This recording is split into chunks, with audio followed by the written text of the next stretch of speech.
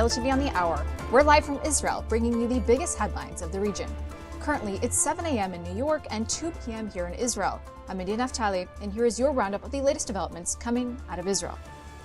And now, searchers resume for the body of hostage Master Sergeant Ron Gavili, who has yet to be returned.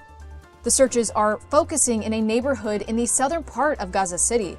A Hamas official said they and the Red Cross will search, quote, areas not covered yet. The family of Ron Gavili is urging the Israeli government not to move to phase 2 of the ceasefire deal until Ron is returned. Next, IDF Chief of Staff Eyal Zamir declared the yellow line in Gaza as Israel's new borderline. Now, this doesn't mean it's a new political border. It's a military safety zone meant to protect the Israeli communities next to Gaza. Zamir said, quote, "We will not allow Hamas to reestablish itself. We have operational control over extensive parts of the Gaza Strip, and we will remain on those defensive lines." He also stressed that the IDF's mission is not over yet until hostage Master Sergeant Ron Gavili. Zamir also added to his comments that the completed investigations into the October 7th massacre provide findings that will definitely prevent future attacks. Now Netanyahu is speaking about phase 2 of the ceasefire deal. He said that phase 2 of the deal is close and will begin shortly after the last Israeli hostage in Gaza is returned. Take a listen. We finished the first part, as you know. Phase 1, we're almost there. We have one more hostage deceased, Hani Gavili, a hero of Israel, to return here. And then we, very shortly, expect to move into the second phase, which is more difficult. Yesterday, while speaking to a group of Israeli diplomats, Netanyahu added that phase 2 will focus on disarmament and demilitarization in Gaza. While discussing diplomacy within the region, he dismissed claims that future peace deals, including the potential peace deal with Saudi Arabia, will require concessions from Israel's side. He stated the region is shifting because, quote, "We no longer have a policy of containment. We identify a threat and we act." Meanwhile, the IDF is busy destroying Hezbollah assets in Lebanon. Recent reports say that they destroyed 1, a tunnel shaft, and 2, an arms depot in southern Lebanon. Both of these are former assets of Hezbollah's old infrastructure, and the weapons found inside the tunnel were intended to be used against Israel. Now, while these are old installations, their destruction will prevent threats in the future. Next, Israeli President Isaac Herzog began his 2-day visit to New York, where he will focus on issues like rising anti-Semitism and other challenges that American Jews face today. Herzog delivered the keynote address at the Besheva University event, where he received an honorary doctorate. He also appeared as the guest of honor at the American Zionist Movement Conference. There, he addressed growing concerns in the U.S. Jewish community regarding growing anti-Semitism in the wake of New York's mayoral election of Zohar Mamdani. He went full force against Mamdani in his speech.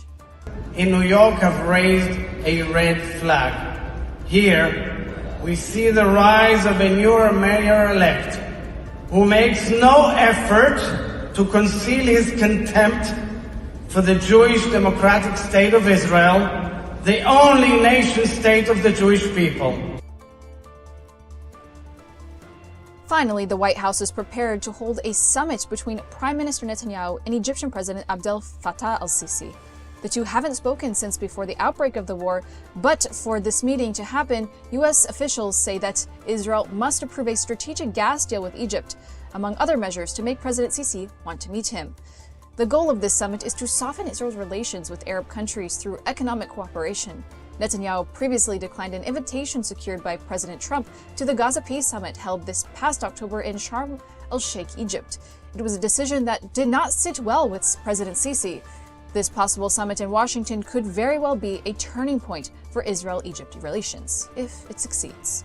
Here to break down today's headlines with us is Brigadier General Yosef Cooper-Wasser, who is the former head of the research division at the IDF Intelligence Corps, and Robert Silverman, who is the editor-in-chief at the Jerusalem Strategic Tribune. Thank you for joining us. Thank you.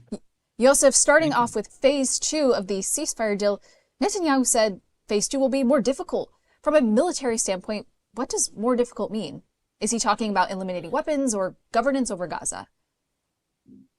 Well, I think the core of stage 2 is the disarmament of Hamas. Now, according to the agreement, to the plan, Hamas is supposed to disarm by itself and lay down their arms and deliver them to somebody who's going to collect them. But nobody expects this really to happen, and Hamas makes it clear that it's not going to happen. And this means that somebody would have to disarm Hamas. So who's going to do that? It's probably not the International Stabilization Force, who was ready to be peacekeeping force, but not a peace enforcing force. So this means that we are left with only one candidate, and this is the IDF. And I believe that when Netanyahu speaks about how difficult it's going to be, it means that we shall have to take action in order to disarm Hamas. The problem is not only militarily challenging, but also diplomatically challenging, because the American administration repeatedly says that the war is over, this is the end of the war, and so on and so forth, and it wouldn't like to see a resumption of the war. And at the same time, the American administration says, and many others, including the German chancellor, repeated it yesterday, that Hamas has to be disarmed. So they have to give us the legitimacy and the support, the political support necessary in order to carry out this operation. And to guarantee this support, I think that much effort is necessary on behalf of the Israeli government. Some of this was done yesterday in those meetings with Chancellor Merz. But the most important task is going to be when Netanyahu goes to Washington later this month in order to garner the support from the American administration. So, Robert, what does phase 2 of the ceasefire entail, more or less? Yeah, thank you. And I dearly love and work very closely with Yossi, because I'm a member of his think tank, Jerusalem Institute for Strategy and Security. But look, I'm looking right now at the 20-point Trump plan for post-war Gaza. It doesn't talk about disarming. It talks about a process of demilitarization of Gaza under the supervision of independent monitors. That's point 13. So he's right, but the details matter. Demilitarization. Now, what does that mean precisely? Whether that means every last pistol and sidearm, I'm not sure. That needs to be worked out. And in fact, point 16 of this agreement says that the IDF will withdraw based on milestones and timeframes linked to demilitarization. So the key word here is demilitarization, not disarming. And IDF withdrawal, as the chief of staff said, it's conditions based. Now, people in Qatar and Hamas, as Yossi noted, are just ignoring this agreement that was signed by them, agreed to by them. So how can Israel conclude agreements with people who turn around and then reinvent the words of the agreement? So yes, Israel is inside Gaza, and it has agreed to withdraw, but it's based on conditions of demilitarization of Hamas. And so if that doesn't happen, then Yossi, in fact, is right. Then there won't be any withdrawal. And I don't see an international security force coming in the absence of signs that Hamas is prepared to demilitarize. So that brings me to my next question, Yosef. Since Hamas seems to be refusing to demilitarize, what leverage does Israel or the U.S. actually have to force compliance to phase 2 of the ceasefire deal? I mean, they're already having difficulties now. Well, I think that we have a lot of leverage, because we can have a military operation that would force Hamas to disarm. By the way, the language of the agreement says, the language of the plan speaks about decommissioning their weapons, and that's what they have to do. And we can take military action in order to make it happen. We are going to conduct this military option in much better conditions than were present before the plan came into effect. Because first of all, we don't have any more living hostages, and I hope the last dead body will be returned as well. So this would cause less limitations on our ability to operate. Secondly, what worried us most before the plan came into action was that what's going to happen once we finish the military disarmament of Hamas? Are we going to be responsible for the Gaza Strip and for the population of the Gaza Strip? This is something we were very unwilling to do. And now there is a plan that says what's going to happen once Hamas is disarmed. And this plan speaks about the Board of Peace and the technocratic government, and it has the support of the entire international community, including the others. So there's a chance, I cannot guarantee it's going to happen, but there's a chance that if we finish disarming Hamas, we can find somebody who's going to take the Gaza Strip from our hands, which is a big difference to what prevailed before there was this plan.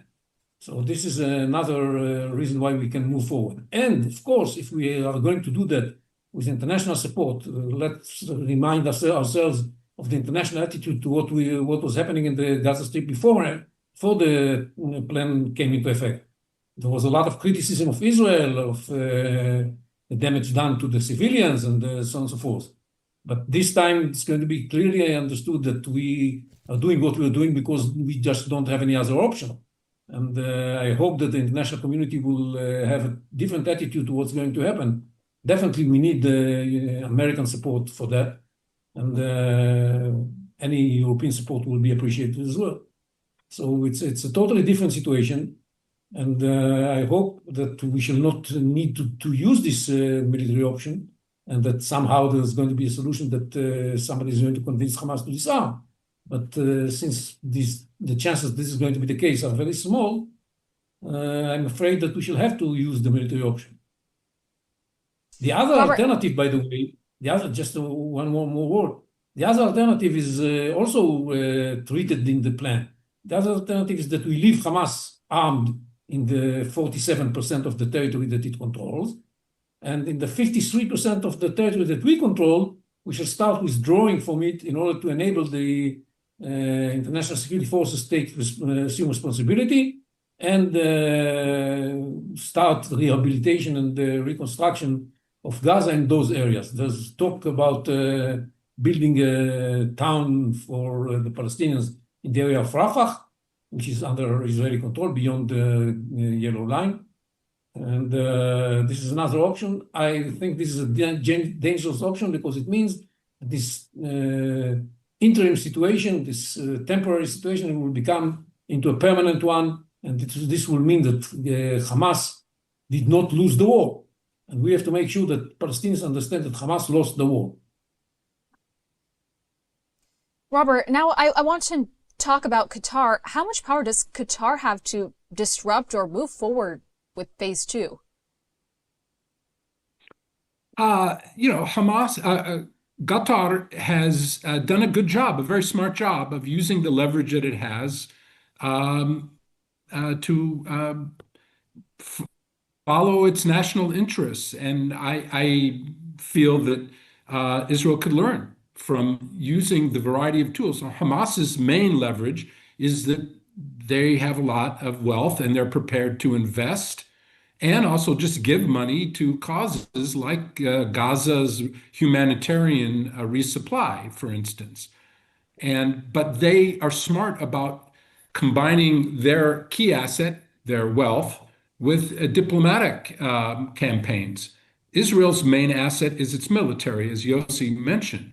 But Israel needs to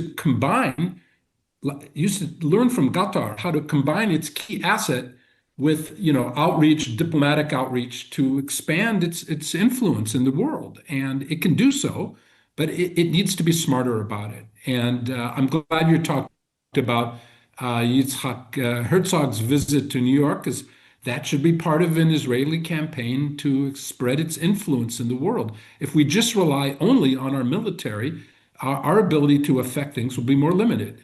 Qatar has been smart about it. Now, we're on the other side of Qatar. Qatar wants Israel to withdraw from Gaza, despite the fact that Qatar has agreed to the Trump peace plan, which talks about that withdrawal being conditions-based. So we don't agree with Qatar, but we have to admire and learn from their ability to be smart about their policy, which is to combine their key asset with diplomatic outreach and to do an effective job of that. I agree with Yossi that the idea of freezing in place phase one of the Trump plan is not a good option. We need to keep the focus on the strategic objective here. The strategic objective is the Gaza people. That's 2.2 million people, almost all of whom are under Hamas. So if the US, together with Israel, rebuilds a model neighborhood in Rafah and moves some of the Gazans into it, the problem is those Gazans will have relatives living under Hamas. As long as there's Hamas controlling most of the Gaza population, the great majority of the Gazans, I think other Gazans will be very wary of fully supporting a new thing. Hamas needs to be gone as the government and as the military of the Gaza Strip. I don't think that the only way to do that is for Israel to invade and finish the job, although that would be one way. I do think Israel needs to explore diplomatic leverage using, as the Americans have suggested, its gas resources as an incentive. If all Israel has to offer the region is we're going to blow up everything in your country, that's a limited tool. You have to have carrots as well as sticks.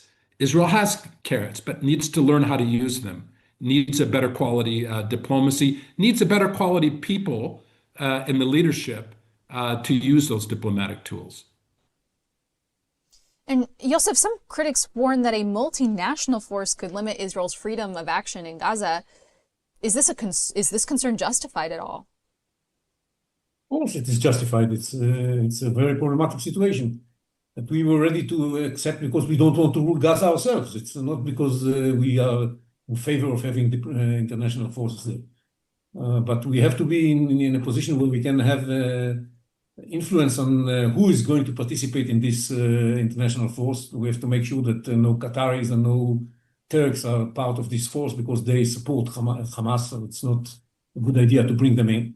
And we have to make sure that there are rules of engagement that are acceptable from our point of view. Because look, suppose we disarm Hamas and we give the control of Gaza to the Board of Peace with its international stabilization force that runs the Gaza Strip together with the technocratic Palestinian government. And a month after we do that, there's a group of terrorists in Gaza City or in Khan Yunis, and somebody has to deal with that. Is the International Stabilization Force going to do that? Well, maybe, but maybe not, and more probably not. And we have to make sure that the rules of engagement allow us to take care of threats that are directed towards us. If this is a threat that is directed towards the technocratic government, maybe the ISF can do that, can do what's necessary in order to protect them. But if it's a threat towards Israel, we shall have to have the capability to do something about it, just like we do in Lebanon, just like we do in the areas controlled by the Palestinians, by the Palestinian Authority in the West Bank. These are the things we need to do. And we have to work this out. The plan is very ambiguous about what's exactly going to be done by the ISF, what's going to be done by the IDF, and what are the relationship between them. There's a Center for Coordination of Military and Civilian Affairs, but it has not situations yet, and has not worked out a recipe of what to do in such a case. And this has to be the details. As we all know, is where the devil hides, and we have to work them out because we don't want to be surprised by a situation that we didn't think of and and end up with clashes between us and the international force. And Robert, has anything like this multinational force that would take part in phase 2 of the ceasefire plan, has anything like this succeeded before in the region? Oh, yes. I don't know how you define the region, but in the old days, they had something called the Near East that included the Balkans, right? The Ottoman Empire. So look at Bosnia. In Bosnia, there was a much bloodier conflict than Gaza. Between 92 and 95, I think something like 200,000 Bosnian civilians were killed in a civil war there. The civil war ended with a multinational force going in. Um, uh, a new government, a federal government, was created in Bosnia. Now, the international, their version of the Bosnian version of the international security force is still there. Now, it's gone down in quality, but 30 years later, it's 30 years since 1995. There's still an international presence in Sarajevo in Bosnia. So you have to be willing to be there for a long time and supervise it. And as Yossi mentioned, you need very good detailed rules of engagement so that Israel can do counterterrorism strikes while the international force does this policing and the neighborhood security patrols. But the IDF needs to be the ones doing counterterrorism strikes. And those details need to be worked out. The Trump plan is a 20-point plan. It's not a detailed plan, and the details need to be worked out. But yes, we should be hopeful that that such plans can work and have worked. Bosnia is one case. Kosovo is another. There are successful examples of how to do it. And Yosef, I kind of want to shift a little bit. What does declaring the yellow line as a defensive border really mean? We heard this from the IDF chief of staff yesterday. It's not a political border. Can you explain this to us? No, it's definitely not a political border, and there's no attempt to change the political border. But what we are saying is that as long as Hamas is in power, we have to be able to protect ourselves against potential Hamas terror attacks. And that's why we need to be able to see what's happening in the part of Gaza that we don't control and protect ourselves from any attempt to carry out attacks from there. And we saw that throughout the last month and a half, any attempt to cross the yellow line by Hamas terrorists was responded by fierce response by Israel, and many Hamas terrorists were eliminated, and some of them were arrested as well. So by making it a line that can be protected, because it's a long line, several dozens of kilometers, we have to be able to protect it. It's consuming all kinds of intelligence assets that can look at and observe what's going on, and it consumes quite a lot of troops that are deployed along the border, along the line, in order to make sure that we can protect it. And if Hamas does not show any readiness to withdraw, this might be the line from which we shall take the next step. And it can be a step of military operation against Hamas. It can be a step of up to this point, there is reconstruction. Beyond that point, there is no reconstruction. So if you want to, you should choose if you want to live in areas under Hamas control or in the areas under Israeli control. And Robert, diplomatically, does this declaration change anything? Has anyone been upset by this other than Hamas, of course? Yeah, well, again, Qatar, they're holding, as we speak, the annual Doha Forum, and their foreign minister and prime minister have spoken out against Israel and using that forum. Look, they're smart. Again, Israel could learn a lot by looking at how Qatar has leveraged its key assets to make an impact. It's a much smaller country than Israel, obviously, but they're able to have a huge impact. And so they're the ones complaining. But as Yossi noted, I mean, look, there's an agreement here that's very clear that the yellow line is the line Israel was required to withdraw to as phase one. Israel did its part under phase one. But further withdrawals are conditions based in the agreement that Qatar agreed to, that Hamas agreed to, that Turkey agreed to. So how can the international community trust their word when they agree to agreements and then when it's inconvenient, they disavow them? So, for instance, the chairman of Hamas's political bureau, Khalid Mashal, gave a speech this week, I think December 6th, I think that was Sunday, in Istanbul. at which he said Hamas will not disarm, will not give up its weapons, and now that's contrary to the agreement that Hamas made. I hope the international community will side with Israel on this. I think it's up to Israel to make its case and do a more effective job in the international community, and learn how to do that and find people. And there's going to be elections here next year who are good at combining military power with diplomatic power to leverage Israel's assets and throughout the world. And Robert, I just want to follow up with one more question. We're running out of time, but I wanted to talk about President Herzog's visit to New York. Herzog publicly warned that rising anti-Semitism in the U.S. is harming the U.S. Jewry. How unusual is it for an Israeli president to address an internal American social issue so directly? Oh, it's not only unusual for an Israeli, it's not unusual for a Herzog. His father, Chaim Herzog, gave such speeches some decades ago when he was a UN permanent representative.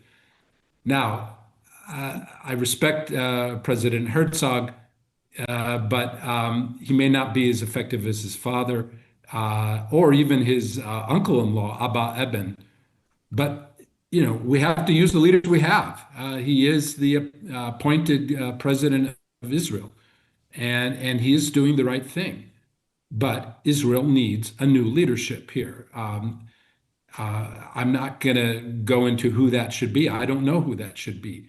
But hopefully, this generation that just won this amazing war, the seventh war, 2-year war, out of that generation that produced this amazing victory will come future leadership of Israel that will do a better job than we currently have in making Israel's case in the world. And I'm glad that Yitzhak Herzog is doing it, but we even need more effective than him.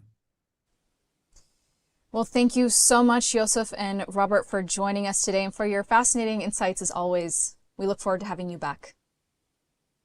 Thank you. Thank you. Thank you. And now a word from one of our sponsors.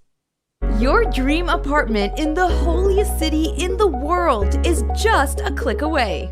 Am Yisrael Chai, the lifeline for so many chesed operations in Israel, is holding their annual Dream Raffle, where one ticket only can buy you a luxurious apartment in the heart of Jerusalem. Don't win the apartment? No problem! All raffle proceeds from all tickets go directly to one of the incredible organizations that Am Yisrael Chai supports. And for the first time ever, the apartment is fully furnished. Don't miss this incredible opportunity to actively donate to Israel's functionality and, on the way, potentially score big and win the apartment of a lifetime. Scan the QR code now to join. And now searches resume for the body of hostage Master Sergeant Rangvili, who has yet to be returned. The searches are focusing in a neighborhood in the southern part of Gaza City. A Hamas official said that they and the Red Cross will search, quote, areas not covered yet. The family of Rangvili is urging the Israeli government not to move past phase 2 until Ran is returned. That's it for this edition of ILTV on the Hour. My name is India Naftali. Thank you for watching.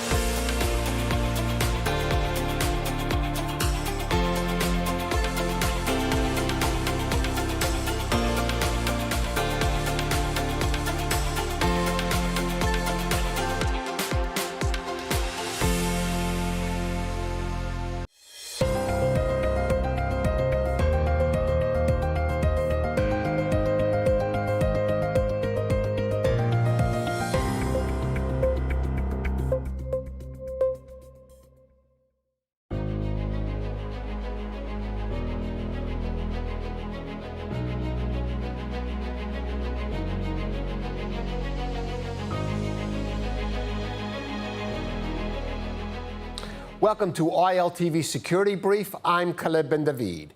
Each week, we focus on the latest developments in security and defense relating to Israel and the Middle East, impacting on this region and beyond. And we start with our top items of the past week. 6 Israeli soldiers are wounded, 3 seriously, and 13 Syrians reported dead after a clash between IDF troops and Islamist militants during a cross-border operation in the village of Bet Jin. The IDF says fighting erupted after the militants began shooting at the soldiers, who returned fire and were then aided by airstrikes. During ongoing security operations in Judea and Samaria, IDF troops neutralized a terrorist after he stabbed and lightly injured 2 soldiers near the Ateret settlement in northern Samaria. Another terrorist was eliminated near Hebron after he lightly injured a soldier in an attempted car ramming attack and destroyed the family homes of 2 terrorists, one in Nablus that belonged to a member of the terror cell that attempted to carry out bus bombings in Cholon and Bat Yam, and the other in the village of Aqaba, belonging to terrorists who shot dead Yonatan Deutsch at the Mahola Junction in April 2024. In response to shooting attacks directed at IDF troops in Gaza, the IDF launches airstrikes at terrorist targets, one of which takes out Ala al-Din Khudari, a commander of the Islamic Jihad Nukhba Brigade in Gaza City, who took part in the October 7th massacre at Kibbutz Nir Oz. Forensic examination of the latest remains handed over by Hamas show that they are not of the 2 remaining dead hostages held in Gaza, Staff Sergeant Ron Higivili or Thai worker Sudasak Rinthalik. The Islamic Jihad terror group then claims they have uncovered another hostage body in northern Gaza, which will soon be returned. As the IDF's Haredi Hasmonaim Brigade marks the first ever graduating class of its squad commander's course, the Knesset debates the government's proposed legislation on draft deferments for the ultra-Orthodox community. Opposition leader Yair Lapid and former Prime Minister Naftali Bennett slammed the bill, charging it will extend deferments rather than boost Haredi enlistment. And now our big story. The IDF's cross-border raid into the village of Bet Jin in southern Syria, in which 6 soldiers were wounded and 13 Syrians reportedly killed, was the most serious ground operation across the northern border yet since the fall of the Assad government. The IDF says the operations are essential to preventing Islamist militant groups such as the Jamal Islamiyah, whose fighters opened fire on the Israeli troops in Bet Jin, from establishing bases in southern Syria. Israel also accused forces of the new Syrian government of aiding the Islamists, with some security officials suggesting the IDF may need to expand its operations there.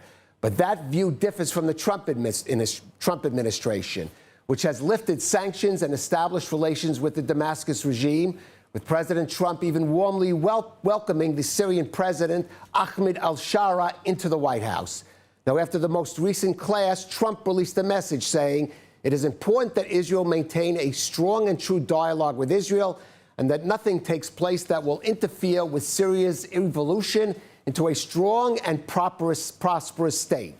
Trump also invited Prime Minister Netanyahu to Washington to discuss this and other issues. Here's what Netanyahu had to say. אני פה עם פצועי צה"ל הגיבורים, אחרי הפעולה האחרונה שלנו בסוריה. אחרי ה-7 באוקטובר, אנחנו נחושים להגן על היישובים שלנו בגבולותינו, כולל בגבול הצפון, ולמנוע התבססות של טרוריסטים ופעולות עוינות נגדנו, להגן על בעלי בריתנו הדרוזים, ולהבטיח שמדינת ישראל תהיה פתוחה מהתקפה קרקעית ואחרת מהאזורים צמודי הגבול. מה שאנחנו מצפים בסוריה לעשות זה כמובן להקים אזור חיץ מפורז מדמשק ועד אזור החיץ, וכמובן מבואות החרמון ושיא החרמון. אנחנו מחזיקים בשטחים הללו כדי להבטיח את ביטחון אזרחי ישראל, וזה מה שמחייב אותנו. ברוח טובה, בהבנה של העקרונות הללו, אפשר גם להגיע להסכם עם הסורים, אבל אנחנו נעמוד על עקרונותינו בכל מקרה. And joining us now for more is Iftach Berman. He is a geopolitics expert at the Middle East Learning Academy and Bar-Ilan University. And we have also the former U.S. diplomat and now editor-in-chief of the Jerusalem Strategic Tribune, Robert Silverman. Gentlemen, thank you for joining us. Iftach, I want to start with you. We heard Prime Minister Netanyahu, what Israel is going to require from Syria. But there is a big debate here. Can Syria, can this new regime, can President al-Shara be trusted? Well, certainly Ashara himself, he's a man whose aspirations talk about the presidency and uniting Syria. The question is, can he rally the troops? Can he organize the different militias? We know that these different organizations came under Hayat Tahrir al-Sham, and now they're all coming into these different elements in the government. The question is, can he rein everybody in? Can he bring law and order to the different parts of Syria and have the different arms of Syria function on the day of tomorrow? That's the big question, and this is something that is hard to tell at this point. But what's your evaluation based on what you're seeing? I think we're still at the pilot stage. We're not there yet. He needs to bring the Druze in, the Kurds, also on the coastline. The Alawites are claiming still not to be included and still some violence against them. So he's not at that point where he can, I'm not going to say trusted, I'm going to say be able to deliver. Right.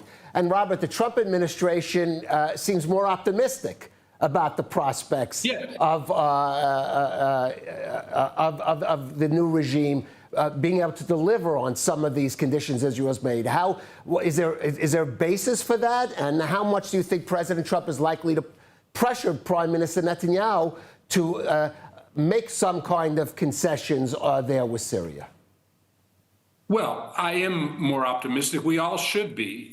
We have to be realistic about the different options in Syria. Let's remember, it wasn't that long ago that Iran had bases all over Syria, and those don't exist anymore. Iran is no longer on our northern border with Syria.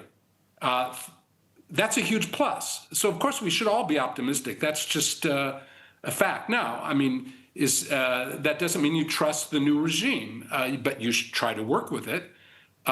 If the alternative is chaos there, the kind of chaos that allows Iran to come back in and set up missile bases, as it was doing a little more than 1 year ago, then that's a much worse situation. So we're in a far better situation. We should be optimistic.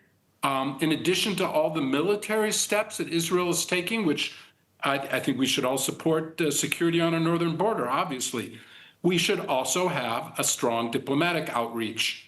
The problem with Israel today is it has a super effective military wing. It has not invested in diplomacy. It has basically outsourced its diplomacy to the U.S. That's extremely dangerous for Israel. And we need to reinvest in other tools while we're continuing to keep the military strong. Right. If you could respond to what Robert is saying, but I want to ask you, he does make the point that this new regime, whatever its faults, shares Israel's concerns about Iran. But there is another player in the region, Turkey, which this new government in Damascus is quite close to. So how much concern should there be in Israel about Turkey basically replacing Iran as a major player within Syria? I would say that this is a triangle of three participants, Turkey, Israel, and Syria. The Syrian government and Ahmed Ashara himself is looking for a strong ally. It could be Israel. Israel could play that card. However, Turkey is the one that trained the Syrian militants to take over Assad regime. And Turkey has bigger aspirations in the region rather than Israel just wanting to maintain its border. Turkey is looking to get into more areas geographically and geopolitically. Gaza Strip, we're seeing them trying to influence there. So Israel should be concerned more about Turkey's prospects in Syria. And for that reason, I agree with our colleague here that Israel should play a more involved role in Syria on trying to fend Turkish involvement in Syria tomorrow. Robert, trying to fend Turkish involvement in Syria, how well will that play with President Trump when we've heard him repeatedly praise President Erdogan, calling him even his dear friend and a close ally? Right. Well, of course, they are allies. They're NATO allies of the U.S., so that's a fact. And but I disagree a little bit with our friend Iftach here. Israel is not in a position to become an ally, an offsetting factor to Turkey in Syria, but the Gulf states are. Saudi Arabia is, and they're a moderating force on the outcome. We don't know what's going to happen with Syria. If anyone tells you that they know what's in the heart of Ahmed al-Shara or what's the future of Syria, don't believe them. It's unknown. But Israel can help affect it from the outside. Look, there's an ongoing state of hostilities between Syria and Turkey. There's been armistice, between Syria and Israel. There have been armistice, and the border was basically quiet during the Assad family's rule. But at the same time, especially in the last few years, Iran was establishing missile bases all over Syria. That doesn't exist anymore. We have to be clear about the main enemy among all the different enemies: Iran, Iran, Iran. Iran is not in Syria. At present, the Syrian government is stopping arms shipments that used to go overland from Iran to Iraq to Syria to Hezbollah and Lebanon. Those are being stopped right now at the Iraqi-Syrian border, at Bou Kamal border crossing. That's positive. Now, you can build on that, but you have to have an effective diplomacy arm. You have to work through intermediaries, not just the U.S., but intermediaries in Russia, in Europe, and in the Middle East, and in the Gulf. The real offsetting factor for Turkey in Syria will be Saudi Arabia. And they don't, and that's possible. That's very possible. Look, Turkey is not the same threat that Iran was. I know that people get worried about Erdogan's statements. I get worried about Erdogan's statements, but it's not the same threat. And failure to understand that is a basic problem in Israel. All right. Iftach, both you and we heard earlier Prime Minister Netanyahu mention the Druze community in Syria, which has come under threat from Islamist elements, and there are some who charge that at least part of the government forces perhaps could be working on behalf or in collaboration with those extremist Islamist elements. Israel has historical ties to the Druze. Of course, there is pressure within the Druze community in Israel to aid them. But how far can Israel go in maintaining the security of the Druze in Syria?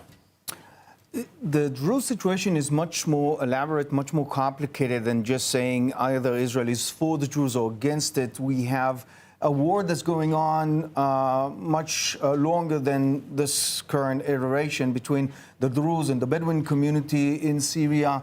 The elements that did rise against the Druze do belong in part to the Syrian government and play a secondary role defending their own agendas. Israel is instrumental in providing humanitarian and somewhat protection for that Druze community, as it should. However, overstepping its boundaries, and this is something that's being said today in Syria, is a dangerous move for Israel. It should be worried about its image of tomorrow if it's planning of establishing some sort of a connection with the Syrian government, to not overstep its boundaries. Yes, it is possible to create some sort of a green zone, if you will, an area of demilitarization where the Druze can fend for themselves and establish the buffer zone that Prime Minister Netanyahu spoke about. Exactly. It's very similar to things that we've witnessed in Iraq. However, as we witnessed in Iraq, these green zones are not all the time effective. They need constant guardianship and so on. And I think that there is room for that. However, it's a delicate game between the different sides. And let's not forget those other elements in Syria, Kurdish elements that Turkey is eager to not get rid of, but at least have under control at bay. Okay. Gentlemen, I do want to move now from Syria to its immediate neighbor, Lebanon. Of course, Israel has a, if you could even call it at this point, a ceasefire with Lebanon, considering the operations almost, it seems, weekly and certainly even maybe daily it's had to conduct against Hezbollah in South Lebanon. Morgan Ortagus, the U.S. envoy to Lebanon, was in Israel yesterday, going there today. And today we have what seems will be perhaps the first direct negotiations between non-military representatives of the Lebanese and the Israeli government. But of course, all of this hinges, Robert, on Hezbollah disarming, living up to that commitment. How likely is that happen in the face of a Lebanese government that seems impotent in front of Hezbollah?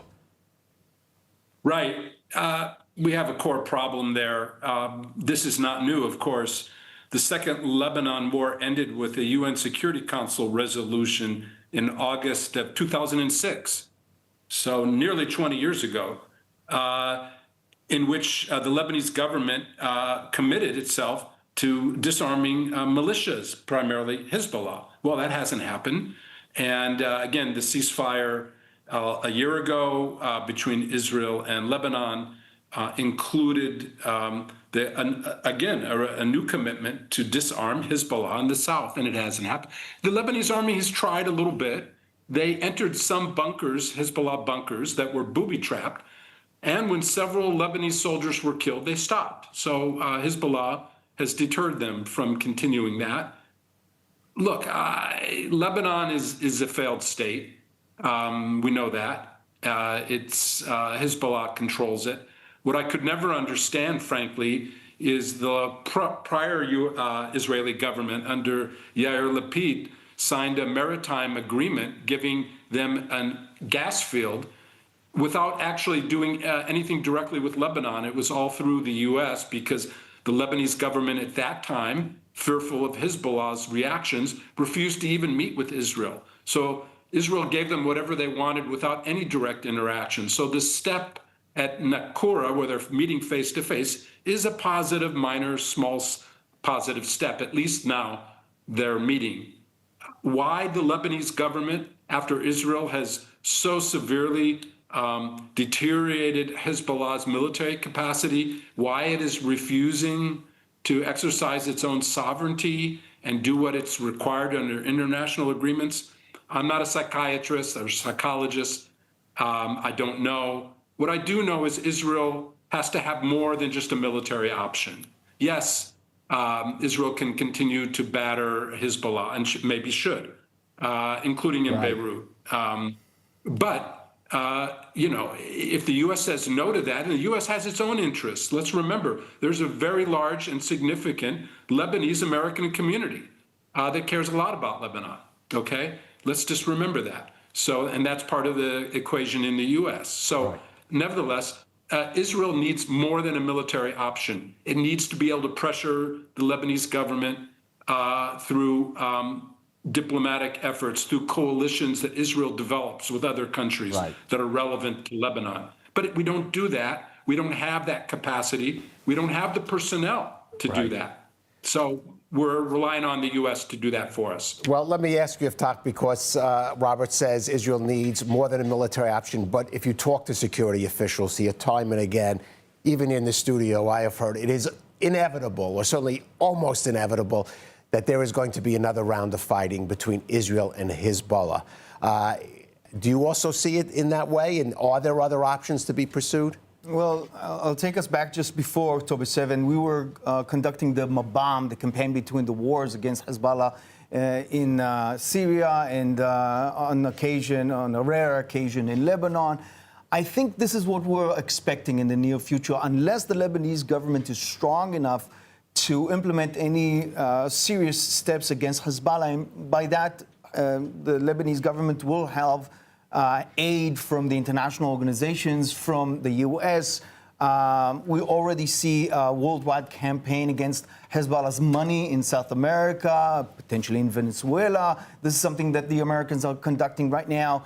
In Europe, we're seeing a crackdown on Hezbollah's operations worldwide. We just need the Lebanese government to do the same, its due diligence to replace Hezbollah with other things. But one has to consider, if you do replace Hezbollah, if you take away its strength, what would the Shia community in Lebanon do? We're talking about somewhere low estimates of 40%, higher estimates of about 50% of the population represented by this organization.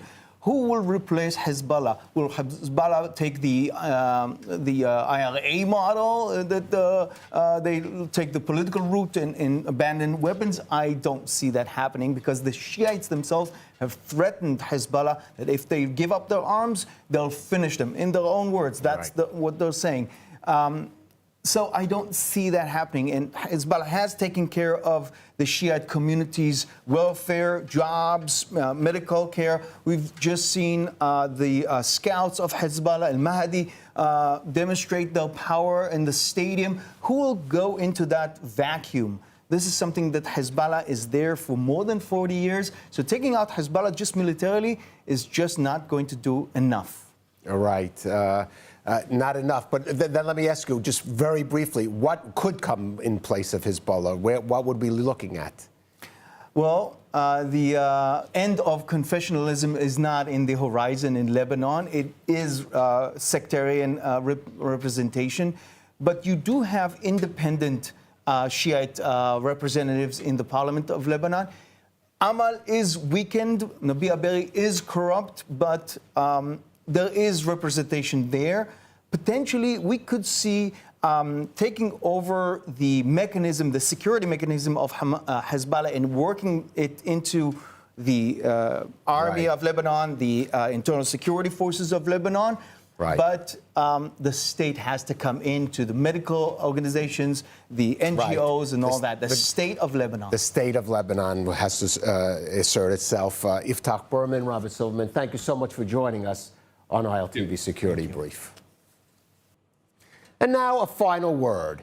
This week saw the passing of Major General Dan Tolkowski, former commander of the Israel Air Force at age 104.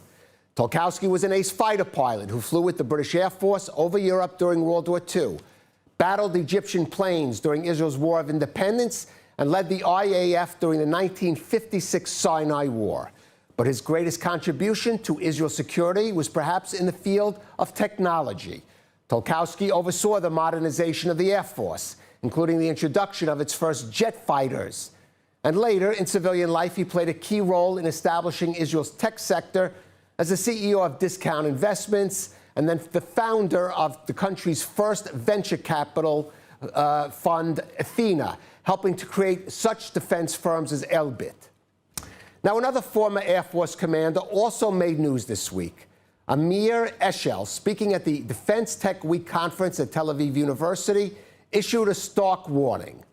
The aerial attacks that Israel experienced over the past 2 years of war, these are the low-flying killer drones from Lebanon and Yemen, the hang gliders from Gaza, the ballistic missiles from Yemen and Iran, were, Eshel said, but a taste of the evolving threats on the battlefield against which effective defenses had yet to be developed.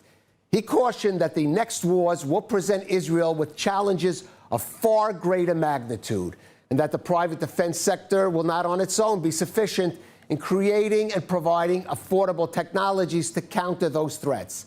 He called on the government and defense establishment to be more proactive in aiding Israel's tech sector to sufficiently develop in meeting that challenge. Now, just as Eshel was making that speech, the defense minister announced that the laser-based Iron Beam air defense system would be ready for deployment at year's end. And while that is certainly good news, it should not be cause for either celebration or complacency. Iron Beam will not be a 100-proof magic solution for intercepting slow-moving and low-flying drones. And even if it were, it's a response to Israel's past and current conflicts, not the answer to the new threats we will be facing. The only real answer to those future challenges will be needed investments in education, even as the government is cutting school budgets amid falling test scores in science and mathematics. It will be more funding for basic research, even as universities and institutions deal with cutbacks in public support, and in assisting the local tech sector, even as its leaders implore politicians to avoid actions that could discourage foreign investment crucial to its growth. Napoleon once famously said, an army travels on its stomach. Other generals, such as George Patton, stressed the importance of blood and guts. But today, it is brain power that fuels the success of modern militaries, and that's especially been the case for Israel. Soldiers such as Dan Tolkowski showed the way for Israel, and it is up to his successors in the IDF and government to continue maintaining that standard. Thank you for joining us on ILTV Security Brief.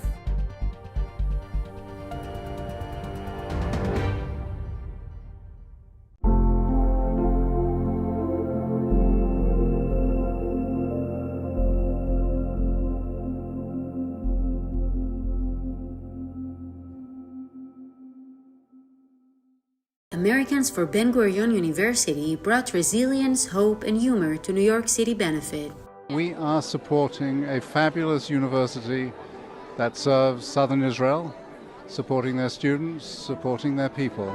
Campaign efforts. A4BGU's New York City Benefit celebrated 50 years of excellence at the Goldman Medical School, an institution renamed in honor of Lloyd Goldman's parents. My sisters and I named in our parents, so it's the Joyce and Irving Goldman Medical School, and my sister Katja and my sister Dorian will be here this evening, and we are thrilled about peace, about Israel, and about Ben Gurion University.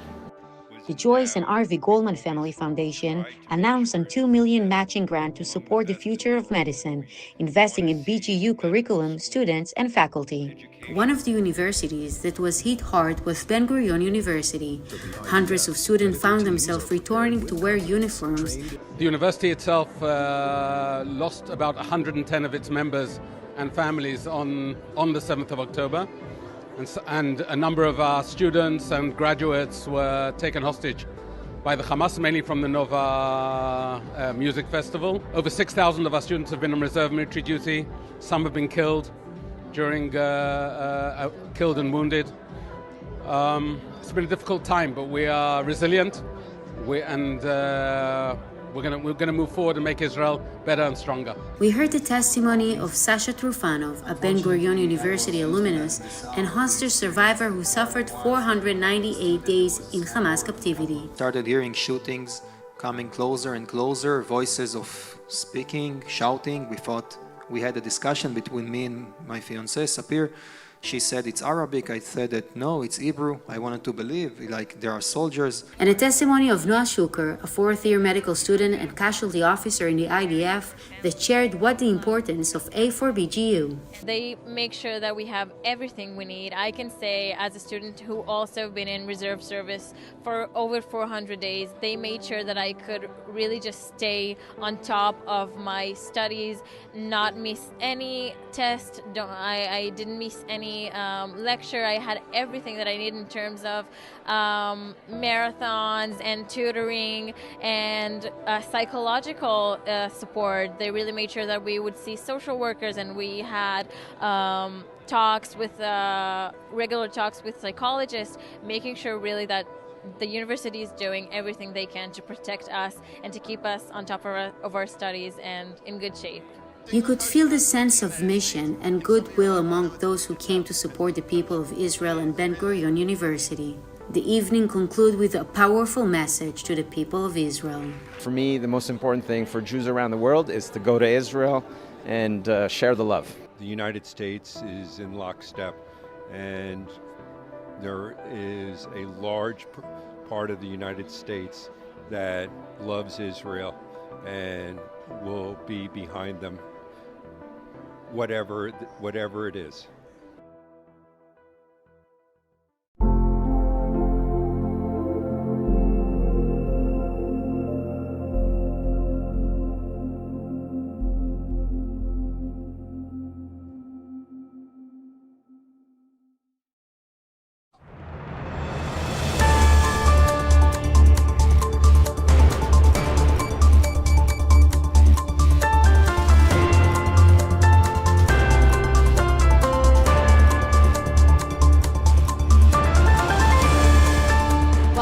To ILTV on the Hour.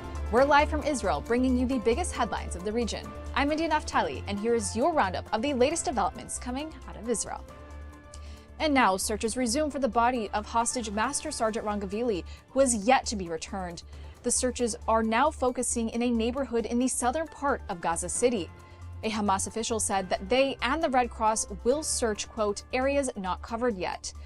The family of Ron Gavili is urging the Israeli government not to move to phase 2 of the ceasefire deal until Ron is returned. Next, IDF Chief of Staff Eyal Zamir declared the yellow line in Gaza as Israel's new borderline. Now, this doesn't mean that it's a new political border. It's a military safety zone meant to protect the Israeli communities next to Gaza. Zamir said, "We will not allow Hamas to reestablish itself. We have operational control over extensive parts of the Gaza Strip, and we will remain in those defensive lines." He also stressed that the IDF's mission is not over yet until hostage Master Sergeant Ron Gavili is returned. Zamir also added to his comments that the completed investigations into the October 7th massacre provide findings that will definitely prevent future attacks. Now Netanyahu is speaking about phase 2 of the ceasefire deal. He said that phase 2 of the deal is close and will begin shortly after the last Israeli hostage in Gaza is returned. Take a listen. We finished the first part, as you know. Phase 1, we're almost there. We have one more hostage deceased, Hani Gvili, a hero of Israel, to return here. And then we very shortly expect to move into the second phase, which is more difficult. Yesterday, while speaking to a group of Israeli diplomats, Netanyahu added that phase 2 will focus on disarmament and demilitarization in Gaza. While discussing diplomacy within the region, he dismissed claims that future peace deals, including the potential peace deal with Saudi Arabia, will require concessions from Israel's side. He stated the region is shifting because, quote, "We have no longer a policy of containment. We identify a threat and we act." Meanwhile, the IDF is busy destroying Hezbollah assets in Lebanon. Recent reports say that they destroyed 1, a tunnel shaft, and 2, an arms depot in southern Lebanon. Both of these assets were part of Hezbollah's old infrastructure, and the weapons found inside the tunnel were intended to be used against Israel. Now, while these are old installations, their destruction will prevent threats in the future. Next, the White House is prepared to hold a summit between Prime Minister Netanyahu and Egyptian President Abdel Fattah al-Sisi. The two haven't spoken since the outbreak of the war, but for this meeting to happen, U.S. officials say that Israel must approve a strategic gas deal with Egypt, among other measures to make President Sisi want to meet. The goal of this summit is to soften Israel's relations with Arab countries through economic cooperation. Netanyahu previously declined an invitation secured by President Trump to the Gaza Peace Summit held this past October in Sharm el-Sheikh, Egypt. It was a decision that did not sit well with President Sisi. This possible summit in Washington could very well be a turning point for Israel-Egypt relations, if it succeeds.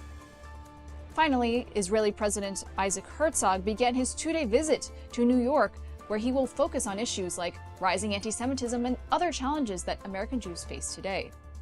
Herzog delivered the keynote address at a Yeshiva University event where he received an honorary doctorate. He also appeared as the guest of honor at the American Zionist Movement Conference. There he addressed growing concerns in the U.S. Jewish community regarding growing anti-Semitism in the wake of New York's mayoral election of Zohar Mamdani. He went full force against Mamdani in his recent speech. In New York have raised a red flag. Here, we see the rise of a new mayor-elect who makes no effort to conceal his contempt for the Jewish democratic state of Israel, the only nation-state of the Jewish people. That's a wrap for this edition of ILTV on the Hour. You can scan the QR code on your screen for all the latest updates coming out of Israel. I'm India Naftali. Thanks for watching.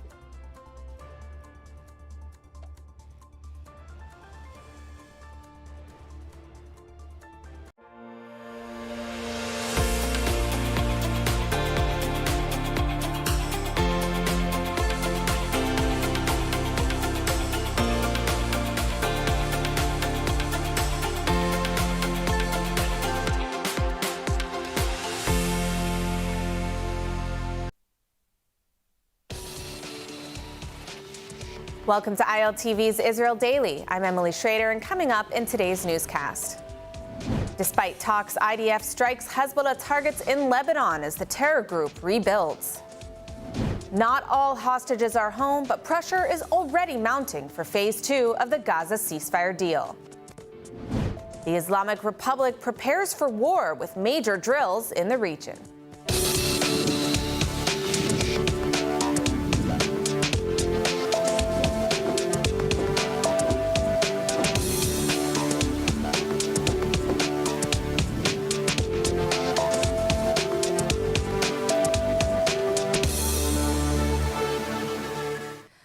Shortly after last week's first direct talks with the Lebanese government in decades, Israel has launched a new wave of airstrikes against Hezbollah targets in southern Lebanon. Hezbollah leader Naim Qassem denounced the direct contact between Jerusalem and Beirut and renewed threats to retaliate for ongoing Israeli airstrikes. More from ILTV's Steve Leibowitz. Over the weekend, the IDF says it hit multiple Hezbollah weapons depots in several Lebanese towns after issuing evacuation warnings to residents. The army says the depots were embedded in the heart of civilian population, calling it a clear violation of ceasefire understandings and another example of Hezbollah using civilians as human shields. The strikes come amid the ceasefire as Israel takes unilateral action to actively confront Hezbollah violations. Last week, Israeli and Lebanese representatives met in Naqoura, and they agreed to meet again later this month to discuss possible economic cooperation in agriculture, technology, transportation, and infrastructure. After renewing threats to retaliate for Israeli attacks, Hezbollah chief Naim Qassem sharply criticized the Lebanese government's decision to send a civilian delegate to the ceasefire committee. He called it a free concession to Israel and a clear violation of previous government positions. قدمتم تنازل مجاني وهذا التنازل لن يغير من موقف العدو ولا من عدوانه ولا من احتلاله. Meanwhile, Israel is reaching out publicly with a call for Lebanon to enter the Abraham Accords. Israeli ambassador to the U.S. Yechiel Leiter appeared in the Lebanese media with a direct message. Israel wants to pursue peace with Lebanon. It's very important for me to reach out to the people of Lebanon and to let you know that we want very much to pursue peace with you. We want to live together in peace and harmony. We have no issues with your territory. We have issues only with our security. And when we're threatened, we have to respond, because the same way you want to live in security, so do we. Well, it's day 793 of the war in Gaza. And over the weekend, several Palestinians were killed by IDF forces after what Israel says were clear ceasefire violations. Meanwhile, Turkey is pressuring President Trump to push forward to phase 2 of his Gaza plan and is renewing demands to join the International Stabilization Force. We get more from ILTV's Devo Klein. The IDF says it killed 3 Palestinian terror operatives who crossed the Gaza ceasefire line and approached troops in the Strip's north. In 2 separate incidents, forces from the Gaza Division's Northern Brigade and the Carmeli Reserves Brigade spotted the men crossing the yellow line. The IDF says they posed an immediate threat and troops opened fire, eliminating all 3. Staying in Gaza, Hassan al-Duhaini has been named as the new leader of the anti-Hamas Popular Forces militia in Rafah. This after Yasser Abu Shabab was killed last week in what Israeli officials call an internal clash, not a Hamas hit. Duhaini himself, wounded, has been seen moving among fighters and rallying troops as the militia vows to keep targeting Hamas in southern Gaza. The group released new videos recruiting fighters and promising to free Gazans from Hamas. And Turkish Foreign Minister Hakan Fidan warned at the Doha Forum that President Trump must step in to stop what he called Israel's daily ceasefire violations, or risk collapsing the Gaza deal. Israel says it is only responding to Hamas fire and armed suspects that are approaching the yellow line. But Fidan says Hamas has almost completely met its obligations on returning hostage bodies and expects Trump to press Netanyahu later this month. He also says other states want Turkey in the Gaza Stabilization Force, a role Israel is blocking. When we first start talking about just only disarming Hamas at the first phase, it may not be a realistic and doable objective just a start. We first need to implement certain concrete steps. Israel has been adamant that it will not allow Turkey a role in the International Stabilization Force, as Ankara has been one of the world's leading critics of Jerusalem since the start of the war over 2 years ago. German Chancellor Friedrich Merz met President Isaac Herzog in Jerusalem, his first visit since taking office. Herzog hails the miracle friendship between Israel and Germany, noting that Israeli-made Arrow 3 missiles are now defending Europe. Herzog said Germany plays a huge role in creating a new horizon for Israelis, Palestinians, and the region, and called out the threat from Tehran. Merz reaffirmed Germany stands firmly with Israel, especially after the October 7, 2023 Hamas attack, calling the friendship very special. The two presidents exchanged views on moving forward towards phase 2 of the ceasefire in Gaza. You're coming here just following the very unique, important and historic Security Council resolution, which calls for the day after in Gaza and in the region, which was led and crafted by President Trump and his team. It is clear that in order to move to the next stage, we must make sure that Hamas is removed out of capabilities in Gaza and offer a horizon to the region, a new horizon to the region, a new horizon to the people of Gaza and the people of Israel, a new horizon to Israel and its Palestinian neighbors and Israel and its Arab neighbors. We must work on it together. Wir hoffen nun, dass dieser Friedensprozess in die nächste Phase eintreten kann und insbesondere, dass es gelingt, die Hamas zu entwaffnen. Denn dieser Krieg geht ausschließlich von der Hamas aus. Und wenn die Hamas ihre Waffen niederlegt, ist dieser Krieg beendet. Dann gibt es eine Zukunft für die Region, gibt es eine Zukunft auch für Gaza. Well, Israel has identified the remains of the final remaining Thai hostage. Now all attention is on the last hostage still in Gaza, Master Sergeant Ron Gvili. His family is asking Israel and mediators not to move forward with the ceasefire until his body is returned. Our correspondent in India, Naftali, reports from Hostage Square in Tel Aviv. India, what can you tell us? Yes, Emily, just this past Friday was a quiet but very emotional gathering for Shabbat here in Hostage Square. For the first time since the war began, there was actually no weekly hostage rally. Instead, the focus was on Ron Gvili, who is the last remaining hostage in Gaza. His family held a special Shabbat prayer service here and asked the public to join them. Israel says mediators informed them that Hamas and the Islamic Jihad know how to reach Ron Gvili's body. Israel is demanding they bring it back. Ron Gvili was 24. He rushed to help on October 7th. He fought Hamas terrorists at Kibbutz Elomim. He was killed in battle, and his body was taken into Gaza. This week, the hostage families did not hold their usual rally. Instead, the Gvili family invited people to a pre-Sabbath prayer service. Many came to the gathering, including released hostages. רן הוא נשאר האחרון, ואנחנו לא נוותר עליו, ואנחנו כאן עד שהחטוף האחרון יחזור הביתה. Shira Gvili, Ron Gvili's sister, said that this Shabbat is especially painful. She said it is the first one with her brother alone as a hostage in Gaza. She shared memories of singing together every Friday at her grandmother's house. She refuses to talk about him in the past tense until he is brought home. Israeli officials also say mediators told them Hamas is interested in moving to the next stage of the ceasefire deal. But the Gvili family is asking the government to wait. They say Israel should not move forward until Ron is returned. This comes just after Israel identified the remains of Thai hostage Suthisak Rinthalak. His family in Thailand is preparing a Buddhist ceremony to receive him back for a final farewell. Today, only one hostage remains in Gaza. Israel is close to bringing everyone home, but there is still one last step, which is returning Ron Gvili.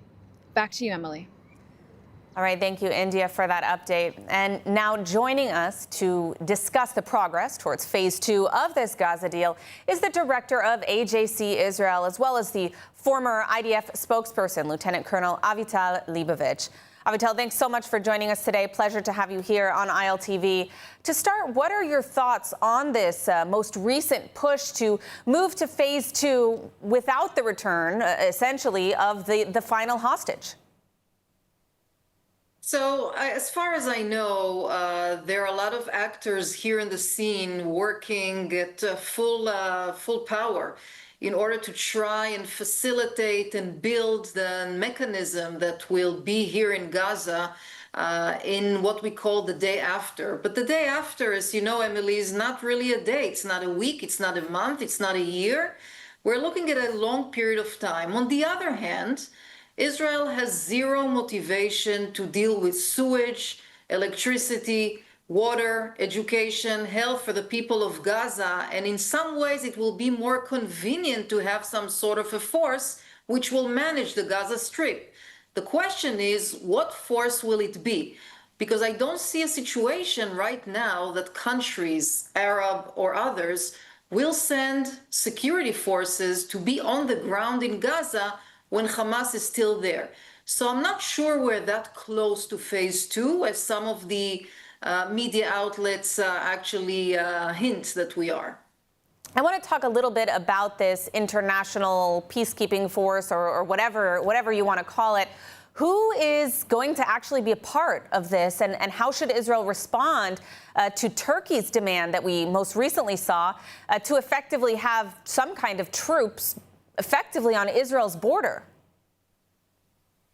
With all honesty, I don't really see Israel agreeing, to host Turkish security forces on its border. There are two countries in the world that are hosting Hamas officially. First one is Qatar, the second one is Turkey. Israel worked very hard in the past 2 years to demolish the Shiite axis led by Iran. And obviously, Israel is not interested to create an alternative axis led by Turkey and Qatar. So I don't see that happening. We are looking, however, at some sort of a security buffer that Israel needs to create. I think this is far more important than any foreign security forces on the ground. This is the most critical thing for Israel, especially looking forward, because Israel is very much interested for the people who evacuated from the envelope of Gaza to return one day, hopefully soon. Now, given the fact that Hamas has claimed repeatedly they will not disarm, why are we seeing, some of them at least, pushing for an entrance into this phase 2? Well, the answer is very clear to me. Obviously, Hamas wants to show some sort of advantages, some sort of gains for the people in Gaza.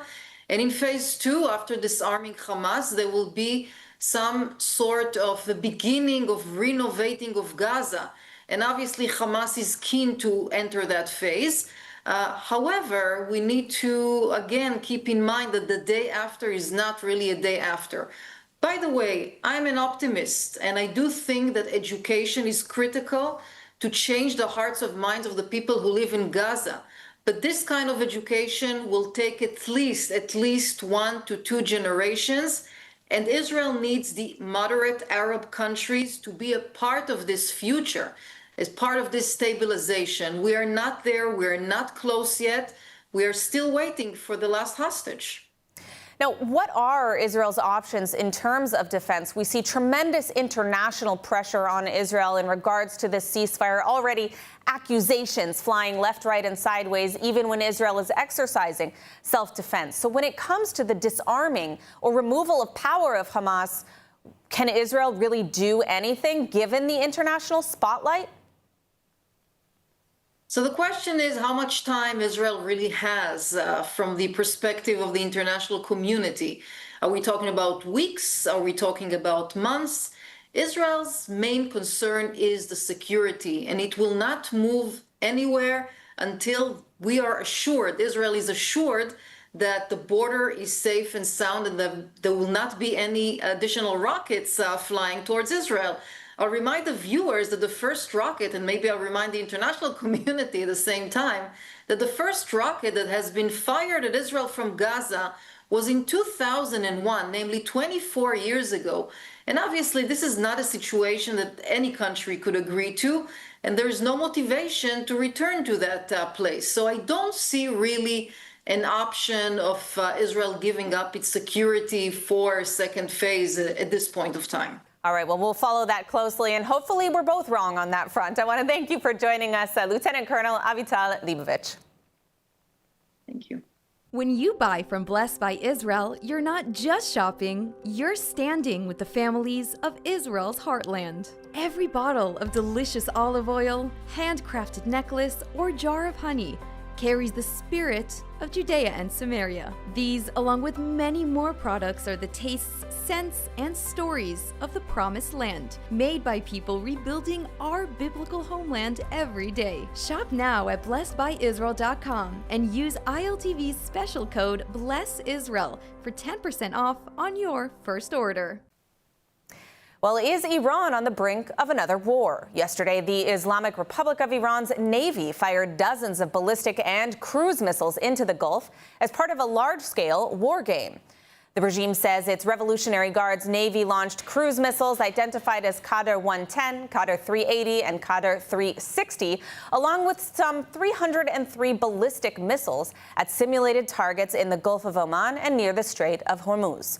Drones simultaneously struck fake enemy bases as part of the two-day exercise declared by state media to counter foreign threats.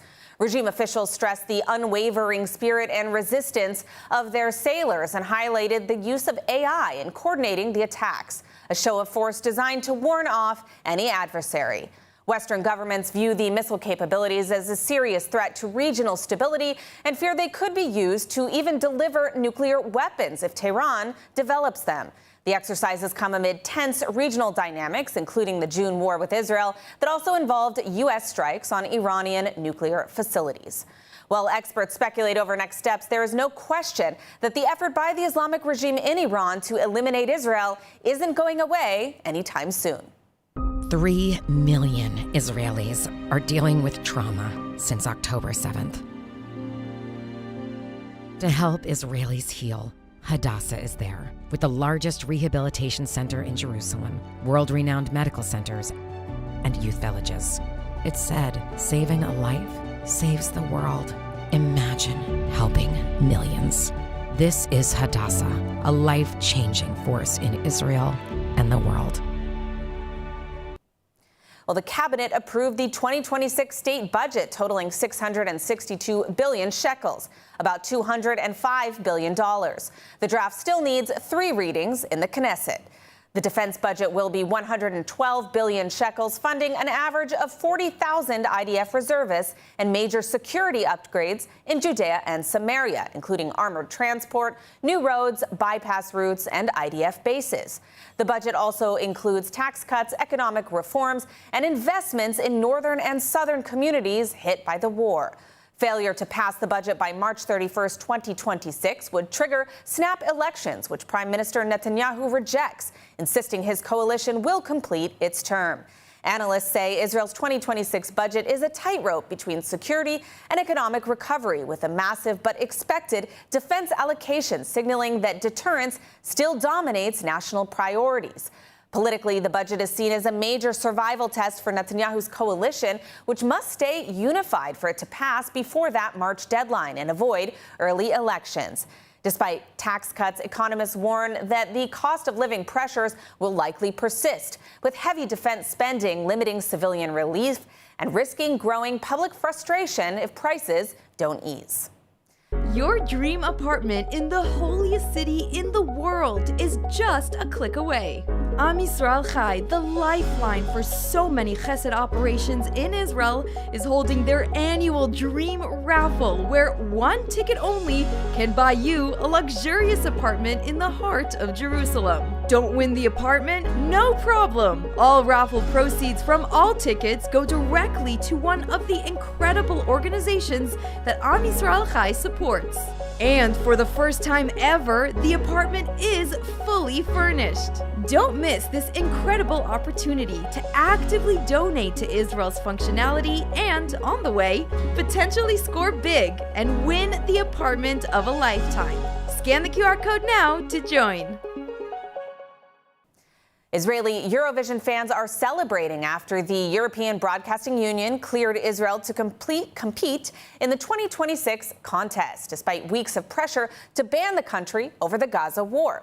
The decision has triggered one of the biggest Eurovision backlashes ever, with Spain, the Netherlands, Ireland, and Slovenia all announcing they'll withdraw in protest. Israel is in, several European countries are out, and the road to Eurovision 2026 just got a lot more dramatic. The Austrian hosts and Germany strongly welcomed the Israeli inclusion. Wir begrüßen die Entscheidung, dass Israel teilnehmen kann am European Song Contest. Israel gehört traditionell dazu und das ist natürlich eine unabhängige Entscheidung, aber aus deutscher Sicht kann ich das nur begrüßen. und auch alle anderen Staaten und Organisationen, die dafür verantwortlich sind, ernsthaft zu überlegen, ob sie nicht auch dabei bleiben. Kultur sollte immer etwas Verbindendes haben. So I feel sad that other countries are not going to compete next year because I feel like Spain's sending great songs.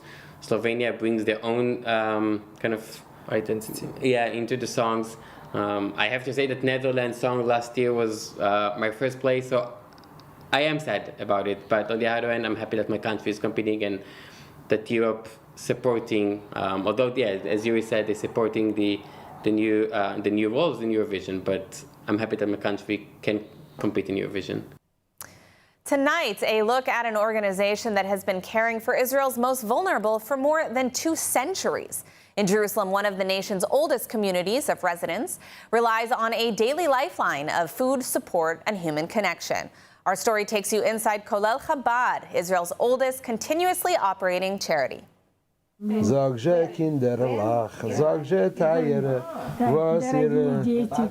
soft moment inside a small Jerusalem apartment. A Kollel Chabad staff member singing to a woman who has lived a full century. Here in Jerusalem, some of Israel's oldest residents are living alone, often far from family, and often with no one checking on them, except Kollel Chabad.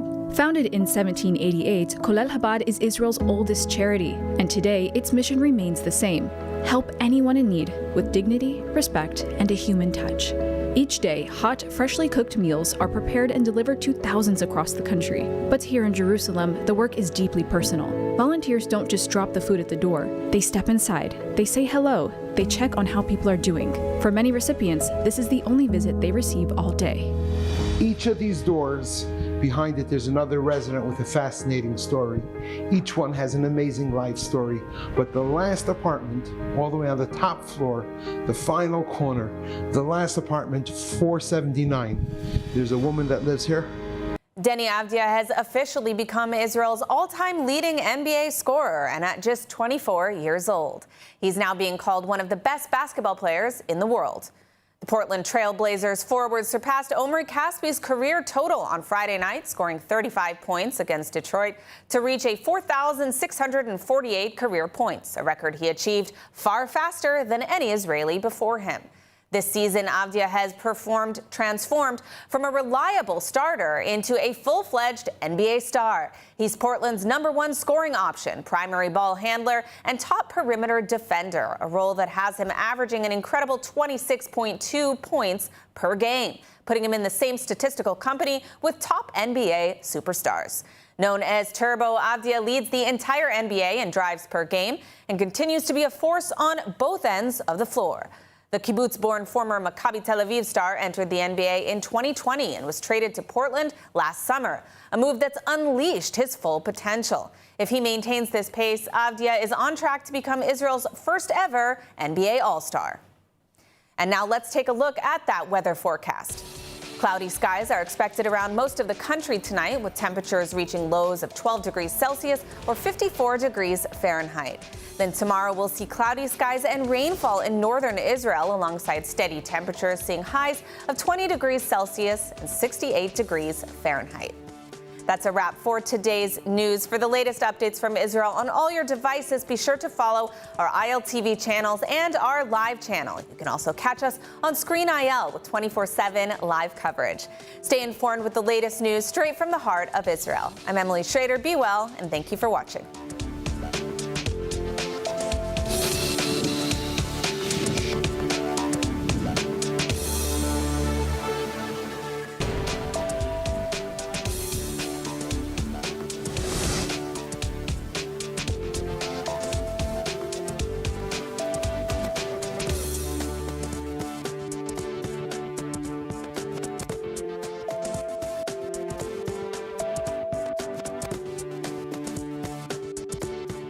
So the Prime Minister of Israel, Benjamin Netanyahu, has asked our president to pardon him. And if you're confused about what's going on and why he's even on trial in the first place, you've come to the right place. Let's break it all down. This is the Meira K Show on JNS TV.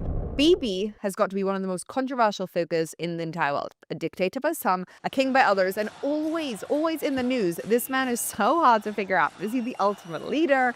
Is he a controlling narcissist who only does things for himself? Or maybe it's somewhere in between.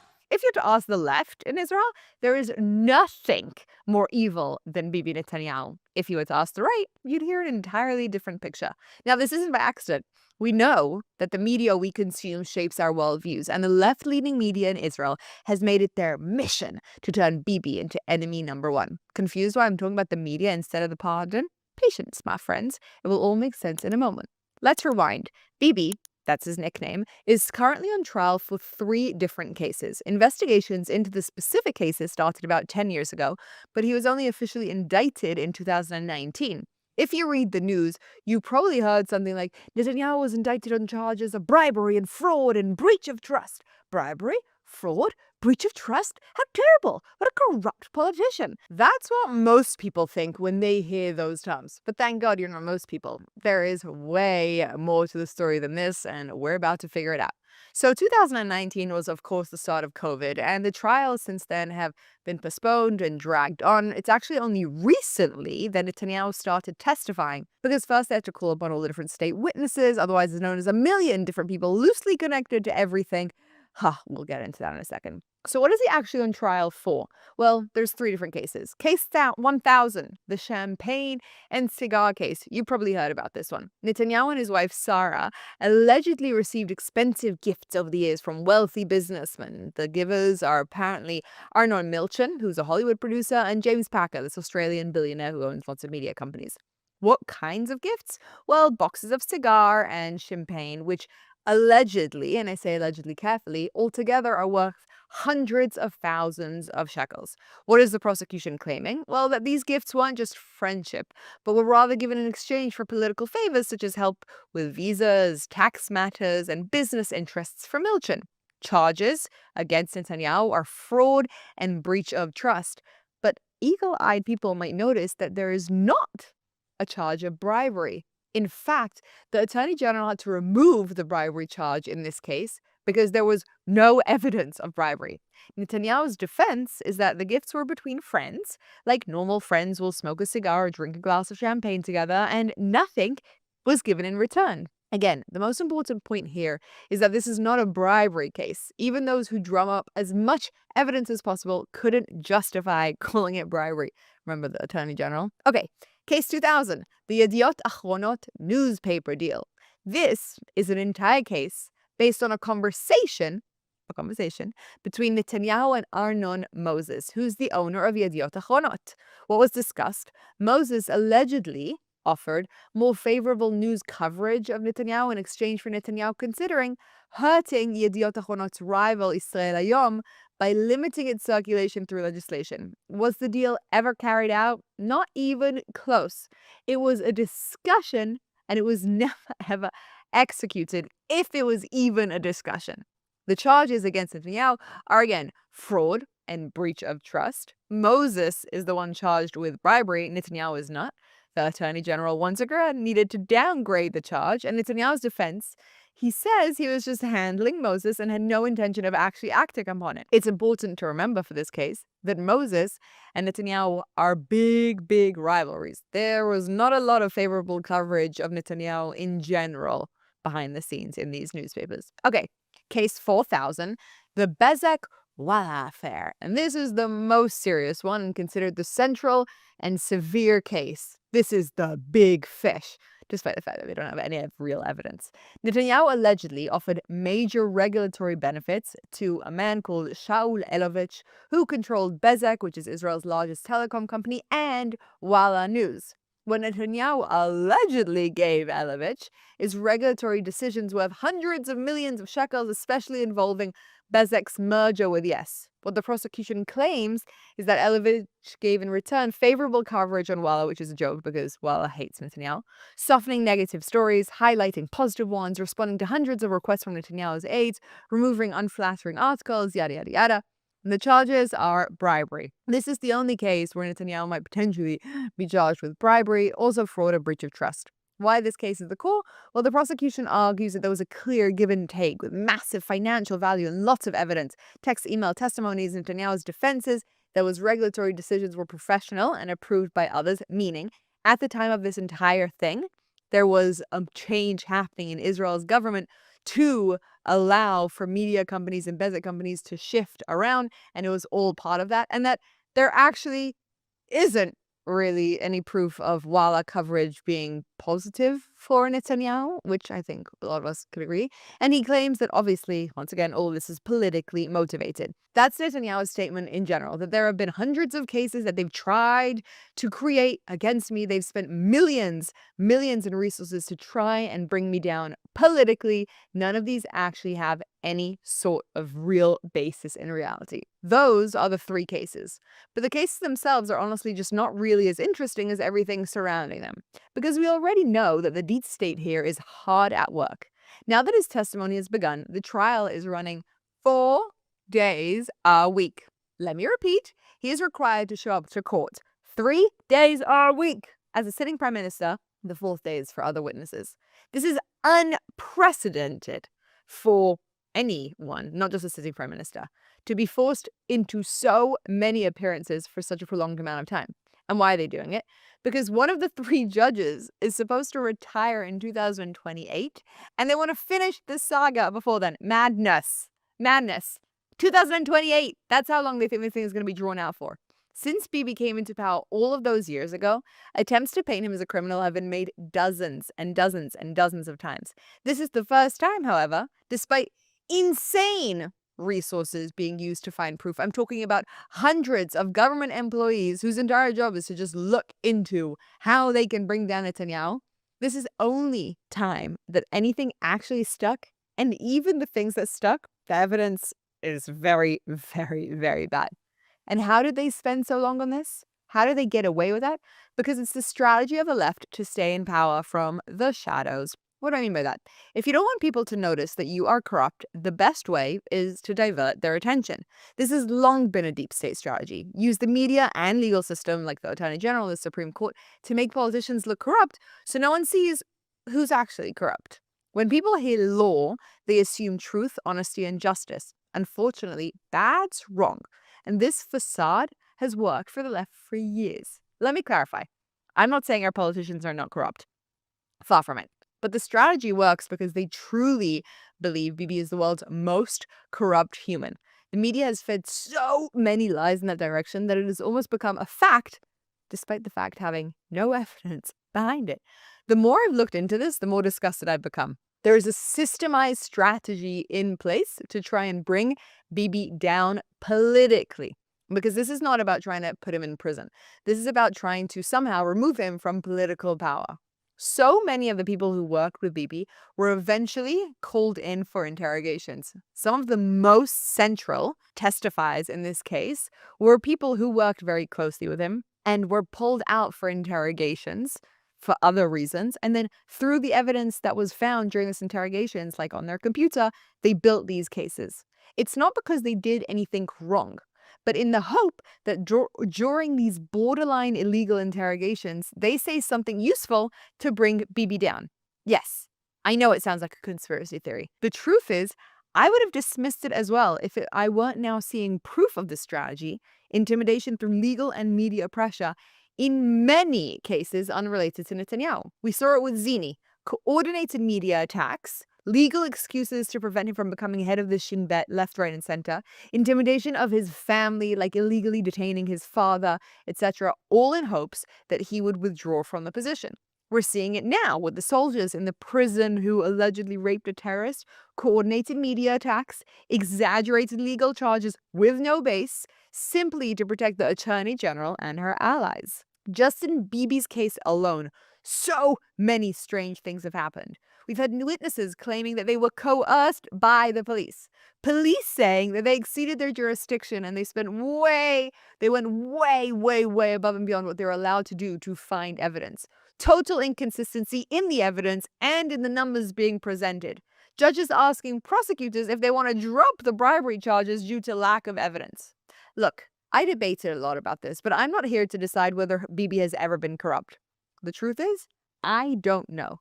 But I am interested in why cases like this, specifically such an important case, has so many flaws that even I can see with no legal background, and they're being treated publicly as undeniable truth.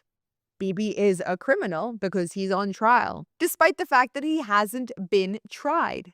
There are thousands of pages of the testimonials and the trials. It's been going on for months.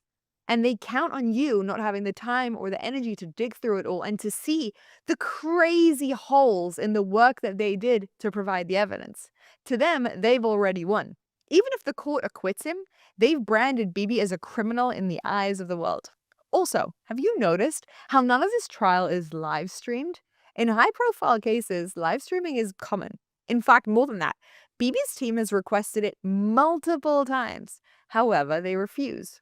Why?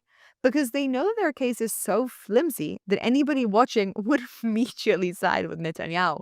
Which brings us back to this request for a pardon. Look, in my opinion, this is almost definitely not what Bibi wanted to do. Why do I say that? Because the whole situation's a little bit off.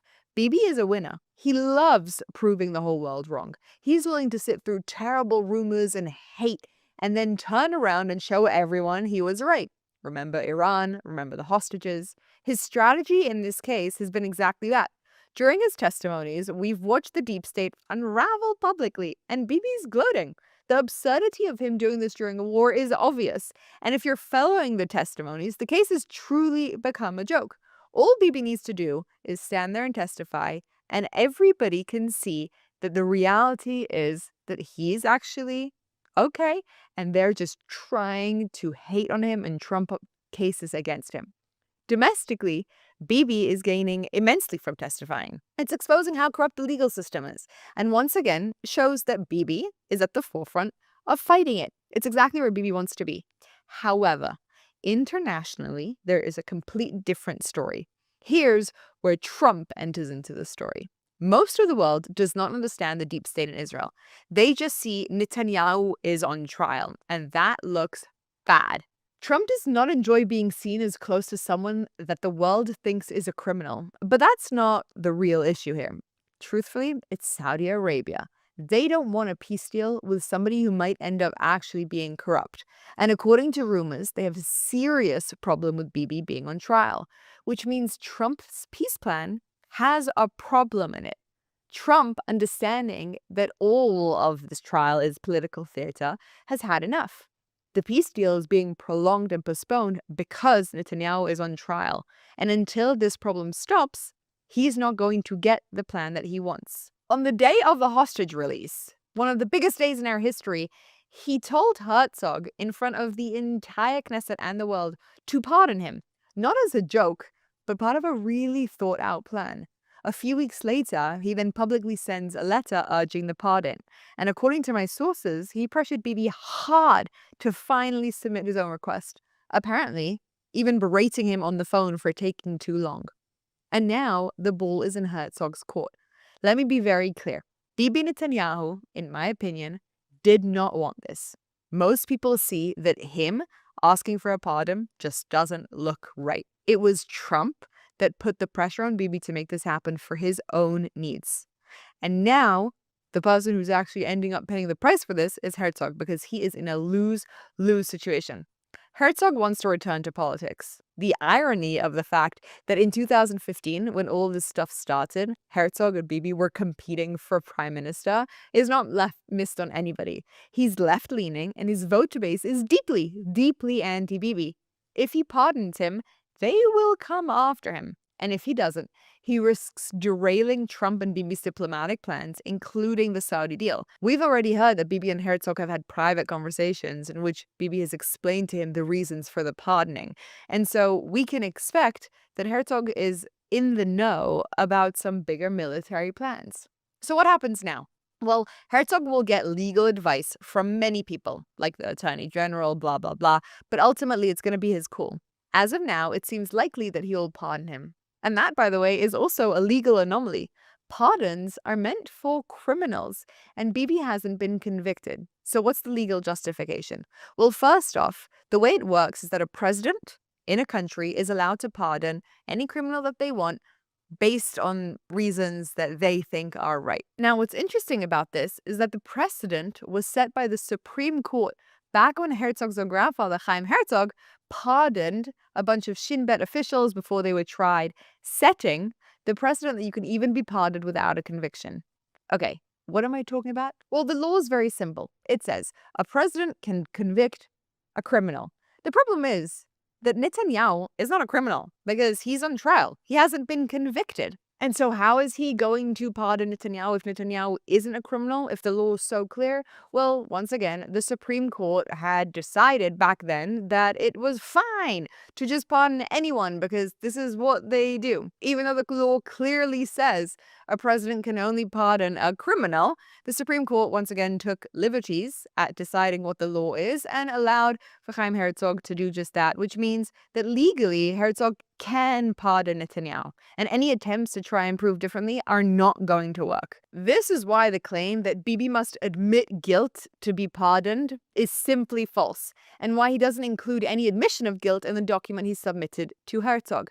If you don't know what I'm talking about, on the left, there's a massive movement pushing, obviously with protests, for Netanyahu to admit that he is the criminal, and then, maybe then, we will understand that it makes sense to pause the trials and stop the trials. He'll get a pardon, he won't have to sit in prison, but we'll pause the trials that our prime minister, not that they consider Bibi Netanyahu their prime minister, can figure out a way to move the country forward without being sitting in a testimonial room for who knows how long. But what they want is an admittance from Netanyahu that he has done something wrong. This is a political nightmare for Herzog. All eyes are currently on him, and poor guy, he's been thrown under the bus. The most likely scenario is that he does pardon Bibi, but will sign some kind of condition to win points from the left. They want blood, and they want Bibi out of power, and they will not be okay with him simply walking scot-free. The minimum they expect is for Bibi to admit the crimes, but he refuses. There won't be anything because there was nothing has been his line since the beginning of this entire situation, and he stands by it. Netanyahu, by the way, has also made it clear that he's not interested in a conditional pardon, like stepping down. We'll see how that plays out as well.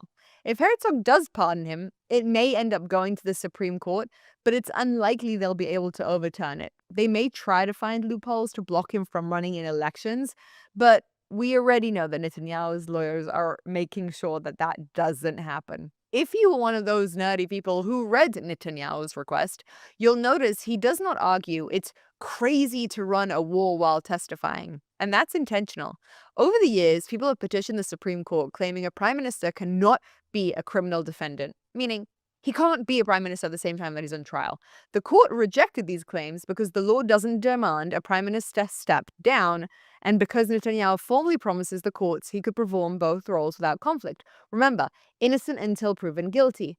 If he now says he can't handle both, that gives the Supreme Court's grounds to remove him. It's extremely important, by the way, that in this country, where they use legal terms to try and bring down political people, that it not be the case that if you're in trial, that you can't be part of the government. Why? Because they'll just start throwing things at anyone that they don't want in power in hopes that they'll be removed. Only in the case that potentially they are tried and convicted would it make sense to remove somebody. Also remember, the Attorney General is overseeing this case, which is why Bibi has basically stayed quiet in the fight to replace her, so that no one can say that there's a conflict of interest. Bibi's doing exactly what he should be doing. These are very interesting times. Once again, we're seeing how the deep state affects international politics, and once again, we're watching Netanyahu try to navigate it all. We're in for a crazy few weeks ahead, especially now that Trump has reinvited Netanyahu to the White House. Something big is coming, and these two are clearly plotting. It's an overstep by Trump, in my opinion. It's not necessarily a win, but I'll take it, because Bibi has made it clear in his document that we have difficult military days ahead, major strategic decisions to make, and he wants to focus on that instead of the trial. And honestly, I agree with him. I've read the proof, and I have gone through thousands of documents, and I have been convinced that this is all another ridiculous attempt to trump up charges against Bibi and hopefully remove him from power. Thankfully, most of us are starting to be able to see right through it, even if he did do the things that they're suggesting. I think most of us understand that that doesn't compare in severity to not being able to constantly be available during a war. Moreover, it doesn't compare in severity to the actions used by the legal system, the police, to bring him down. They have been so out of line. But again, everyone's attention is so focused on Netanyahu that nobody's looking at them and asking, how the heck did they get away with this intimidation tactic that they have been using to try and bring Bibi Netanyahu down? More and more Israelis are starting to see this for what this is. And I'll honestly be a bit sad if the pardon does go through. Bibi could and should win this thing. And a pardon will mean we won't officially know. But that's a small price to pay to allow our prime minister to actually focus on what needs to be done. I debated a lot if I should bring into this episode the evidence that proves Netanyahu's not guilty, but I decided that there is so much information that there isn't really a fair way for me to showcase it to you in a way that will do it real justice. But you need to do the research yourself and look into this to understand the depths of the absolute criminal behavior that has been used in hopes to bring down Bibi Netanyahu. It shows you, and it's an important indicator, just how capable and powerful our current prime minister is how much the left here fear him, because they know that with time he will succeed in bringing down everything that they have built up, using the media, using the police, using the legal systems, using even the army. All of it will collapse if Bibi Netanyahu is just given enough time. That's what they fear in him. When they say a witch hunt against him, this is what it means. It means that they are trying to trump up charges against him. Trump, funny. Charges against him so that they can remove him from power and bring in some other puppet who will not be able to fight back properly. That's what the case means on a much smaller scale. And the depth, again, of the absolute criminal behavior that have happened are really genuinely shocking. It's pure negligence at best. They have done none of the due duty that you need to provide just basic proof that you would expect from a court. But at worst, it's much worse than that. It's actual betrayal. But once again, we see Bibi Netanyahu navigating his internal small Israel politics, like fighting the deep state in his own trial, against a much bigger picture and the international needs, like Saudi Arabia and Trump and America and peace and all of the military things that come with it. That's what this pardon is. It's an indicator of Netanyahu navigating smaller politics versus bigger politics. And this time, bigger politics won. As always, I am infuriated by what we are seeing here on a constant basis. And personally, I'm very grateful that we have a prime minister like Benjamin Netanyahu who is navigating it all, because it's not actually fair. Again, I don't know if he had this conversation with Moses or if he really smoked a cigar that was worth 100 million shekels. I honestly don't care. What I care about is my country being safe and moving forward and being able to remove the real corrupt forces that are willing to spend so much taxpayer money, so much energy, so much of our resources that should be focusing on real crime, all of their energy onto Netanyahu, instead of just allowing the man to get the job done and win this war and bring peace to the Middle East like we know that it needs to be. I'm Ira Kay, and I'll see you next time.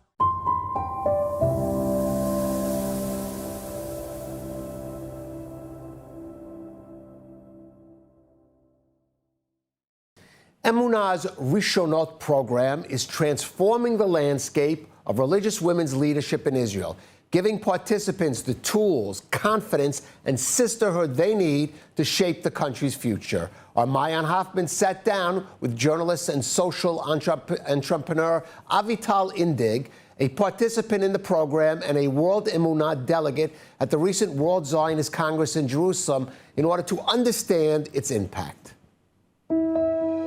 Emunah has spent 90 years identifying the most urgent needs in Israeli society and stepping in where it matters most. From children's homes to trauma therapy centers, Emunah has always focused on strengthening Israeli families and communities. The Rishonot program grew out of that same mission, empowering religious women with the tools, networks, and vision to lead. Iltv asked Avital Indig how she first became involved. So I started with one of the first programs, so it wasn't like now where everyone knows about it and all, you tell your friends you have to go there, and so for me it was different. She explained that the program has three main goals, beginning with the deep, on-the-ground understanding of Israeli society. The first one is for us to get to know the challenges of the Israeli people. So it's a journey that we take. They take us from place to place geographically, and we meet the people, and we talk about all the challenges and difficulties, and we get inspired by the people of Israel. The second goal is about personal growth and leadership. The second goal is to empower yourself and to know yourself and to know your strengths and weaknesses and to give you the feeling that the sky's the limit. But for Avital, the third goal, the network, may be the most powerful. Rishonot creates a mission-driven sisterhood where women from diverse backgrounds unite around shared values, trust, and a genuine desire to strengthen Israeli society. It's a community that not only supports one another, but actively mobilizes around each woman's goals and initiatives, turning personal leadership into collective impact. It's more of a spider web even. It's not just a network because we have each other's back and we help each other. And it makes you so much more stronger to be a part of this amazing network. That sense of sisterhood has created a unique atmosphere among the women. I've never seen anything like it. The sisterhood that is there, it's like this special bond. One moment especially stayed with her, an overnight retreat where participants shared the most intimate parts of their lives. Every girl in the program had to talk about important moments in her life. It made us so much more connected to each other. It was an amazing night. Today, after October 7th, programs like Rishonot feel more essential than ever. I think it's essential for everyone in the world, but especially now it's such challenging times right now. It's different when you get together with women and you have the space and you have the time to process together. For Amuna, leadership begins with connection to each other, to community, and to the future of the State of Israel. Now, before we continue, a quick word about how you can support independent journalism at Iltv. We're committed to bringing you original reporting and stories from Israel that often do not make it into the global spotlight. If you value diverse perspectives and reliable coverage, you can now subscribe through our app to help Iltv News grow. Just scan the QR code on your screen to help us expand our reporting, continue delivering the kind of journalism that informs, challenges, and connects. Your subscription helps us do more than report the news. It helps us ensure that stories from the region are told with depth, integrity, and clarity. With your support, we can continue building a space for journalism that informs, connects, and inspires.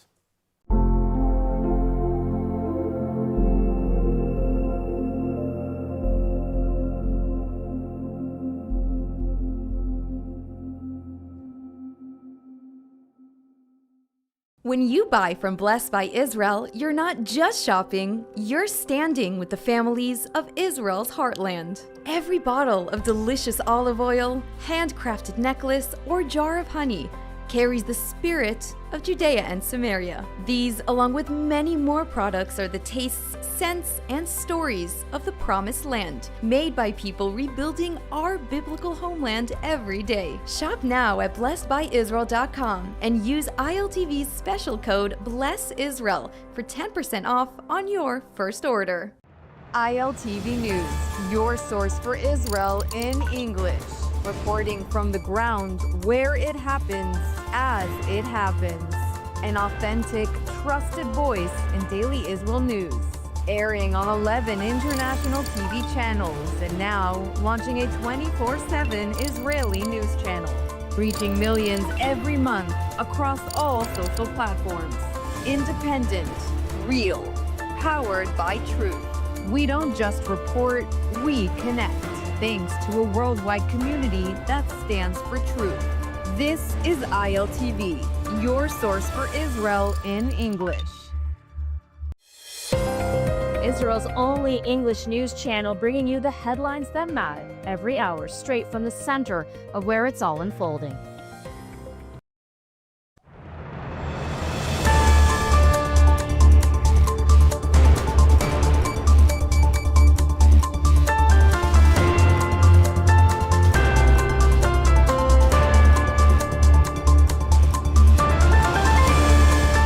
Welcome back to ILTV on the Hour. We're live from Israel, bringing you the biggest headlines of the region. I'm India Naftali, and here's your roundup of the latest developments coming out of Israel. And now Israel is resuming searches for the body of hostage Master Sergeant Ran Gavili, who has yet to be returned. Their searches are focusing in a neighborhood in the southern part of Gaza City. A Hamas official said they and the Red Cross will search, quote, areas not covered yet. The family of Ran Gavili is urging the Israeli government not to move to phase 2 of the ceasefire deal until Ran is returned. Syrians marked today 1 year since the overthrow of Bashar al-Assad as the country continues to struggle for stability after more than a decade of war. Assad fled to Russia 1 year ago after forces loyal to Syria's new president, Ahmed al-Shara, a former hardline Islamist commander, seized Damascus and toppled his iron fist rule. Celebrations have been underway across the country for days. In Hama, thousands poured into the streets, waving Syria's new flag and marking the day Shara's rebel forces captured the city during the rapid advance on the capital. Next, IDF Chief of Staff Eyal Zamir declared the yellow line in Gaza as Israel's new borderline. Now, this doesn't mean that it's a new political border. It's a military safety zone meant to protect communities next to Gaza. Zamir says, we will not allow Hamas to reestablish itself. We have operational control over extensive parts of the Gaza Strip, and we will remain on those defensive lines. He also stressed the IDF's mission is not over yet until hostage Master Sergeant Ran Gavili is returned. Zamir also added to his comments that the completed investigations into October 7th massacre provide findings that will definitely prevent future attacks. Now Netanyahu is speaking about phase 2 of the ceasefire deal.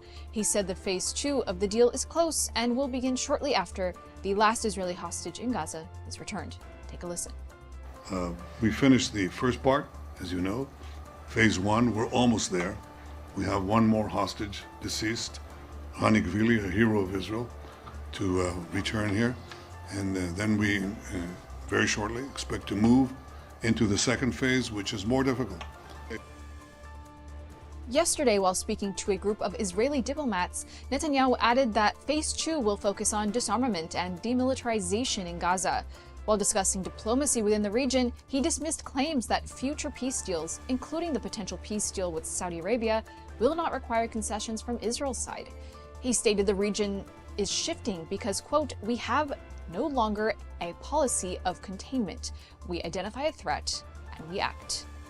Next, the White House is prepared to hold a summit between Prime Minister Netanyahu and Egyptian President Abdel Fattah el-Sisi.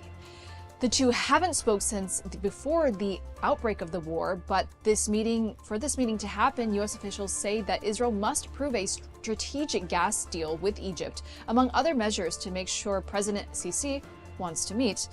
The goal of the summit is to soften Israel's relations with Arab countries through economic cooperation.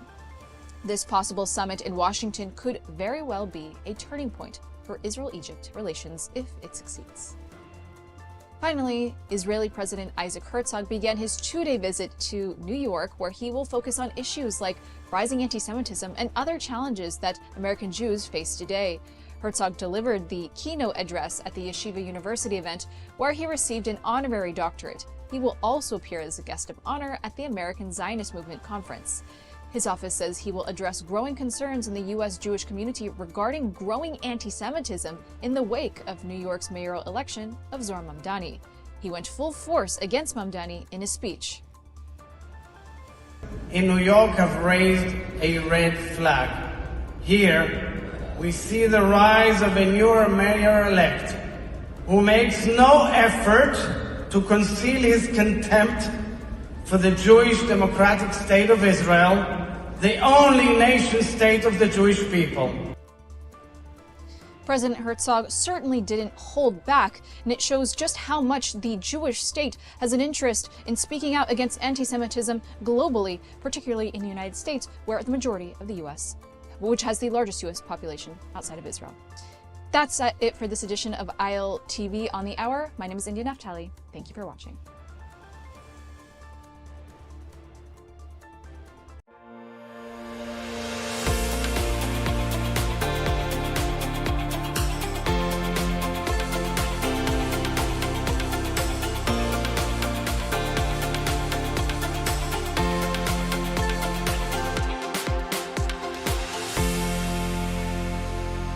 I'm tired of this idea that Israel is somehow controlled or influenced by U.S. decision makers. Ever since before I moved to Israel, I felt that any conversation about Netanyahu immediately becomes polarized. I just don't understand a human, especially on October 7th itself, who can find a way to blame Israel for this. And some of you think that you can convince Jews that we're overreacting? You want to gaslight the Jewish community into thinking that this is normal? Welcome back to another episode of Off the Record, where we're trying to bring back nuance, context, and deep dive into some of the most pressing issues facing Israel and the region today. I'm Zina Rachamilova, and my goal here is for us to have the difficult conversations that have become impossible to have today. We want this to be a space where we can actually listen, think critically, and get to the stories behind the headlines. And speaking of headlines, there's one story in particular that has captured the nation's attention this week. On Sunday, November 30th, Israeli Prime Minister Benjamin Netanyahu formally asked President Isaac Herzog to pardon him in his years-long corruption trial. Very few people in Israel today are as controversial or as polarizing as Israel's Benjamin Netanyahu. He is Israel's longest ever serving prime minister, and he is admired by many as a strategic statesman who has strengthened Israel's global standing. Then there are those who criticize him fiercely for deepening internal divisions, undermining democratic norms, and prioritizing his political survival over national cohesion. His long time in office, the ongoing corruption trial, and the major political fights of recent years, including the judicial overhaul, have made him a leader who is either seen as indispensable or as a central source for Israel's political turmoil. Now, in 2019, Netanyahu was indicted on charges of bribery, fraud, and breach of trust, and he has pleaded not guilty to all of the charges. The Israeli Basic Law says that the president of Israel holds the authority to pardon offenders or reduce their sentences, similarly to how it's done in the U.S.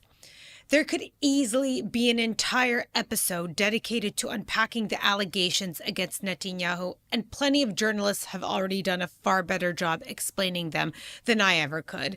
So if you're really curious, I encourage you all to deep dive because there's a lot. But it's been 6 years of Bibi and his trial and the headlines, and it seems that it's set to go on for another 6 years. Now, fast forward to several weeks ago, on November 12th to be exact, U.S. President Donald Trump formally requested that Herzog fully pardon the Israeli Prime Minister. This is a copy of the letter, and it says here, "While I absolutely respect the independence of the Israeli justice system and its requirements, I believe that in this case against Bibi, who has fought alongside me for a long time, including against the very tough adversary of Israel, Iran, is a political unjustified prosecution." Now, what I want to say is that whatever your thoughts are on Netanyahu or the trial and the charges, to me, this move by Trump, though probably welcomed if you're a Bibi supporter, raises serious concerns. Allowing a foreign leader, even the U.S. president, to weigh in on Israel's legal proceedings undermines our sovereignty and the independence of our institutions. While I appreciate what Trump has done regarding the war against Hamas, I'm tired of this idea that Israel is somehow controlled or influenced by U.S. decision makers on all of our internal matters, not just how we prosecute a politician. It makes it seem that our decisions are controlled by external pressure, which both weakens the public trust and weakens Israel's standing as a self-governing democracy. And this also bothered me during the Biden administration, where Israel appeared to be at the mercy of the U.S. when it came to major wartime decisions, like going into Rafah, which, by the way, we delayed going into because of U.S. pressure. And while there's a clear difference between how Trump is handling this war versus Biden, any administration appearing that they can dictate our internal affairs or how we conduct a war makes us look weak. And in a post-October 7th world, it's never been more important for us to restore our strength and deterrence. Now, going back to Netanyahu's pardon request, there are two documents that were sent to President Herzog, which included both a 11-page letter written by his lawyer, Amit Haddad, and a personal letter from Bibi himself to the president. In the letter, Netanyahu is not apologizing, he is not admitting to guilt, nor is he offering to resign in exchange for a pardon. But his lawyer makes the argument that granting this pardon will allow the prime minister to devote all of his time and energy to advancing Israel's interests during these critical times. Haddad also states that in the coming months, extraordinary developments are expected in the Middle East, and he also warns that Israel has to be ready for our enemies and their attempts at rehabilitating themselves. So this entire argument for Bibi's pardon is that it's getting in the way of him doing his job as the prime minister. And this raises an interesting point because after his indictment, critics say that Netanyahu claimed he would have no trouble being the prime minister while facing trial. The court requires that he testify 3 times a week. Now, something else that's striking about all this is that in the official pardon request to Herzog, in line number 10, it says the following. We're translating this from Hebrew. Granting a pardon would allow the prime minister to work towards healing the rift within the nation and to address other issues, such as matters related to the judicial system and the media. These are issues he is currently barred from dealing with because of the ongoing trial against him. This is obviously referring to the judicial overhaul that spurred nationwide protests over the prospect of weakening the power of Israel's Supreme Court. It is these protests that many argue made Israel look weak and divided in the eyes of Hamas, who interpreted it as an opportunity to carry out the October 7th massacre. Now, we know Hamas spent 5 years planning October 7th, so the argument isn't that the protests against the judicial overhaul is what caused the massacre, but instead it contributed to a perception of internal division and vulnerability, an impression that Hamas may have seen as an opportunity, although they completely misjudged Israelis in thinking that the moment we were attacked that we would do anything else besides rally and defend our nation, no matter what internal divisions we had. Now, some will criticize the protesters for shaping Hamas's perceptions, and others criticize Netanyahu's government for pushing a judicial overhaul despite the fact that a significant portion of the country was opposed to it. But the second issue in the pardon request is the government's controversial media bill, which would make major changes to how Israel and the media works. The bill would shut down the current systems that oversee TV, radio, and online news and replace them with a new council. Most of the people on this new council would be picked by the communications minister, meaning that the government would gain much more influence over what happens in the media. Supporters of this bill say that it will update an old system and finally bring real competition to a media world that is currently dominated by a few major channels in Israel. And critics worry that the changes would give politicians too much control over the news, weaken freedom of the press, and possibly reduce independent journalism even further. Now, the reason I'm deep diving into all of this is because these have been major issues in Israel for so many years. And what this pardon request from Netanyahu's lawyer is implying is that if Netanyahu is granted a pardon, then these two issues can pretty much go away. So, what does Isaac Herzog have to say? The official response says, after receiving all the relevant options, the president will responsibly and sincerely consider the request. Herzog's decision can take weeks, and this puts Israel's president in a difficult position. Netanyahu isn't offering anything in exchange for a pardon, not retirement, not an admission of guilt, and while Herzog could grant him the pardon, he would most certainly do it on his own terms. He would probably demand an admission of guilt, maybe impose term limits, or require that Netanyahu step down by a specific date, or perhaps by the next presidential election. And honestly, ever since before I moved to Israel, I felt that any conversation about Netanyahu immediately becomes polarized.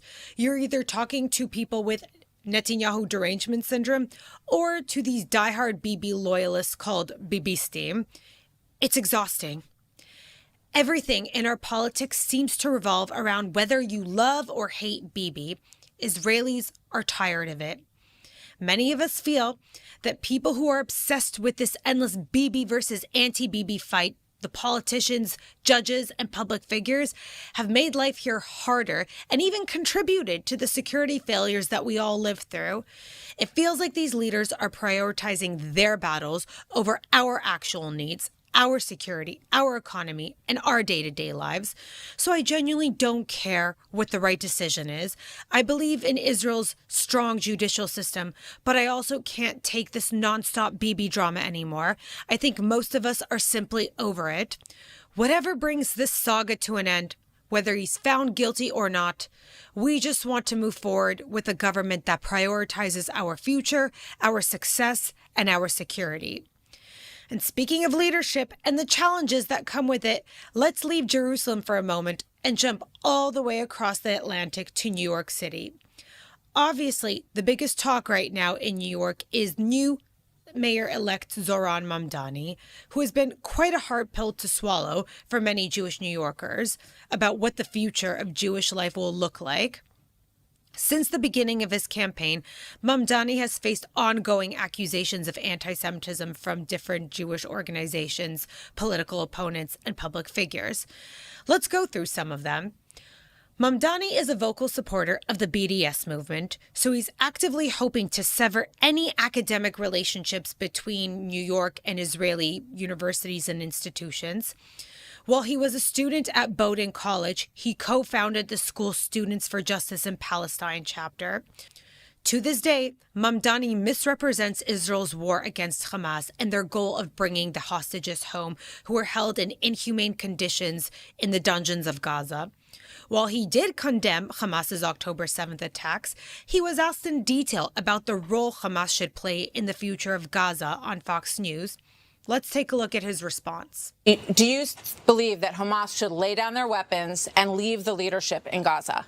I believe that any future here in New York City is one that we have to make sure that's affordable for all. And as it pertains to Israel and Palestine, that we have to ensure that there is peace. And that is the future that we have to fight for. But you won't say that Hamas should lay down their arms and give up leadership in Gaza. I don't really have opinions about the future of Hamas and Israel beyond the question of justice and safety and the fact that anything has to abide by international law. And that applies to Hamas, that applies to the Israeli military, applies to anyone you could ask me about. Why is it so hard to say, yes, a terror organization should disarm, the same terror group that killed 30 Palestinians right after the ceasefire began should maybe not have a governing role in Gaza?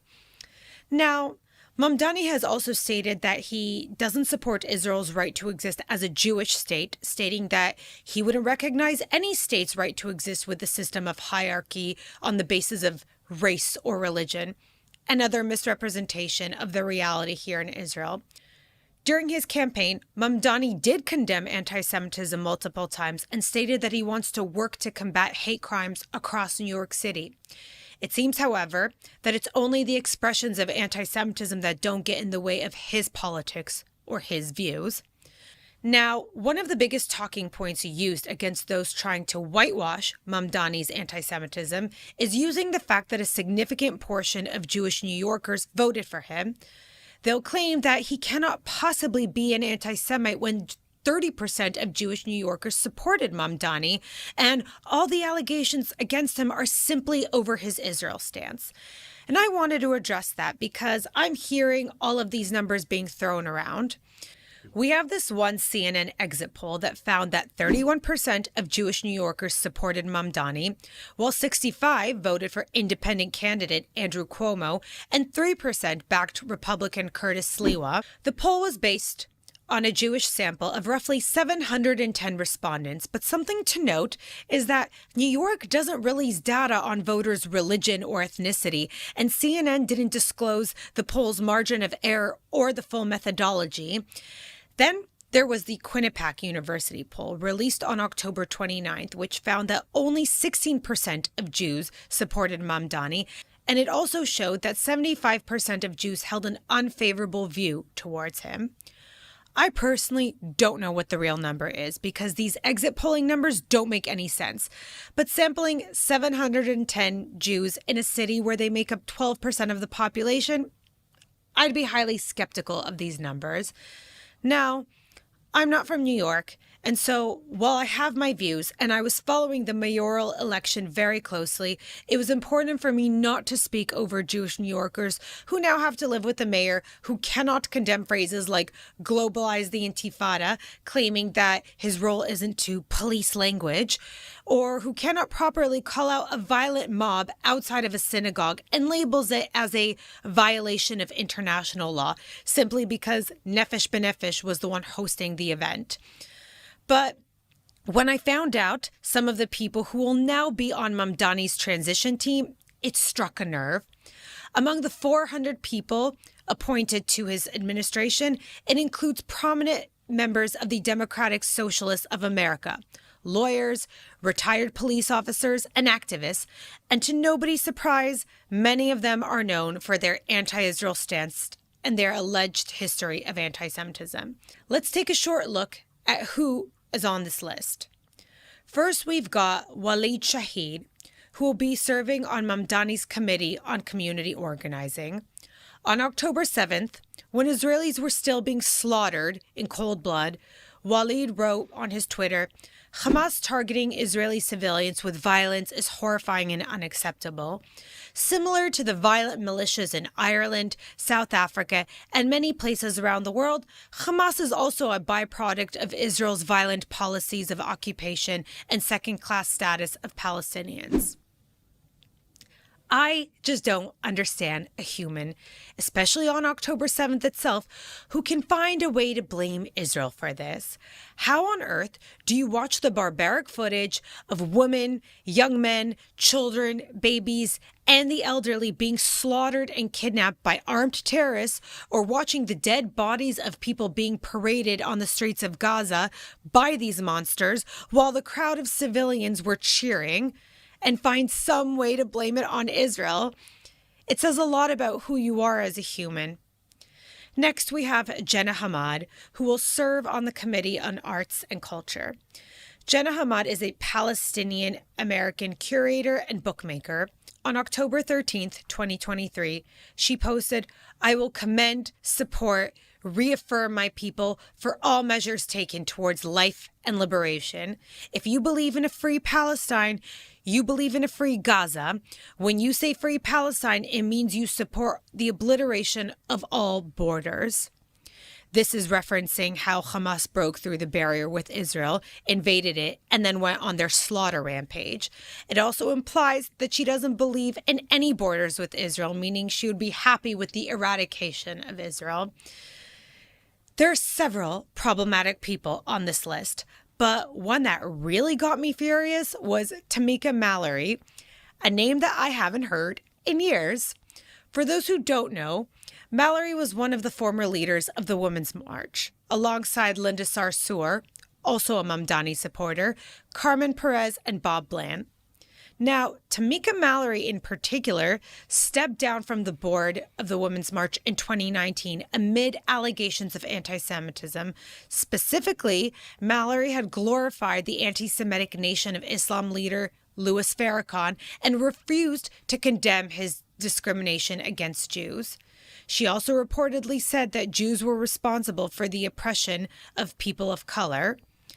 I'll never forget the interview that she had on The View where she was called out and she was unable to condemn Farrakhan's anti-Semitic statements and couldn't even address her own anti-Semitism. Let's take a watch.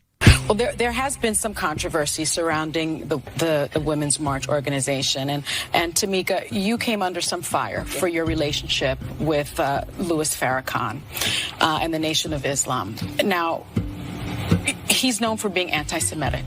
The satanic Jews, they control everything and mostly everybody. If they are your enemy, then you must But you do attend his events, and you posted, I believe, a photo together calling him the GOAT, which means the greatest of all time. And, and just because you go into a space with someone does not mean that you agree with everything that they say. But let me push back a little bit. Why call him the greatest of all time? I didn't call him the greatest of all time because of his rhetoric. I called him the greatest of all time because of what he's done in Black communities.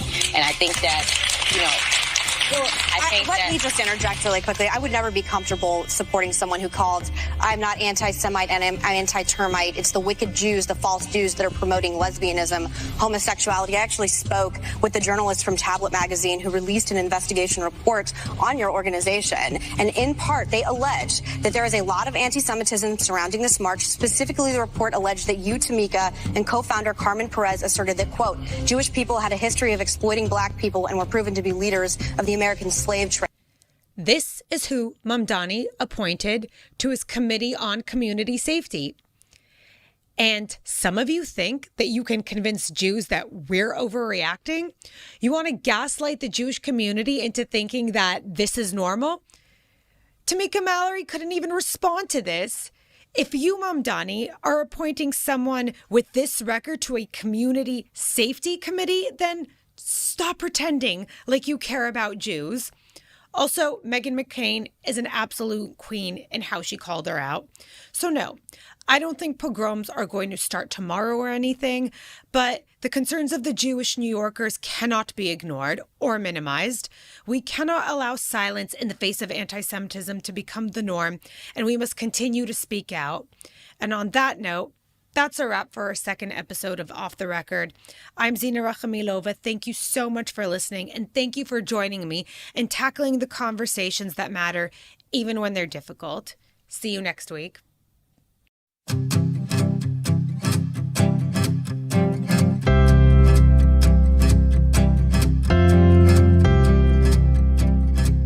Hello, and welcome to Hadassah on Call, New Frontiers in Medicine. I'm your host, Mayan Hoffman.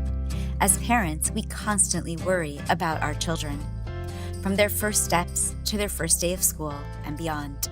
And one concern that has grown significantly in recent years is autism. It's a word we hear often, a diagnosis that seems more common than ever, and for many of us, a lingering worry in the back of our minds. I'm a mother of 5, and even as my kids grow older, I sometimes wonder, what if something was missed? What if a diagnosis comes later? Autism, along with other developmental and cognitive disabilities, is something every parent wants to understand better, especially when early intervention can make all the difference. Today, we're joined by Dr. Ariel Tenenbaum, an expert in pediatric disabilities and the head of Hadassah Medical Organization's Down Syndrome Center. He's here to break down what autism really is, how it's diagnosed, and what parents need to know about treatment, support, and the latest advances in early detection, including the role of artificial intelligence. We'll also discuss how the war has impacted children with disabilities and explore the broader landscape of disability care in Israel. If you've ever wondered about the signs of autism, the role of genetics, or how best to support a child with disabilities, you won't want to miss this conversation. So, let's get started. Welcome, Dr. Tenenbaum. Well, thank you for having me. Thank you. Of course. Now, I want to start by defining autism. We often hear this saying, people or so-and-so is on the spectrum. What does that really mean? Well, this is a very good question because it has to be specifically identified, and there are criteria that are on the book that is called DSM-5. It's like the Bible of psychiatry, and there are 3 main categories. All of them are there in autism. One of them is, so we are now doing the ping pong of the talk and of the relation. The other one is maintaining friendships and relations with persons. And the third one is the communication abilities, which are verbal and non-verbal. So all of them are typical and are actually mandatory to give the diagnosis of autism. Also, there are some behavioral and environmental aspects, which are repetitive movements or in speech, stereotypes, movements, hypersensitivity or hypersensitivity, and other things that are more of the behavioral and the habits of a person that has autism. But the three main ones that I talked to you about, it just mentioned them before, these are the mandatory criteria. What causes autism? It's something that's genetic, you're born with it. Well, it's a very big question, and the answer is even bigger because there are so many answers to it.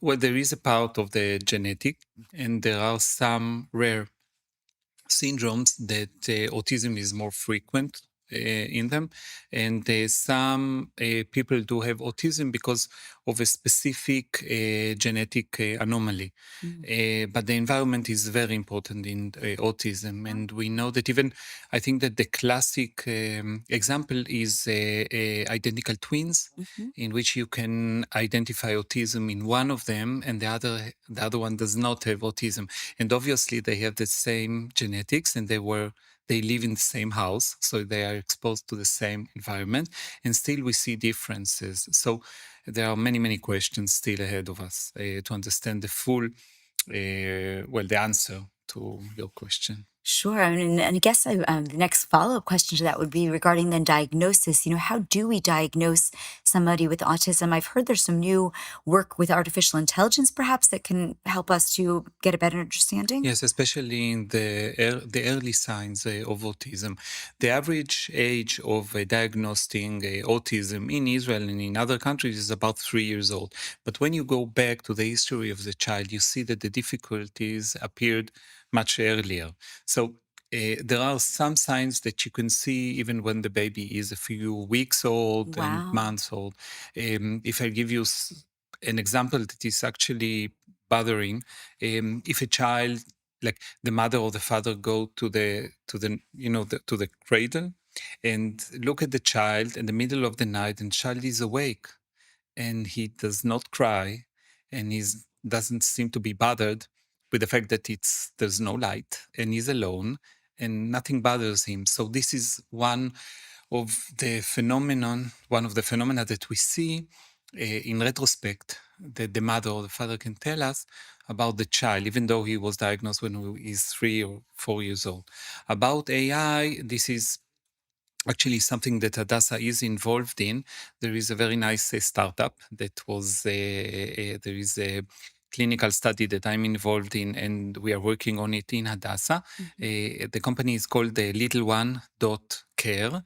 And the device, which is actually on sale because they went to production, is called Elora. And it's a really nice device. It's about an inch square.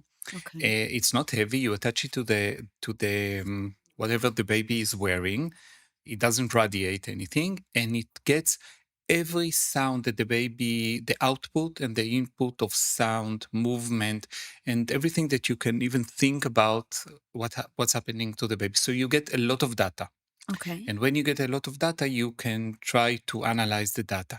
And then if in a year or 2 years or 3 years, the child has autism, you can go back to the data and maybe find some very fine differences or things that pop up when you do a big data analysis, and you can see the early signs. So hopefully this device will be helpful for this kind of kids. But what would be the advantage if you're waiting till they get the diagnosis? In other words, is this so that we can help other parents in the future be able to identify it? Is that the idea? Because it's not helping to identify it currently. Right. So this is hopefully the near future. What we need to do is do early diagnosis. In Israel, in the mother and child centers, they do have a questionnaire for mothers. For example, can you calm the baby? If the baby cries, you take him with you, and does he respond to his name? Does he make eye contact? So there are some very simple but actually very effective questions that you can ask the parents and to see whether there are early signs. Now, the early diagnosis in autism and in other intellectual disabilities and other problems is crucial. It's key to the early intervention, and we do see a profit of measures that we take with these kids and the parents. So when it comes to mild autism, because I know, again, we talked about that spectrum in the beginning. Right. If it goes missed, is that such a big deal? Can people live with autism being undiagnosed? That's really interesting. We ran for 12 or 13 years in Hadassah Mount Scopus a center for the evaluation of disability with the contract with the Ministry of Social Affairs, and thousands and thousands of persons came for the diagnosis. And actually, it's really interesting to see adults that, they are 22 years old, 25 years old, and suddenly they think about themselves. They are independent. They live, they work, they live their lives, and they say, maybe I have autism, which is really extraordinary. And they do the diagnosis, and actually some of them are fine to have, the full criteria of autism. So some of them do manage in life, but they can tell you about the struggle and the difficulties. And because there are some treatments and some modifications in life that you can take, I think it is really important to diagnose. And I definitely want to talk about treatments. I do have one other diagnosis question real fast with regards to pregnant women. Can women today be tested? I mean, I know with many disorders or diseases, certainly Down syndrome, which we'll talk about soon, you can find out before the baby's born. Is that true of autism? Well, if the mother had already a child or a few children with autism, and there is a family history of autism, and we know the gene, so the mother can be tested. You do amniocentesis, and it can be tested and ruled out or ruled in. But these are not these are not most of the cases. Well, healthy pregnancy is a good thing. For the outcome of the child, but other things, well, we're not there yet. Okay, but you think we will get there at some point? Well, hopefully, yes. I mean, as you mentioned AI, so if we get a lot of data, and in other cases in medicine, things pop up, and then you see the connections, the relations between some data that you may miss or don't think it's very important, and the outcome of the child. Yeah. Fascinating. Now, with regards to treatments, can autism be treated for real? Can it be cured ever? Okay. And what does that look like? Well, again, it's very interesting. I treat persons with Down syndrome. It's an absolute diagnosis. I mean, whether you have an extra 21 chromosome or you don't. In autism, it's really unique. Some kids get the diagnosis because they follow, you have your criteria, and the child, you put a V on the criteria, and you say, well, the child has autism. Now we start intervention. Right. We give him speech therapy, physiotherapy, occupational therapy, parental guidance. We put him in special class, and we do these interventions. And a year later, 2 years later, the child goes again to evaluation, and then you see that he's in another place completely. And sometimes the kids get the diagnosis stretched off their diagnosis, which is like puzzling. I mean, you ask yourself, how can you diagnose a person with a specific DSM-5 diagnosis and then remove the diagnosis? But it does happen in the real world. I mean, wouldn't it DSM-5, because it's psychological, as you mentioned, that's like the Bible of the mental health world. So, I mean, with depression, anxiety, can't those things come and go as well?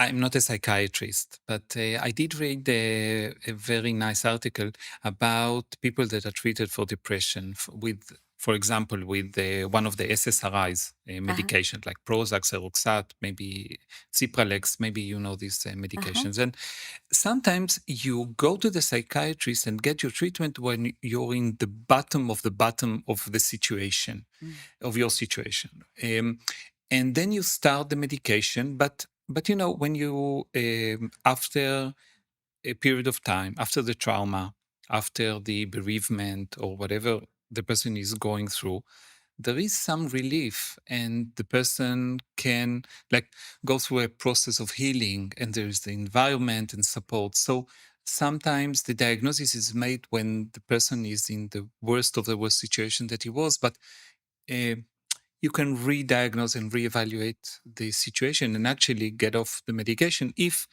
it's relevant for persons. Actually, it's also correct for many medications that people take for a very, very long time. And it's interesting to just stop for a minute after like 5 years taking a medication for your blood pressure, but you're doing now sports and you lose weight and you're eating healthy and you're in another place in your life. So maybe you do not need this medication anymore. So it is interesting. It goes also with all the diagnoses that you can think about with kids with disability. So, are there medications that children with autism can take?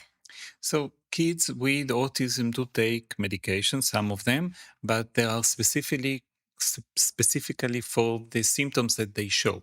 So for autism per se, there are no medications. But if you see a kid who has autism, but also there are signs of ADHD, so you can treat ADHD with medications. If he has anxiety or severe behavioral problems or restlessness or he doesn't sleep, so with these problems we can deal and we can use the medications. But for autism per se, there are no medications yet. Wow. Now, what about involvement of schools, communities, parents, caregivers with helping children with autism? What is the recommendation there?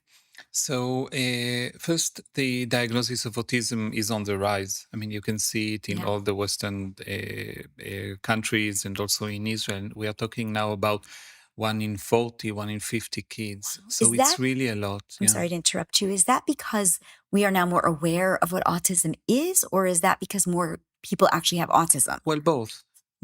We are obviously more aware.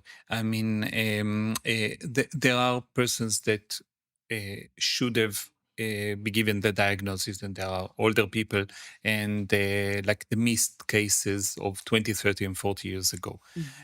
But we do see it's not just the prevalence, it's also the incidence. I mean, you do see the percentage going up, you do see the numbers going up, and we are not sure what we on Earth are doing wrong, but something is happening, and we do see more autism. Interesting. We don't, as you said, we don't know. We don't know if it's tied to use of electronics, pesticides, how people are handling their pregnancies, all of these, kind of myths that come out. We don't really have any answers. No, but we are sure that it's not for the vaccine from the vaccination. Okay, right. I should have named that first. I don't know. Yeah, I mean, it's really important to emphasize this, because there was a few decades ago a horrible article that was published, and it was done wrong, and they actually deleted it from the journal. And I don't want to repeat all the history about the measles. I know that in the States there is an outbreak now of measles, and it usually occurs among persons that are not diagnosed. That measles can be a very, very severe illness with morbidity and mortality. So it's not from the vaccines.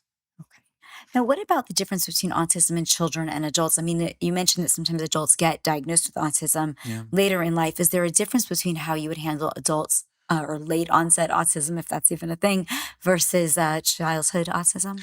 It's interesting because one of my colleagues said that there is the Child Development Center, and he said that it should be changed to Human Developing Center, because we are evolving, and the development does not stop at the age of 18 or 21. I mean, we're still learning new things. I didn't use my cell phone when I was 3, because I'm 56 now. So obviously I didn't use the cell phone. So I learned how to use the cell phone. We are still evolving, and we are using different machines and different kind of communication skills and etc. And our work as pediatricians is very different from what it was 20 and 30 years ago. Now, the basic things are similar, dealing with the communication skills, habits, what's wrong and what's right, environment adjustments, etc. We do see the involvement of persons with autism at work, in the military, in the army, in Israel, and some of them do very well in all kinds of companies that, for instance, the computers, okay? So some persons that have autism do work very well in these companies that 50 years ago it wasn't a possibility because there weren't any, companies and jobs like that. So I know that your expertise is actually more on children with disabilities, and I wanted to sort of jump over from the autism to children with cognitive disabilities in general. What are the most common ones today? What are we seeing, especially here in Israel? So Down syndrome is about 1 in 1,000 births, and it's very stable in Israel and in most Western countries. It's around 1 in 700, 1 in 800. Also prematurity. We are in Hadassah and all around the world, we are doing much better in saving lives of kids who are born very early. But one of the what we see later on is that some of these kids do have problems with their development, and it can be global developmental delay with many areas of disabilities that we are challenged with.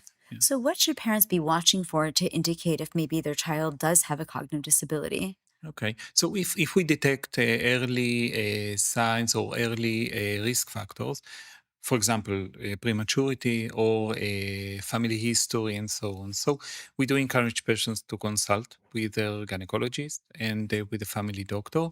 And after the child is born, so there is a very nice system of mother and child centers. Pediatricians are available in the community clinics.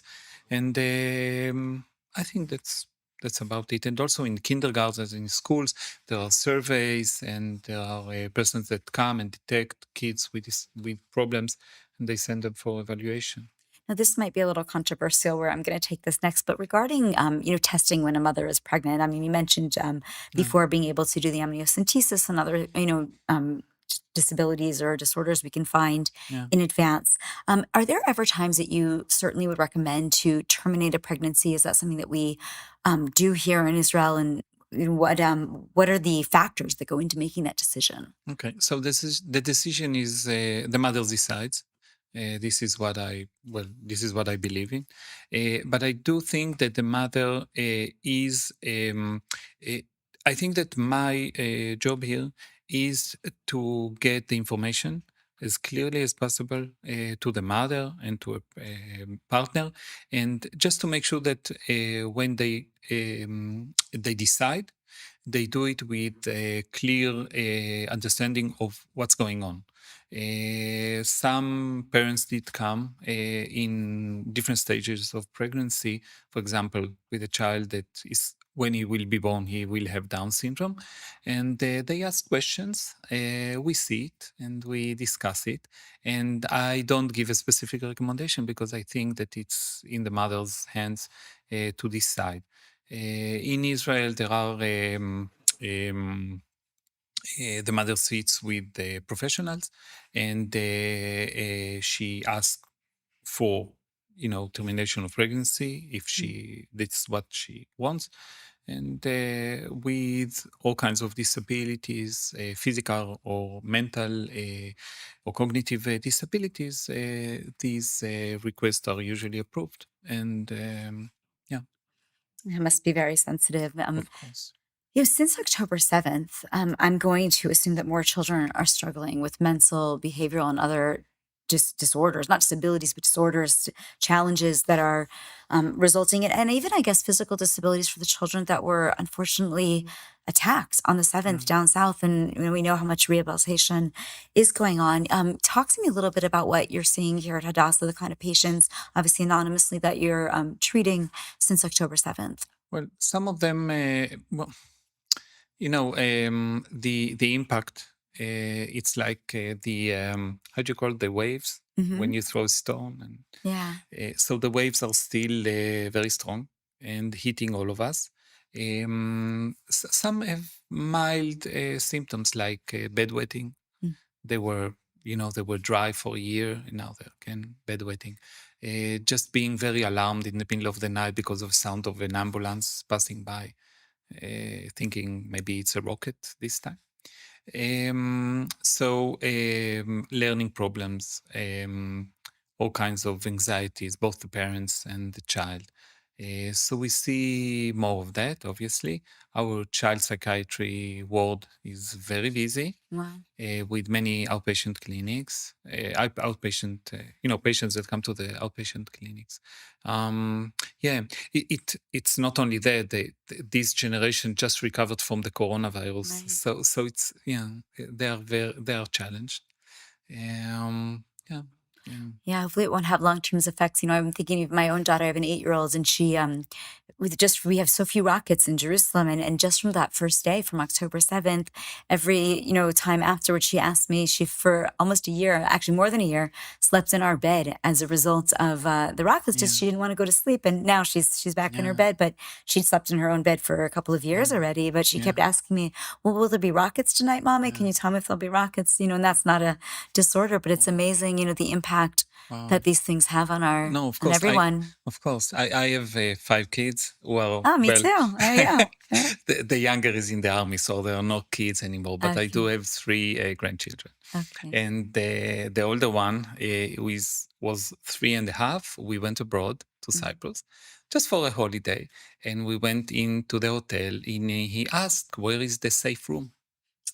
And we had to explain that rockets do not fall in Cyprus, but he couldn't figure out how it is possible because his life, he doesn't live in Jerusalem, he lives in Gedera, and they did hear many alarms.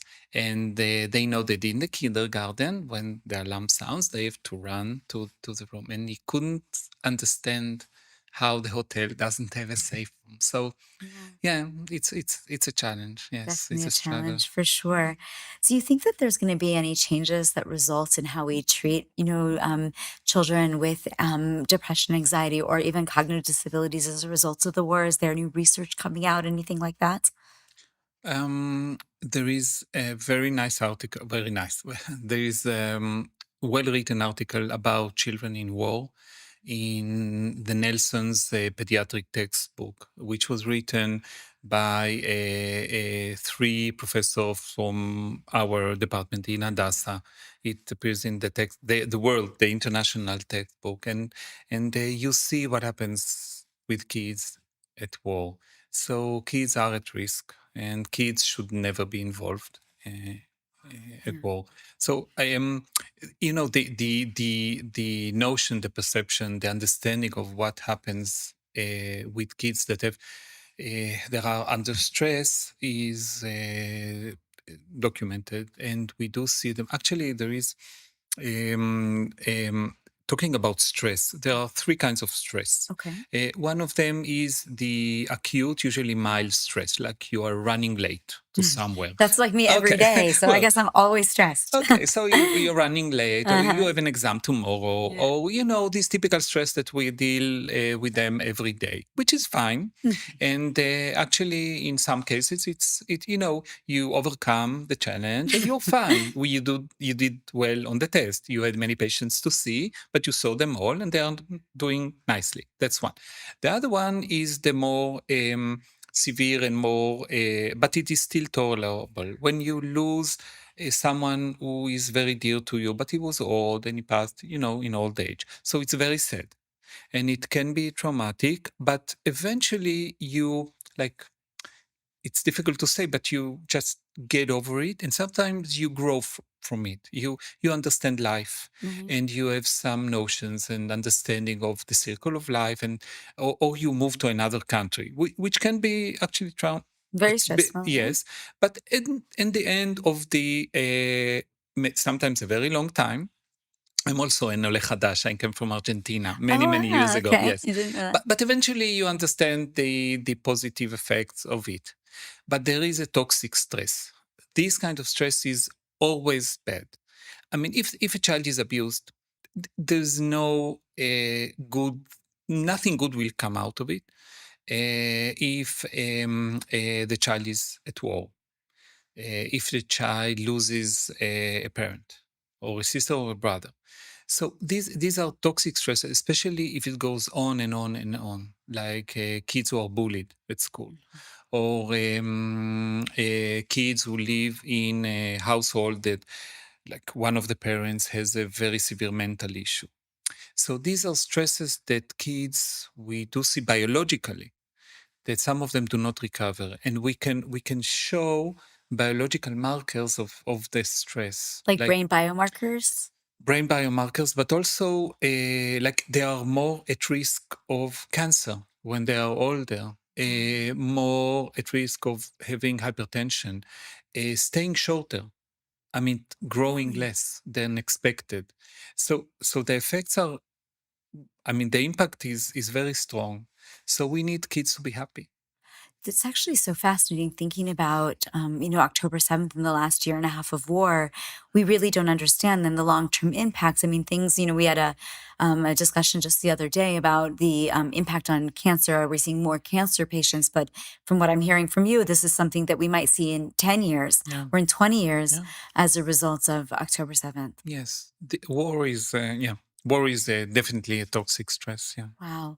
Is there anything else that you want to add or you want to share that you think that our listeners and viewers would want to know that we didn't talk about or I didn't ask you? Well, you mentioned possible treatments for autism and possible understanding biologically, physiologically, all kinds of diagnoses and diseases and conditions. And I did want to mention a very nice startup that is also here in Hadassah that the company is called Iltv and Beyond. Oh, I know it. Okay. Yeah, okay. So Iltv and Beyond, I'm on the advisory board of the company, and they are, I mean, wow, these are really fascinating. We have in the company there are brain organoids, which actually are very mini brains that are in the lab, which originated from patients, from volunteers. And in these mini brains, it is possible to test almost everything. For example, in the future, to see whether medical interventions, all kinds of substances, all kinds of medications that we didn't think about can make a big change. And what's really elegant that you can do it outside the body. You don't have to test the baby or the child. You can first test it. It's not on animals. Right. It's just on the small organoid that sits on the lab. And I think it's fascinating. We are now going to, with the company, of course, we are now going to publish the first scientific article. The results are absolutely fascinating. And I think it's the future. It's definitely a very big part of the future of understanding mechanisms and what works. You can test 200, 300, 400 kinds of substances, medications, molecules, and to see what makes change. It's really interesting. Wow, it's super cool. And what a great way to be able to end the conversation on such a high note. So thank you so much for sharing your information today. Thank you. Thank you for having me. Thank you.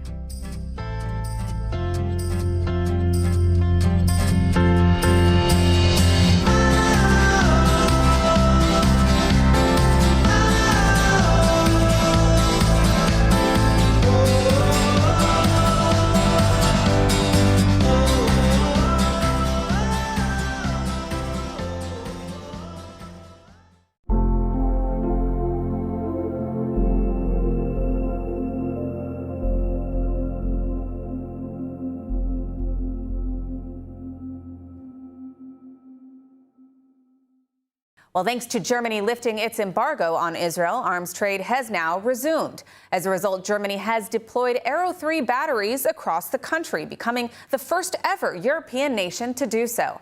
ILTV's Devo Klein has more.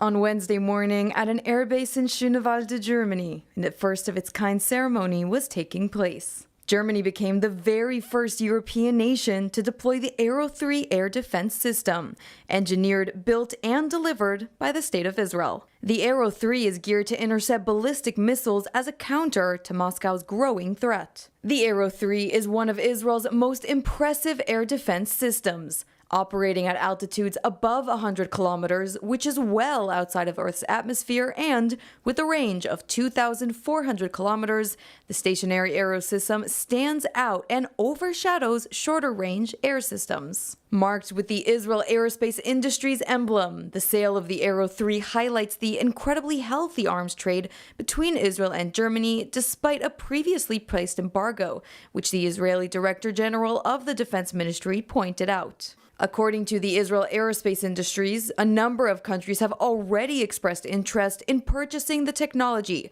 since Aero 3 helped to thwart Iran's missile attacks on Israel in April and October 2024.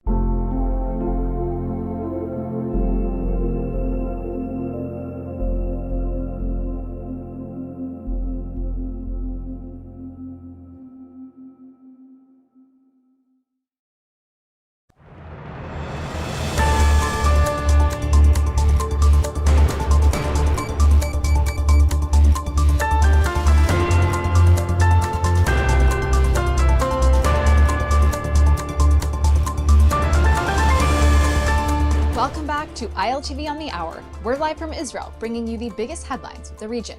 I'm India Naftali, and here's your roundup of the latest developments coming out of Israel. And now, Israel is resuming searches for the body of hostage Master Sergeant Ran Gavili, who has yet to be returned. Their searches are focusing in a neighborhood in the southern part of Gaza City. A Hamas official said they and the Red Cross will search, quote, areas not covered yet. The family of Ran Gavili is urging the Israeli government not to move to phase 2 of the ceasefire deal until Ran is returned.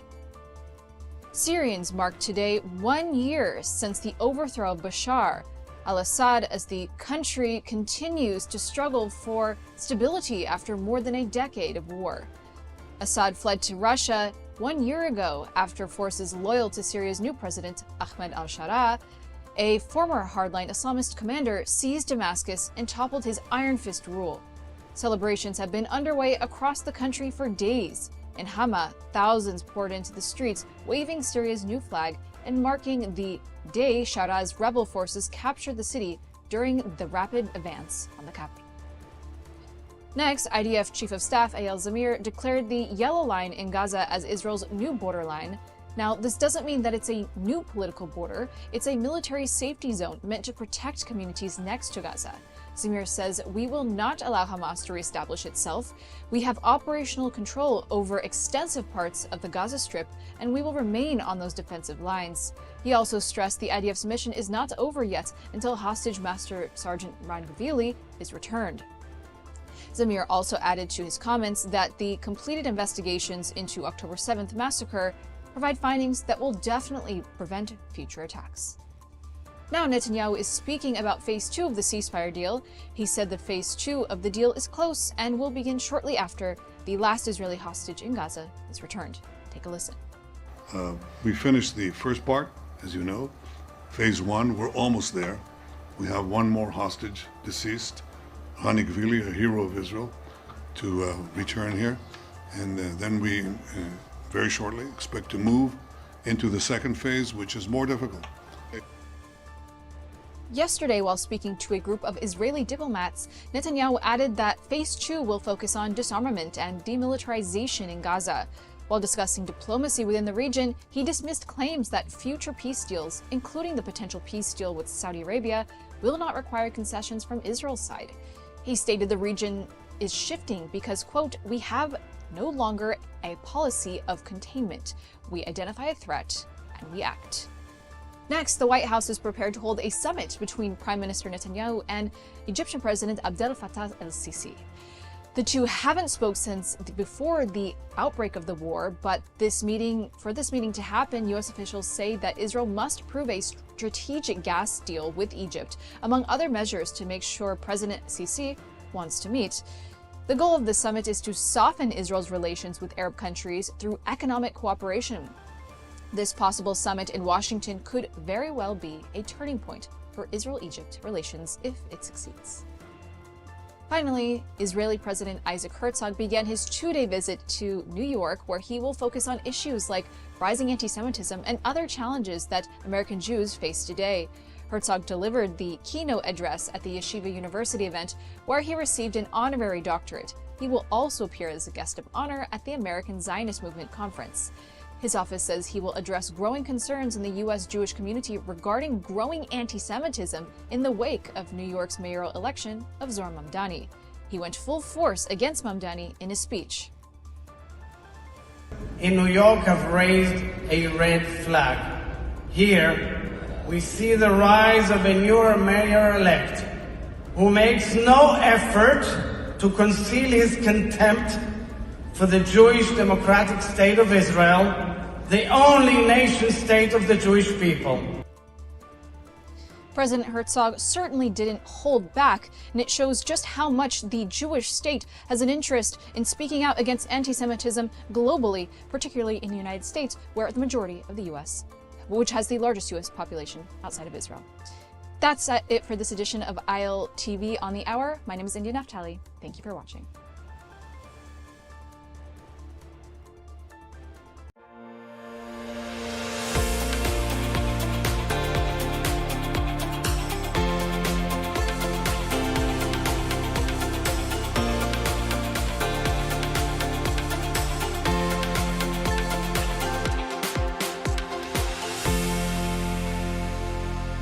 Hezbollah's top military commander is dead and the clock is ticking. As Israel braces for Hezbollah's revenge, the IDF launches emergency drills and prepares for every possibility. But just as tensions ignite with Lebanon, a shadow deal unfolds in Cairo. Hamas still refuses to lay down arms, but Egypt, Qatar and Turkey are pushing ahead with the peace plan. Could this ceasefire be the calm before an even deadlier storm? Stay tuned. This is Israel Undiplomatic.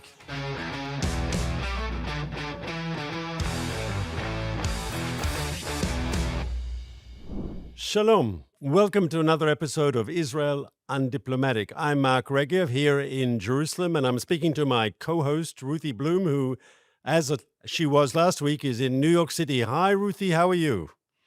Hello, Mark. I'm missing Israel, that's for sure. I know the same feeling when you're out of the country, especially when there's a lot going on, and we've got a lot to discuss this week. What would you like to start with, Ruthie?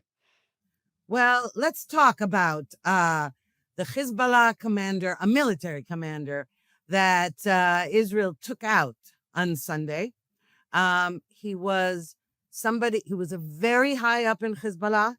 He had also trained through the ranks from a young man. He was 57 when he was killed, but he's been decades in Hezbollah.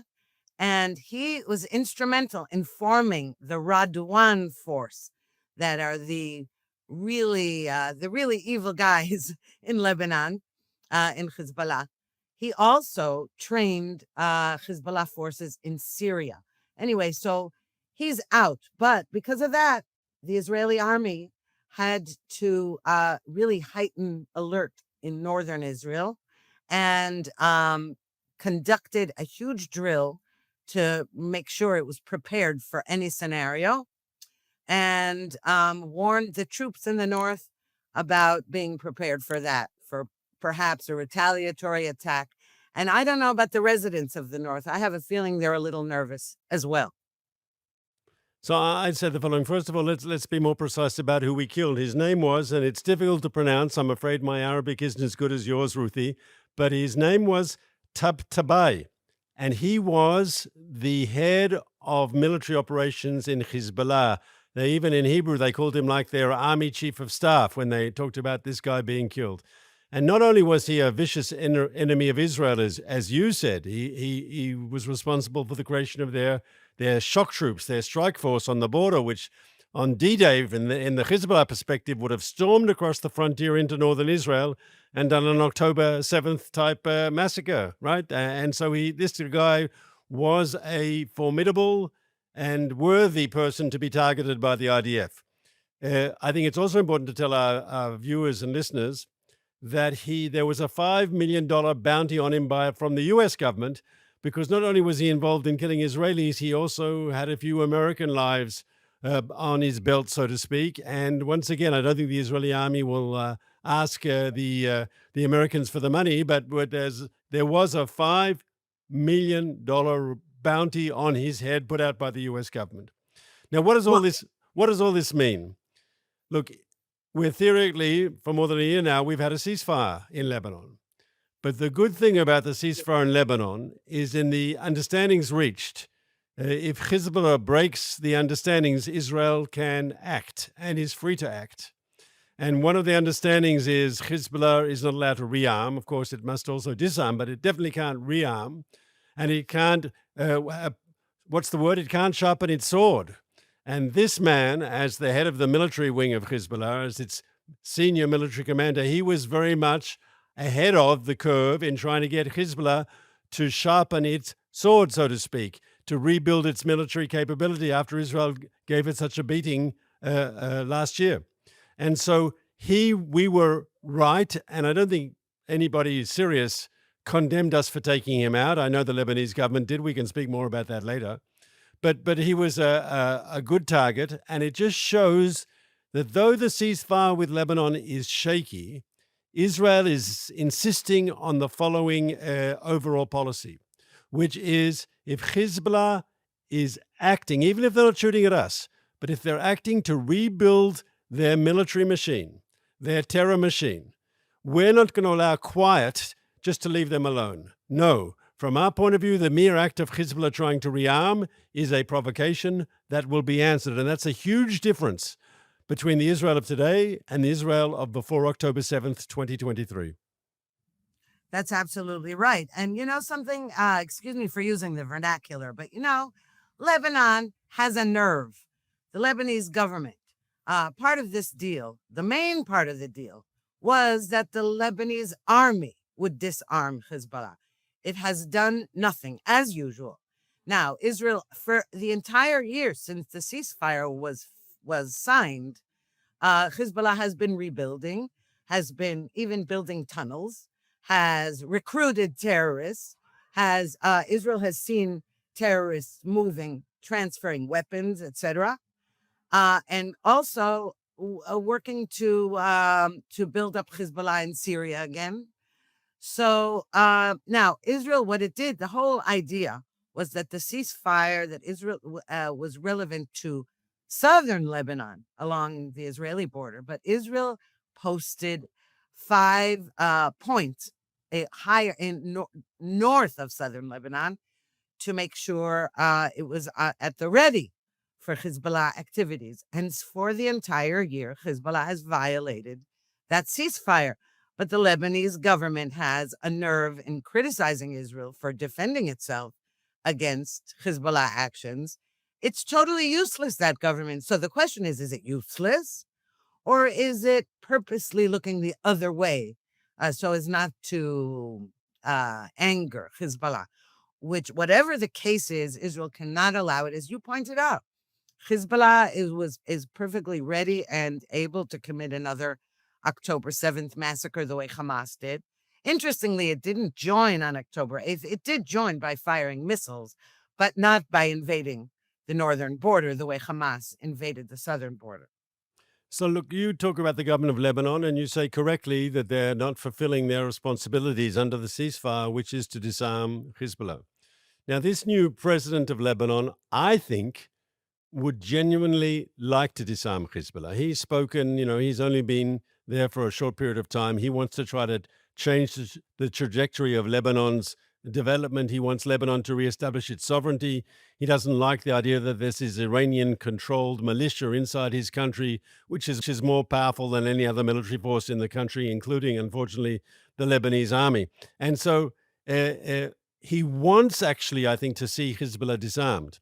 The problem is he's not sure he's strong enough, and he's not sure he has public support to do that. And in a funny way, of course, Israel took him out, took the Hezbollah commander out in Beirut because, he was a legitimate target and he was doing nasty things, and we had a right to take him out.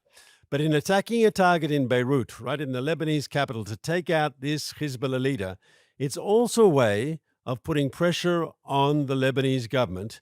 And the Lebanese government can say to the Lebanese people, listen, unless we disarm Hezbollah, there'll be more Israeli strikes like this, and before long we could be back to full-scale war.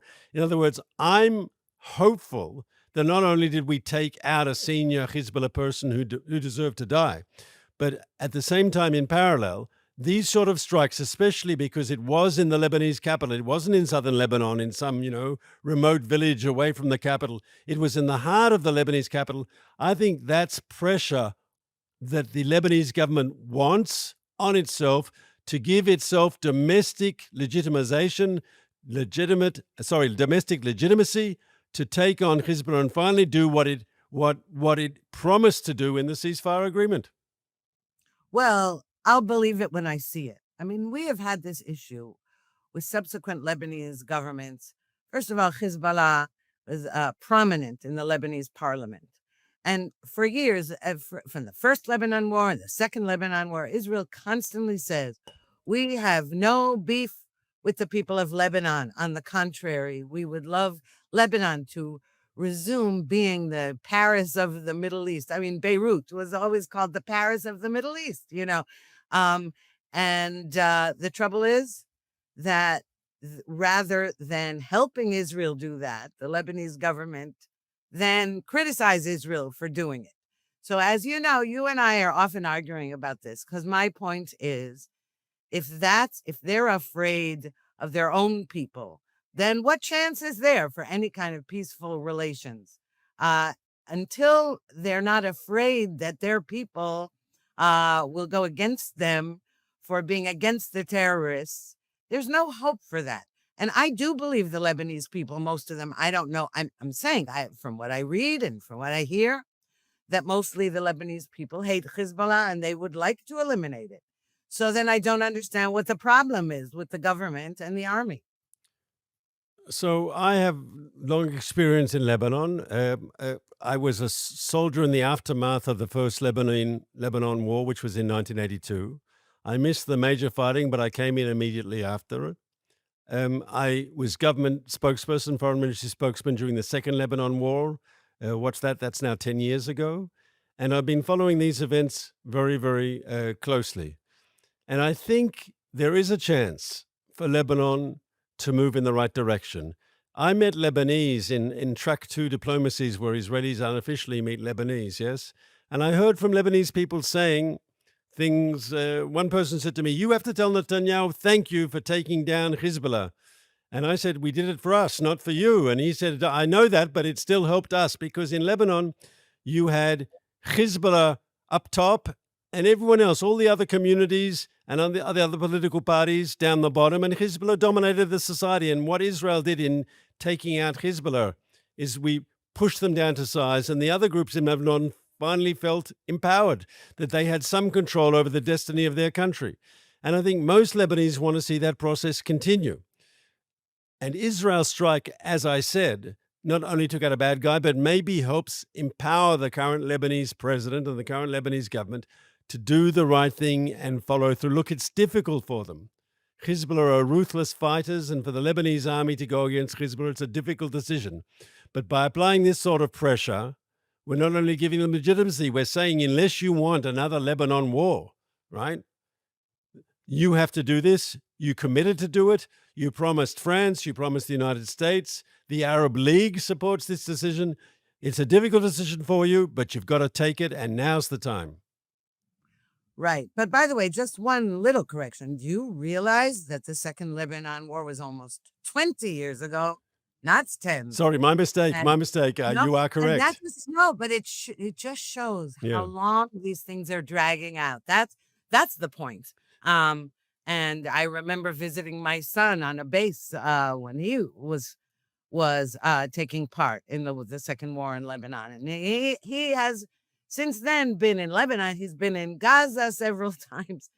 This is just to show how these terrorists never give up and they keep recruiting more. And the question is, did this war in Gaza, and by the way, the Seven Front War, because Israel was also dealing with the Houthis in Yemen and striking Iran's nuclear facilities, etc. But again, we're not done. And we're not done because the terrorists refuse to lay down their arms. And that brings us now Can I to just say one Gaza more thing as about well. Lebanon? Well, one more thing about Lebanon, with your permission, and you said it quite correctly. First of all, you corrected my mistake, which is always very important that you correct my mistakes. It was 2 decades ago, the Second Lebanon War. And what is interesting about that war finished with the UN Resolution 1701, which said Hezbollah had to be disarmed. And 2 decades later, right, we're still there waiting for Hezbollah to be disarmed. Now, through Israel's military strikes, much of Hezbollah's military machine was destroyed. So we helped. We could even tell our friends at the UN that we actually did something very practical to help implement a UN resolution, right? Though I'm not sure they'd smile particularly to hear that, but I'd smile in saying it. But the truth is, the international community has been calling for Hezbollah to be disarmed for 2 decades. It hasn't happened. Hopefully it'll happen now. It'll only happen if we all keep the pressure up. Look, you mentioned the UN, and this is also going to be relevant to Gaza. Resolution 1701 that ended the Second Lebanon War.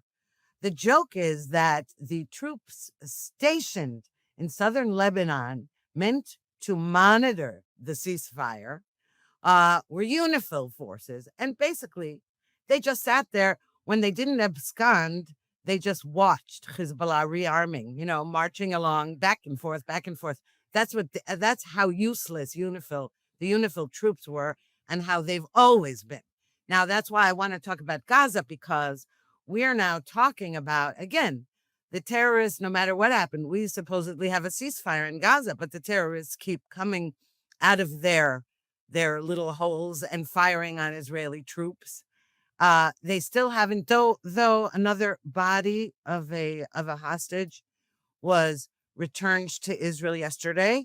There are 2 more dead bodies left in Gaza, and they were, by the way, also all supposed to have been returned last month when all the live hostages were returned. But okay, the issue is that the United States is trying to find a post-war force that will monitor, that will be, for post-war Gaza.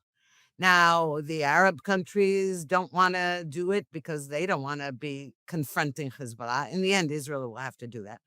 No international force wants to do it. There's talk of having the Palestinian Authority take a role in post-war Gaza. And you know what I think about that's a disaster.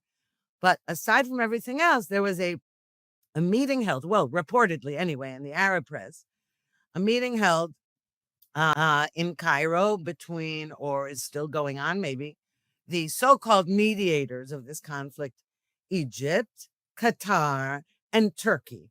Qatar and Turkey being terrible enemies of Israel's, being supporters of terrorism and Hamas specifically.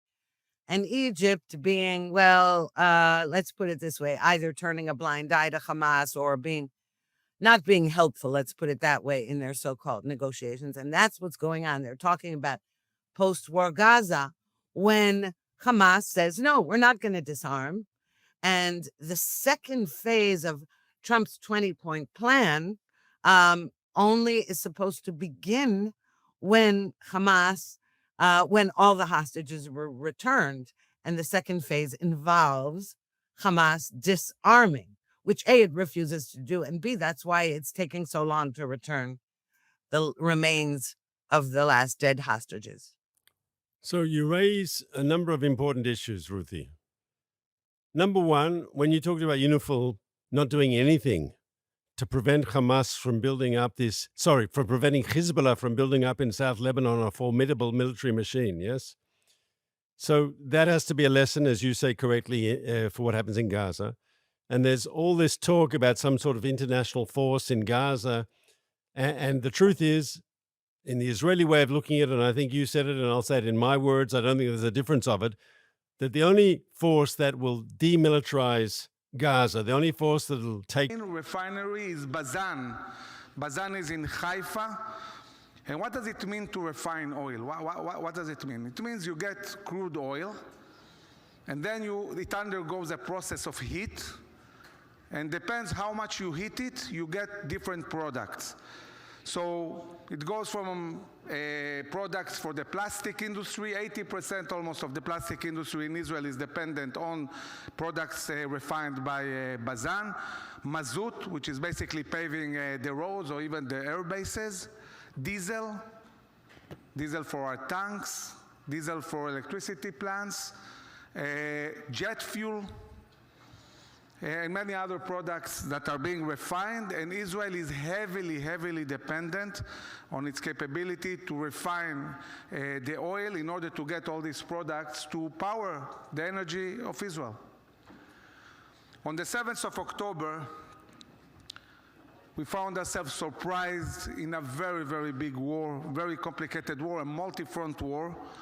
And in this multi-front war, we found ourselves completely isolated. No ship arrived to Israel for almost a year. How do you sustain a country talking about energy when there are no ships coming? You cannot order anything. You know, we pay with dollars. With the aid we get from the US, we buy, among other things, not only munitions, we buy jet fuel. Not a single ship of jet fuel arrived to Israel in over a year. Imagine what would have happened if we didn't have the ability to refine our own fuel and use it for the Air Force. We wouldn't have an Air Force. This was the reality. So Bazan itself, as a organization, they have a fleet of ships, and the only ships that were bringing crude oil to Israel were of Bazan, and through that we had the ability also to refine these capabilities. And this is how it looked like. So I want to tell you a few dramatic stories that happened to us in the war, big dramas which you are not aware of at all, that happened in the war. The first drama was that the minute they started shooting rockets on us, we had to shut down our gas. Because if the rocket hits a gas area and it's working, we would lose all the ability to produce gas. So we had to shut down immediately all the production of gas to Israel. What does it mean? No electricity. Our plants are powered by electricity, by gas. So the minute we shut down the gas, immediately we needed 300,000 liters of diesel. This production was done within 2 days in the refinery of Bazan, and they pushed massive amount of diesel to the electrical plants of Israel to power electricity. Without this capability, within a week, Israel would have been darkened, and we wouldn't have any electricity at all. Can you imagine that? This is the 7th of October, which was prevented. But then it wasn't just about that, because the Air Force started massive strikes, and these airplanes, they need a lot of fuel. And this fuel was not coming from anywhere in the world. And it's not just a matter of technicality whether a ship is willing to come and bring these goods or not. When we are talking about boycotting Israel, they know we need this fuel for the airplanes. They can easily say, okay, we can send you a ship with gasoline for cars, but we're not going to send you jet fuel because you are using it for the Air Force to attack Gaza or Lebanon or Iran. So we need this. Not only that, I want to talk about drones. You know how massively we use drones. Drones has a unique kind of fuel that is needed. Nobody can provide us this fuel. We need to produce it ourselves. We need to refine it. And the same goes with the positions on the Hermon. You all know we have positions on the top of the Hermon, but you don't know that on the top of the Hermon, because it's very cold, it's a very unique kind of diesel you need to use that doesn't freeze. This is what we produce in the refinery. So what's happening around the world is that countries are closing their refineries. Australia closed 6 out of 8 refineries, and they found themselves in a huge, huge crisis. We know what's happening in Europe. We see countries like Germany that said we want to move towards a cleaner energy, and they found themselves without energy. There is a huge crisis of energy in Europe, which also impacts prices, but it's not just about prices. It's about national security. And now Australia is trying to go back and try to rebuild their capabilities. And once you close a refinery, it's very, very hard to deal with this. Now you think it's me, General Avivi, that understands that? No, the Iranians understood that very well. They shot the refinery. When we fought Iran, they shot massive amount of missiles on Bazan refineries. This is the hits you see, the way they hit the refinery, and they managed to take down production for a few weeks dramatically. But this happened only a year and a half into the war. Until then, we did many, many things that enabled Israel to sustain this war for a long, long time. And now we're thinking, okay, how are we going to deal with this in the future and really make sure that our refineries are being guarded much, much better? So we need energy, but energy is not just about the war. This is also about peace.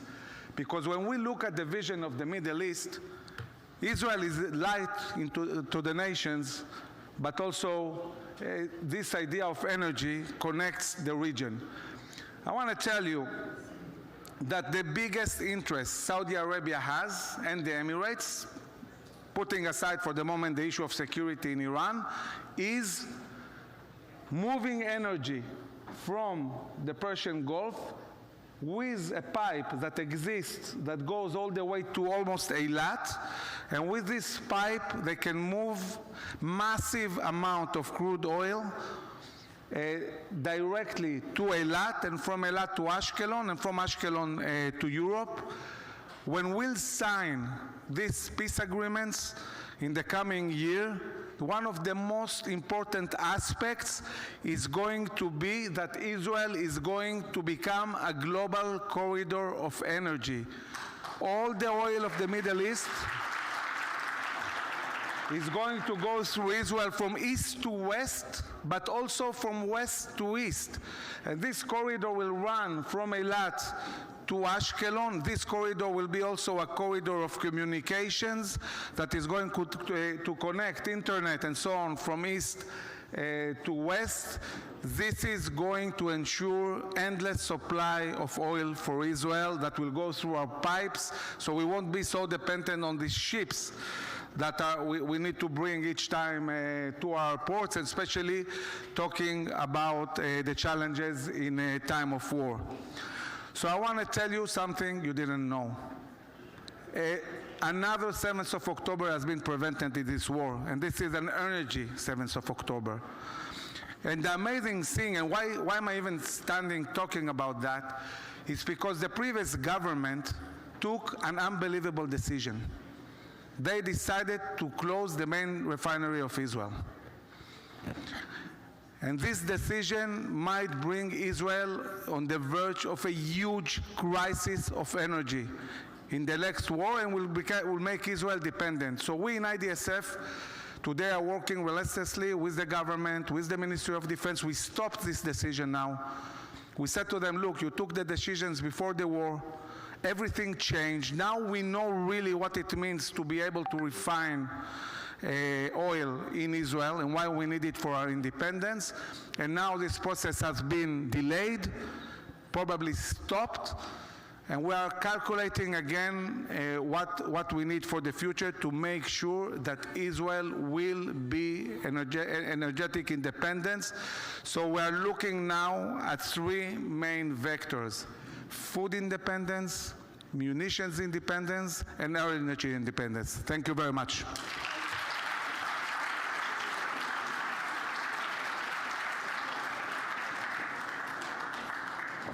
Thank you, Amir. And to talk about the human pipeline behind this wonderful vision that you have here, I would like to invite our next guest, Professor Edward Yakobov, the president of HIT, Hulon Institute of Technology. to join me here on stage for a conversation. We just need our microphones with us.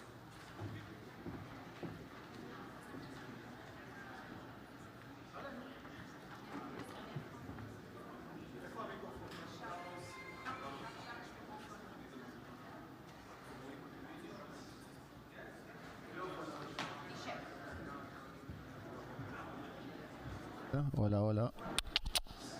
Hello, can. Hello, hello, hello, hello, hello. All right. Hola.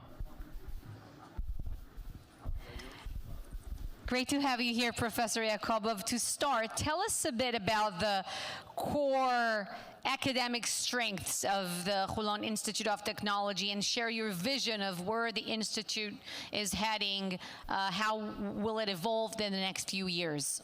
Okay, thank you.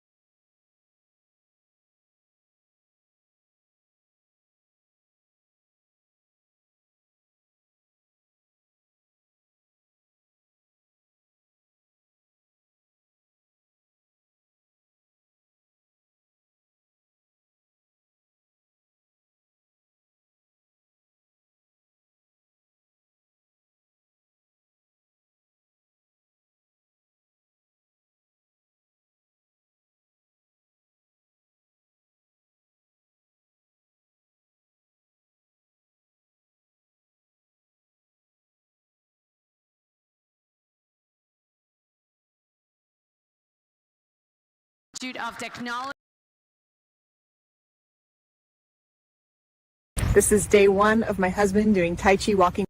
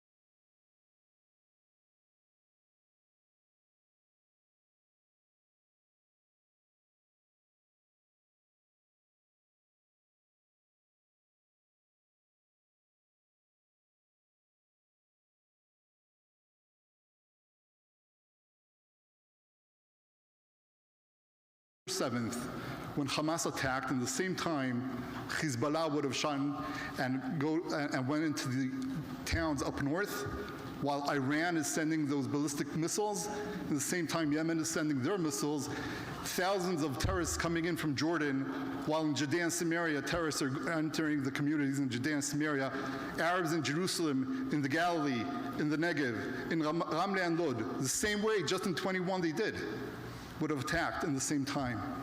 I'm afraid to say, without the help of God, I don't think we were able to be here today. Let's focus on our next challenges. In the past 3 years, before October 7th, the government of Israel started dealing with two major issues that for years they were that can that were kicked down the road. The challenge in Judea and Samaria, where the Palestinian Authority is creating de facto in the past 15 years, has been creating de facto a Palestinian state, an area under full Israeli control. That's the first challenge Israel started facing. And the second challenge is the challenge of the Negev. Thank you. The Negev, I'm going to focus today on the challenge of the Negev, since I feel that the challenge of Judea and Samaria is a little bit in the spotlight in this room. I don't think people are really aware of what's happening in the Negev. That's why I chose to speak about the Negev. Now, this is not the first time I've been speaking in a Besheva conference. In the past, I spoke about the challenges. What is the problem? Today, I want to focus on what's the solution. And it's happening. We are changing reality in the Negev. So let's talk about it. How do we change reality? How do we change what's happening? So the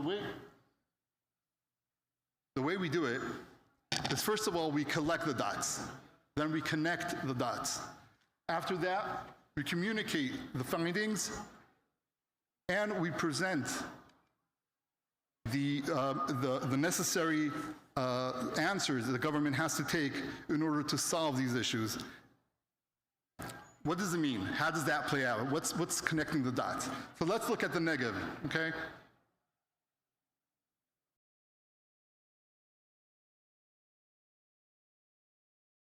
I'm sorry.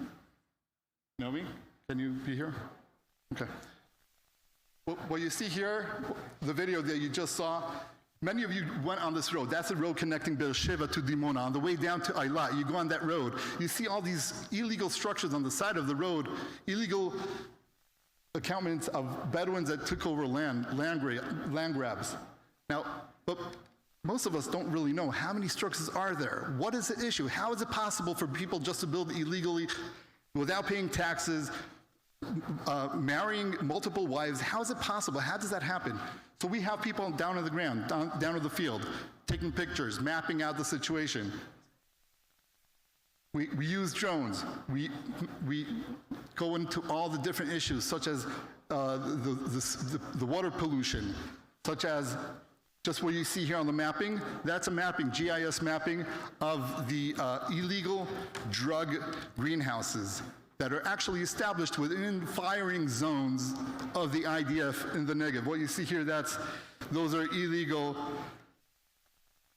drug greenhouses.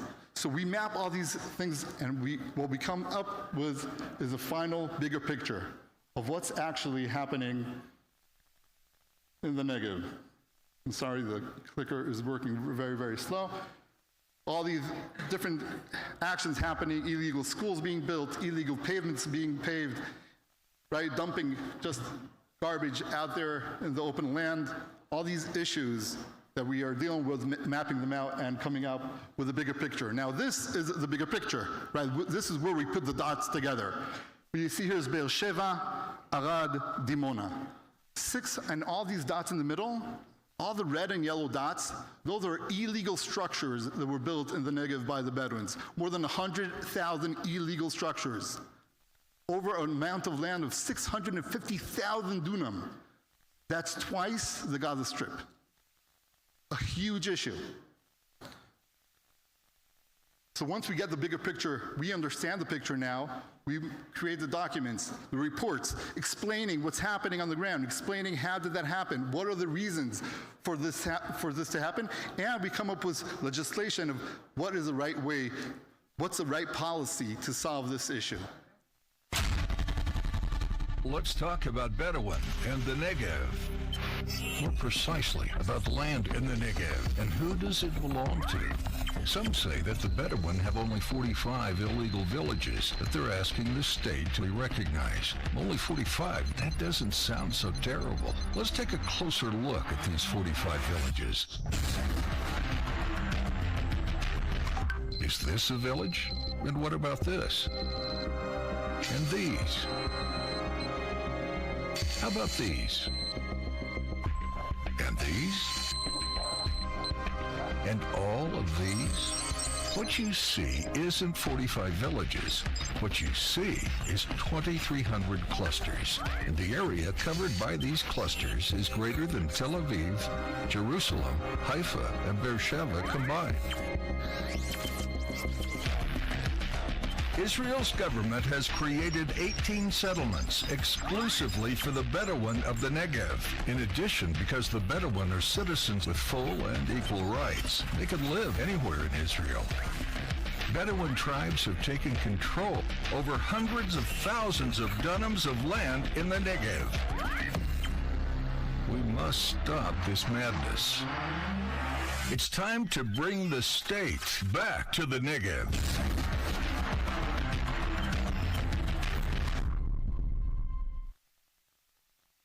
Okay, so that's the ability of taking a huge issue and putting it into a 2-minute video, right? That's also not an easy challenge.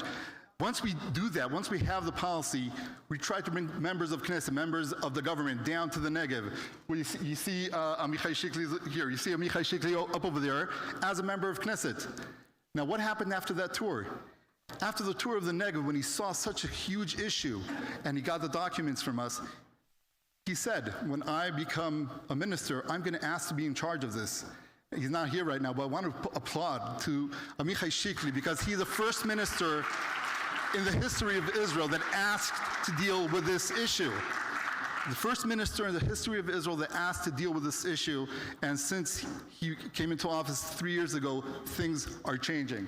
So we take the ministers, we take the members of Knesset, we explain to them what the situation is. Sometimes that is enough, such as like with Amichai Shikli, that's enough for him to take action. Many times that's not enough, and we have to work with the media for public pressure, because we all know it's all about prioritizing the different issues. And members of Knesset, ministers have many, many different issues on their table. It's a matter of making this issue the top of the pile.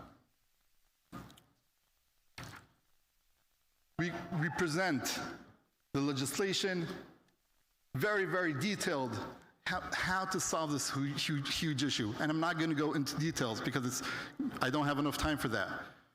But we show the roots of the problem, what is the right way to solve each and every problem. Within each root has its own way of treatment, and each minister has its own job. But to make a long story short, because this issue is so big, is so broad, the recommendations are to divide the Negev into certain areas and take care of each and every area. And guess what? That's exactly what's happening today. And if I click forward to see before and after, just in the past year, you see before and after. One example.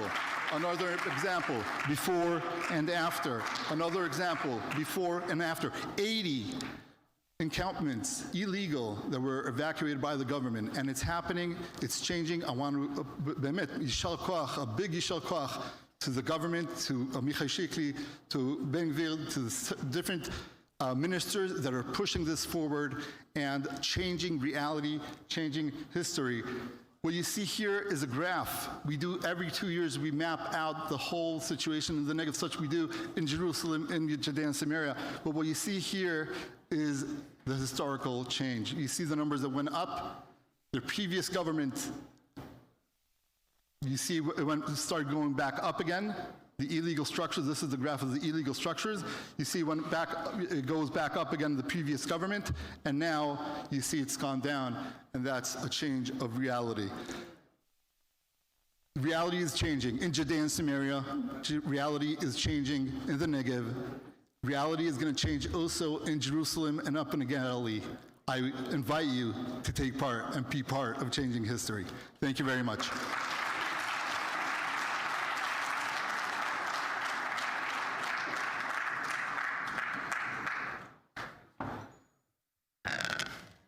It is now my pleasure to introduce you to Mr. Yonatan Kuznets, the head of the Karnei Shomron Council. He serves one of the largest and fastest growing communities in Samaria.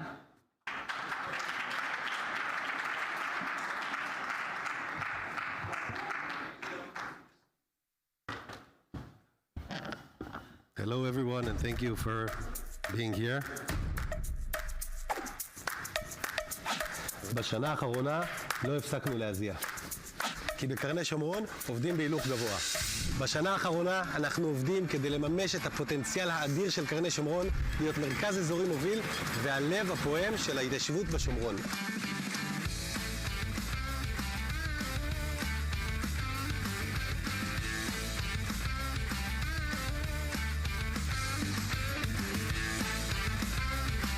השקענו מיליונים במרכיבי ביטחון, בפרויקטים ביטחוניים ובהון האנושי של אגף הביטחון, כדי שכולנו נרגיש בטוחים בבית.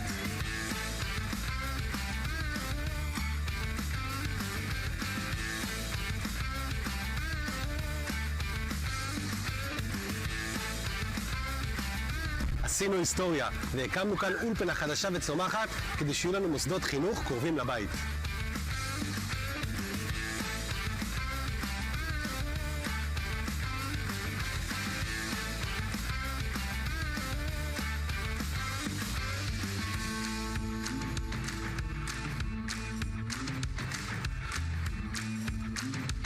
השקעה בתרבות וספורט היא השקעה באיכות החיים של כולנו, ואנחנו עושים את הכל כדי שזה יהיה קרוב לבית. כולנית!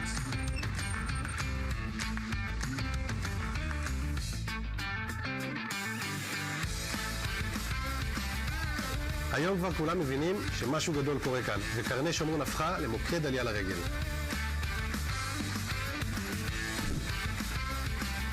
עבדנו השנה בכל הכוח, וברוך השם הספקנו הרבה, והכל מתוך אחריות וצמיחה כלכלית. יש עוד הרבה חלומות להגשים, אנחנו על זה.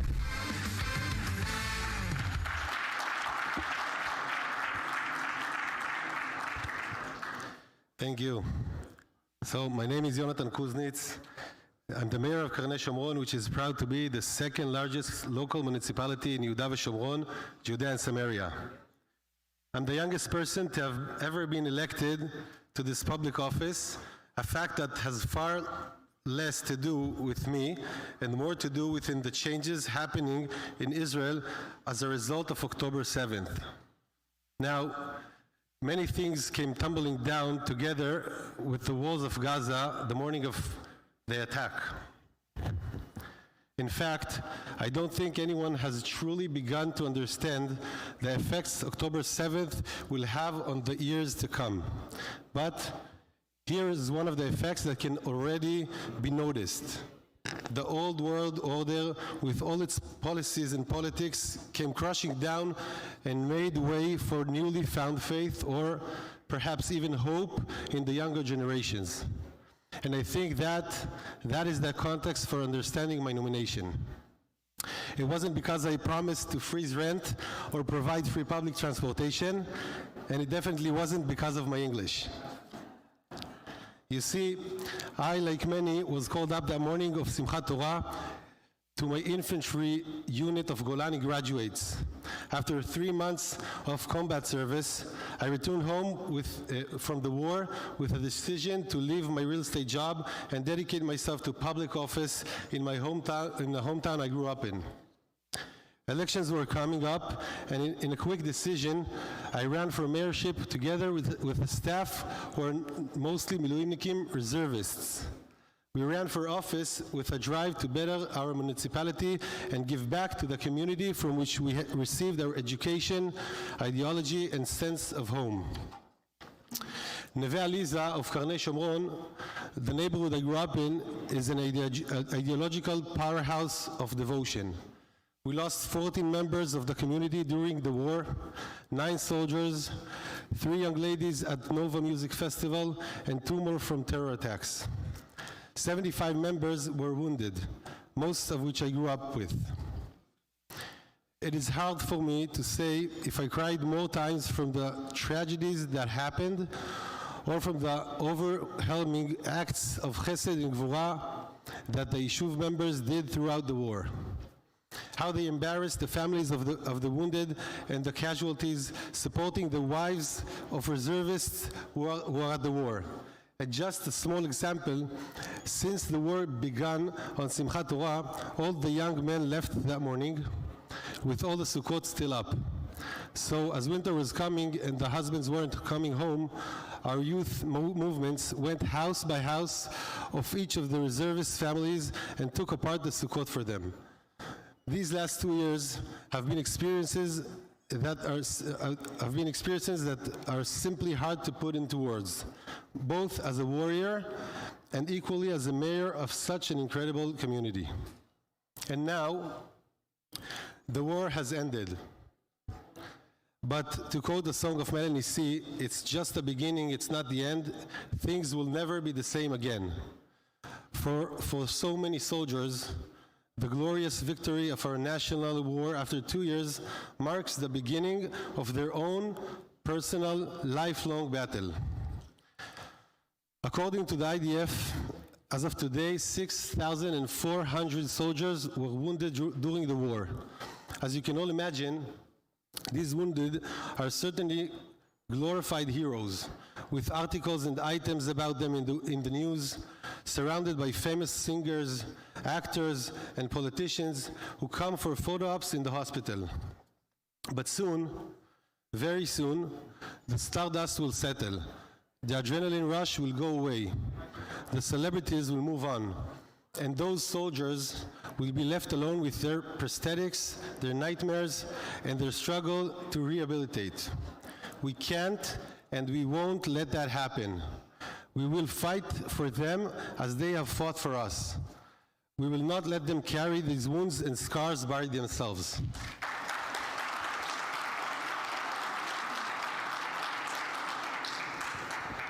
After much planning and rezoning, the Karnei Shomron Council has recently green-lighted the plan for building one of the largest rehabilitation village for soldiers in Israel. And we intend to... Yes. And we intend to provide nothing but the best for the best. Best professionals, best equipment, best treatments, and in all disciplines.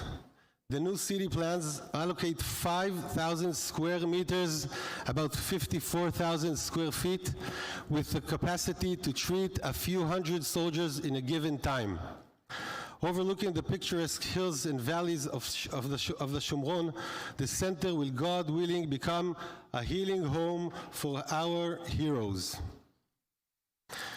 A question that can be asked is, why should one of the largest rehabilitation centers be in Yehuda v'Shomron? Well, only about 5% of the Israeli population live there. Well, first of all, it is the geographical center of Israel.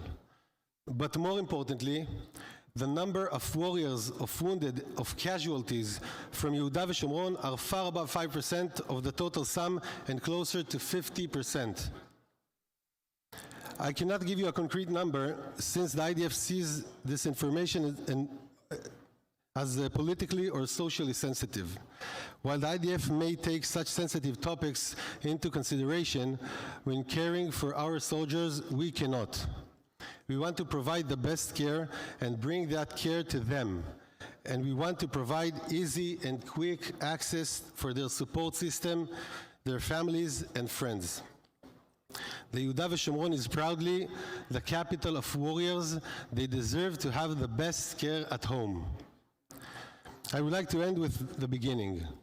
When my unit and I were called up on October 7th, we were sent to hold part of the northern border with Lebanon near the Hermon mountain.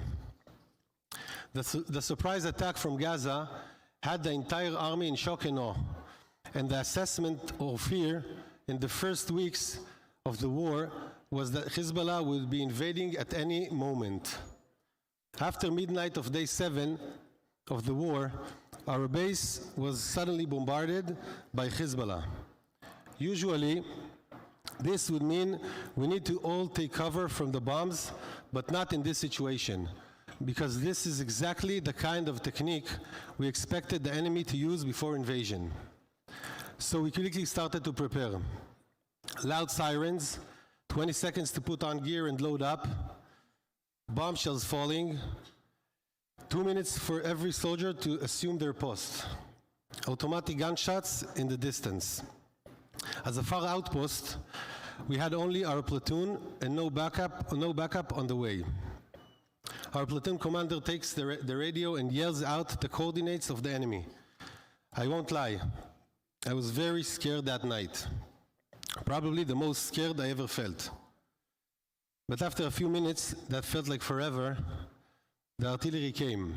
Israeli bombs out of nowhere started falling on the Lebanese side of the border, lightening up the mountain and valley below. The enemy attack was over.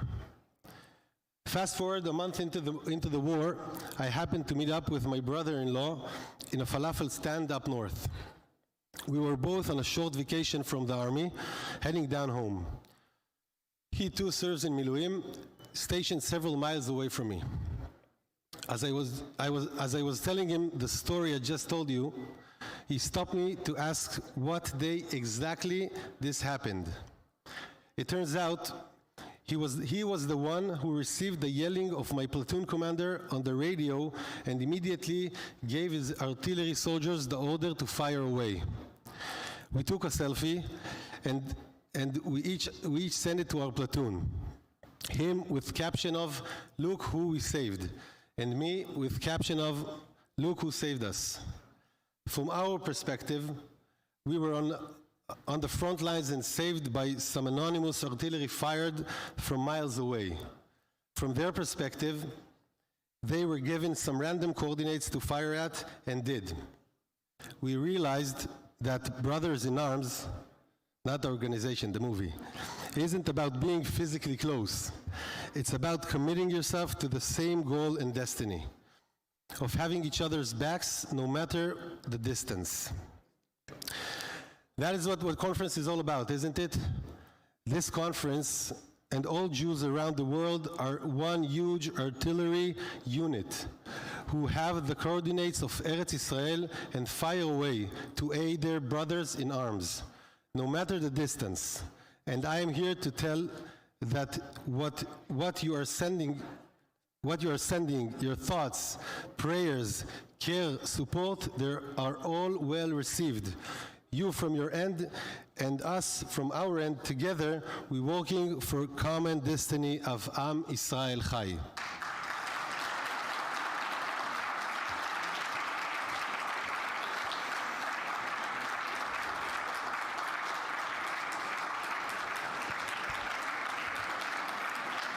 Thank you, thank you. Thank you. Even from miles away, you can save lives. You can heal traumas. You can help rehabilitate injuries. These random coordinates far away are home and lives being rehabilitated and rebuilt. In the last week's parasha, we learned about the struggle that defines us as a people. Yaakov struggling with Esav's angel, a struggle that gave birth to our new name, Israel. A struggle that he won, but left him wounded. Together, let us promise to never repeat the situation of Vayivater Yaakov Levado. We will not leave our soldiers alone.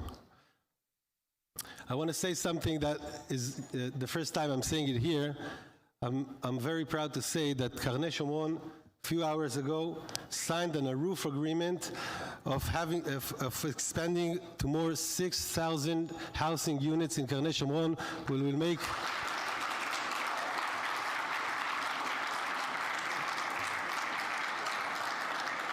that will make us the largest city in the Shomron area. Thank you very much. Thank you all.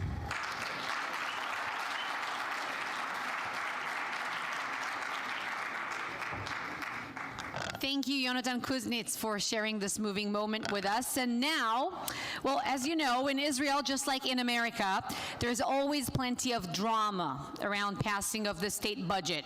We didn't have a 40-plus day government shutdown, but the votes in the Knesset did unfortunately prevent some of the several ministers who wanted to be here physically today from participating, but they still want to be involved and part of this day from afar. So let's turn to the screen and turn to the Besheva studio at the Israeli Knesset right now, where Besheva's parliamentary correspondent Asaf Mishniot is joined by Minister of National Security, Itamar Ben-Gvir. שוב שלום לכם בכנס במיימי, כנס בשבע במיימי. אנחנו משדרים פה מהכנסת בירושלים, כי לצערנו אנחנו לא יכולים להיות איתכם שם. איתי נמצא כרגע השר לביטחון לאומי, השר איתמר בן-גביר. שלום לך, השר איתמר. שלום, שלום אסף, שלום לכל הצופים, לכל החברים הטובים במיימי. בכלל ארצות הברית אוהב אתכם מאוד. אני רואה שיש לך פה סיכה שאני עוד לא מזהה על דש החליפה. זו סיכה שמדברת על חוק מאוד מאוד חשוב שאנחנו רוצים להעביר בכנסת. האמת היא שביבי הבטיח לי אותו כבר לפני כמה שנים, אבל אני עכשיו תפסנו מה שנקרא מסלול ההצעה של החוק הזה, חוק עונש מוות למחבלים. תראה אסף, בישראל היה גן עדן למחבלים פעם. לפני שבאתי בבתי הסוהר, היה להם הכל. זה היה כמו איזשהו מלון בלאס וגאס, חוץ מאולי הקזינו, היה להם הכל. אוכל, שוקולדות, מרמלדות, בשר כבש, פינג פונג, כדורגל, כדורסל, פוטבול לא היה שם. אבל באמת היה לי כל... זה כי אין גודל של המגרש. כן, בדיוק. אבל היה דשא, מדשאות, ואנשים שרצחו ילדים, רצחו תינוקות. אני גאה אסף, שבמשמרת שלי שינינו את הכל. הורדתי להם את הלימודים האקדמיים, ואת המרמלדות והשוקולדות. הורדתי להם את התפריט, הם תמיד באו לשם מאוד מאוד רזים, יצאו שמנים, אז הם היום באים שמנים, יוצאים רזים, רזים, רזים, עד כדי כך שאשתי אומרת לי מדי פעם, גם אתה כמה ימים, תהיה שם תעשה דיאטה, אבל יש משילות בבתי הכלא, הורדנו להם הרבה דברים, את הטלוויזיה, ואת הרדיו, ואת הכדורגל, ואת הפינג-פונג, ובעיקר החזרנו את המשילות. אבל אני חושב שהחוק הזה עונש מוות, הוא מוסרי, הוא צודק, הוא אמיתי. יש את זה בארצות הברית, גם בישראל. אני אשאל אותך בשתי שאלות. האחת, החוק הזה מיותר, רוב המחבלים הם מחבלים שנתפסו תוך כדי פעילות צבאית. החוק קיים בדין הצבאי, אפשר להפעיל אותו שם, פשוט מעולם לא הפעילו אותו שם. והדבר השני, אתה לא חושב שהחוק הזה בסופו של דבר ישמש דווקא לפגיעה דווקא במישהו מה בתור יהודי, כי אנחנו יודעים שמערכת המשפט שלנו אוהבת לעשות סימטריה גם במקומות שבהם אין סימטריה בתחום הזה. אז קודם כל החוק הזה הולך להיות, לפי מה שאנחנו מבקשים, חוק חובה. חובה, בדין הצבאי יש התלבטות, להגיש, לא להגיש, הפרקליטות אף פעם לא מגישה. כאן אני בכלל לא רוצה לשאול את הפרקליטות. מישהו מחבל שפעל בפעילות טרור נגד מדינת ישראל, דינו מוות. והדבר השני, וזה קשור לשאלה שלך, לסייפה, זה בדיוק מה שאתה אומר. כלומר, מי שפועל נגד מדינת ישראל זה משהו אחד. אני לא אומר, יש כאלה גם יהודים שבאים והורגים ערבים. צריכים לשבת בכלא, זה פשע חמור, זה לא בסדר. סתם לבוא ולהרוג ערבי. אבל זה לא טרור, זה לא משהו נגד מדינת ישראל, זה לא משהו שהוא תופעה, לכן אז החוק חל על רק משהו תופעה, על משהו טרור, על משהו נגד המדינה, אני חושב שהוא חוק מאוזן ונכון. בוא נדבר על הנאום של ראש הממשלה אתמול, על ההצהרה של התקשורת יחד עם קנצלר גרמניה, פרידריך מרץ. הוא אומר שישראל מתכוננת שם לשלב ב' של עסקת טראמפ. בסופה של עסקת טראמפ, של התוכנית טראמפ, אמורה לקום מדינה פלסטינית. איך ממשלת ימין יכולה לקדם תוכנית כזאת, או ש... לא יכולים לקדם, אני חלק מממשלה כזאת. לא, אז אני צריך להגיד. אני מאוד מאוד מאוד מאוד מכבד את האמריקאים, את הממשל האמריקאי, מאוד מעריך גם את הנשיא, גם את האחרים. לא הממשל האמריקאי, זה לא הממשל נתניהו. דקה שנייה. אבל אני חושב שהממשל האמריקאי שהבטיח, ואני לא דבר של ראש הממשלה, גם ראש הממשלה לפעמים עושה טעויות. אני לפעמים מבקר אותו מצד ימין. בנושא הזה האמריקאים באים ואומרים לראש הממשלה, אנחנו נפרק, החמאס יתפרק. אתה תראה שהחמאס יתפרק, אני חושב שחולמים. אני חושב שזה לא יקרה. אני חושב שבסוף גם ראש ממשלתנו מבין שאין לנו ברירה אלא ללכת ולהיכנס, ואו שהם יעשו הגליה, רצון, זה בסדר, או שאנחנו נצטרך להיכנס ולהגלות ולהרוג, כי אף אחד לא יעשה בשבילנו את העבודה. האמריקאים שחושבים שהם יביאו איזשהו צבא זר וכל מיני כוחות זרים והם יעשו שלנו את העבודה, הם טוב, אני אמרתי לקושניר, היו אצלנו קושניר וויטקוף, והיו אצלנו בישיבת ממשלה, כולם מחאו כפיים, אני הייתי היחיד שגם אמרתי סליחה, מאוד מעריך אתכם. אבל בואו נגיד את האמת, אתם לא הייתם עושים בארצות הברית עסקאות של שחרור מחבלים, אתם לא הייתם משחררים רוצחים, אתם לא הייתם מאפשרים לאנשים שאנסו ורצחו ושרפו תינוקות ללכת הביתה, ומאוד ריגש אותי אחר כך שוויטקוף התראיין בתוכנית 60 דקות, הוא אמר פגשתי את השר בן גביר, כנראה שהוא איבד מישהו מהמשפחה שלו והוא דיבר איתי מאוד ברגש על האנשים שנרצחו. אני לא, ברוך השם, אף אחד מהמשפחה המצומצמת שלי לא נרצח, ונרצחו לי 2,000 אחים. כל מי שנרצח זה אח שלי, ובישראל כל מי שנרצח, נרצח לו אח, ככה אנחנו מתנהגים, זה האהבה שלנו, אהבת ישראל. אני אומר לכם גם, היהודים העיקרים במיימי, אני מקווה שאני מסתכל למצלמה הנכונה, אנחנו אוהבים אתכם, אתם חלק מהמשפחה שלנו, אנחנו מתגעגעים אליכם, אנחנו רוצים אתכם כאן, יודע, מיימי וכל המקומות, הבן שלי היה שם איזה חודש והוא כל כך נהנה היום בסיירת, אבל הוא כל כך נהנה ואמר לי אבא מיימי איזה כיף, אבל גם הוא אומר וגם אני אומר וגם אתם אומרים, זה הבית שלכם, אנחנו מחכים לכם כאן בבית. שאלה אחרונה ממש בקצרה, כי הזכרת פשוט את העניין שצריך שבסוף אנחנו נצטרך לעשות את העבודה, היה לכם 2 לא עשיתם את העבודה, חמאס עדיין בעזה, נכשלתם כממשלה להוביל לניצחון על חמאס? לא, קודם כל, השנתיים האלה לפחות, אני הפכתי את העולם, עשיתי דברים שלא נעשו כאן 30-40 שנה. לא משנה, אתה חלק מהממשלה, לא, דקה, היית חבר בקבינט. קודם כל נגיד ליהודים שצופים בנו, ולא כל כך מכירים, אני בשנתיים האלה עשיתי מה ש30 שנה לא עשו, אם זה בנושא הנשקים, הרפורמת הנשק, אתה יודע, אסף, שבשנה וחצי לפני שבאתי היה 8,000 רישיונות, היום יש 230,000 רישיונות בשנה וחצי. שזה נורא חשוב, אתה יודע, כיתות כוננות, דקה שנייה תכף לדבר על עזה. אתה יודע, כיתות כוננות לא היו, אני הקמתי 1,000 כיתות כוננות. אתה יודע שמשמר לאומי בניתי. אתה יודע שעשיתי דברים שבהם יסוד בנייה בנגב. לא נגעו להם אף פעם בנייה, רק השנה 5,000 בתים. עכשיו לעזה. אני חושב שכן עשינו. אז אני חושב שכן עשינו. הממשלה הזאת כן עשתה. וכן הביסה חמאס בעזה, ופגעה בחמאס בעזה, אבל זה עדיין לא ניצחון המוחלט. הרגנו 60,000 חמאסניקים, זה טוב, זה חשוב, אבל צריך להרוג עוד, וצריך לעשות עוד יותר, ואני לא סתם פרשתי בזמנו מהממשלה, כי כשביבי אמר זהו, אני לא נלחם, אמרתי לו, אם מסיימים את המלחמה, אני פורש. אבל ביבי כרגע הבטיח ומבטיח לכולנו, אני לא יעזוב עד שיפרקו את חמאס, ובזה אני נותן לו גב, חייבים לפרק את חמאס, אם זה יקרה מצוין, אם לא, נדפוק על השולחן. השר לביטחון לאומי, איתמר בן גביר, תודה רבה לך. תודה.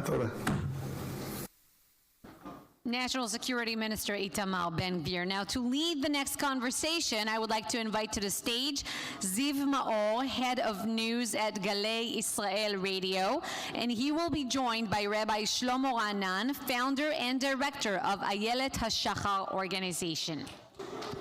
30 years ago, Rav Shlomo Ra'anan, a man of vision and action, founded the Ayelet HaShachar organization. The vision was clear: to connect between the different sects in our nation, religious, ultra-Orthodox, secular, and traditional, in Israel and around the world. From then and until today, his vision turned into lively daily programs and activities. In every kibbutz and every moshav, from the Lebanon border to the Gaza Strip border, volunteers arrive anywhere a warm Jewish connection is needed. An enterprise bringing hearts closer every week. Thousands of people, thousands of stories. 12,000 volunteers active around the clock. 10,000 study groups every week in Israel and around the world. Men and women from all walks of life. 80 synagogues established in kibbutzim and moshavim where there were no prior minyanim. 186 families partnered in the communities. 45 Torah scrolls gifted to kibbutzim throughout the country. During the war, 1,200 pairs of tefillin for combat soldiers on the front lines. 3,000 Shabbat kits for families and evacuated communities. Behind every number, there is a person. There is a story. And and there is a nation who rediscovers how close they actually are. Iltv, 30 years, building bridges and restoring trust.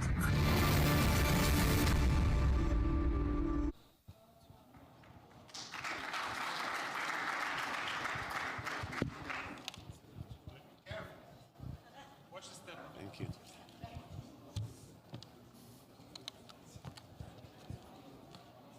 וואו, זה מסנוור. זה מסנוור.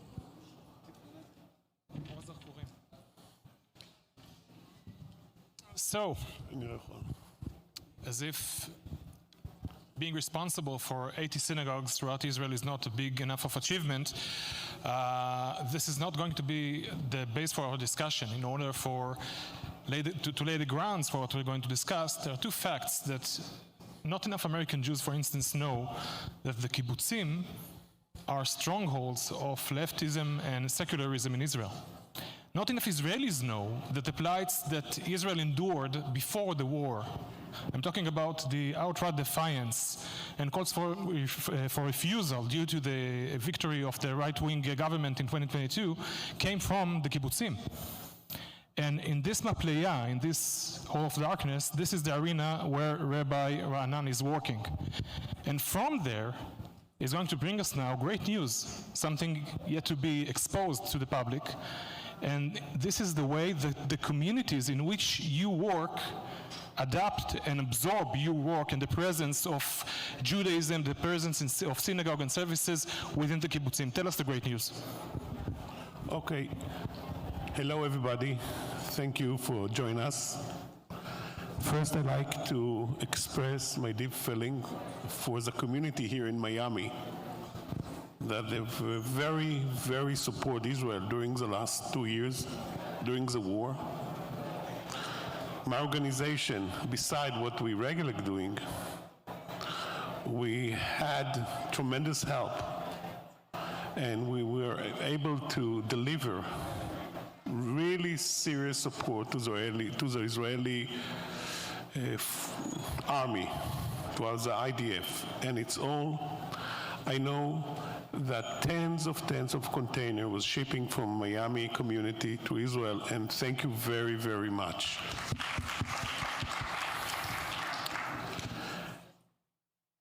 You know, it's old news, and I keep telling that in 1914, when the famous group of the rabbis went to the journey to visit the new settlement, just a few months before the First World War break.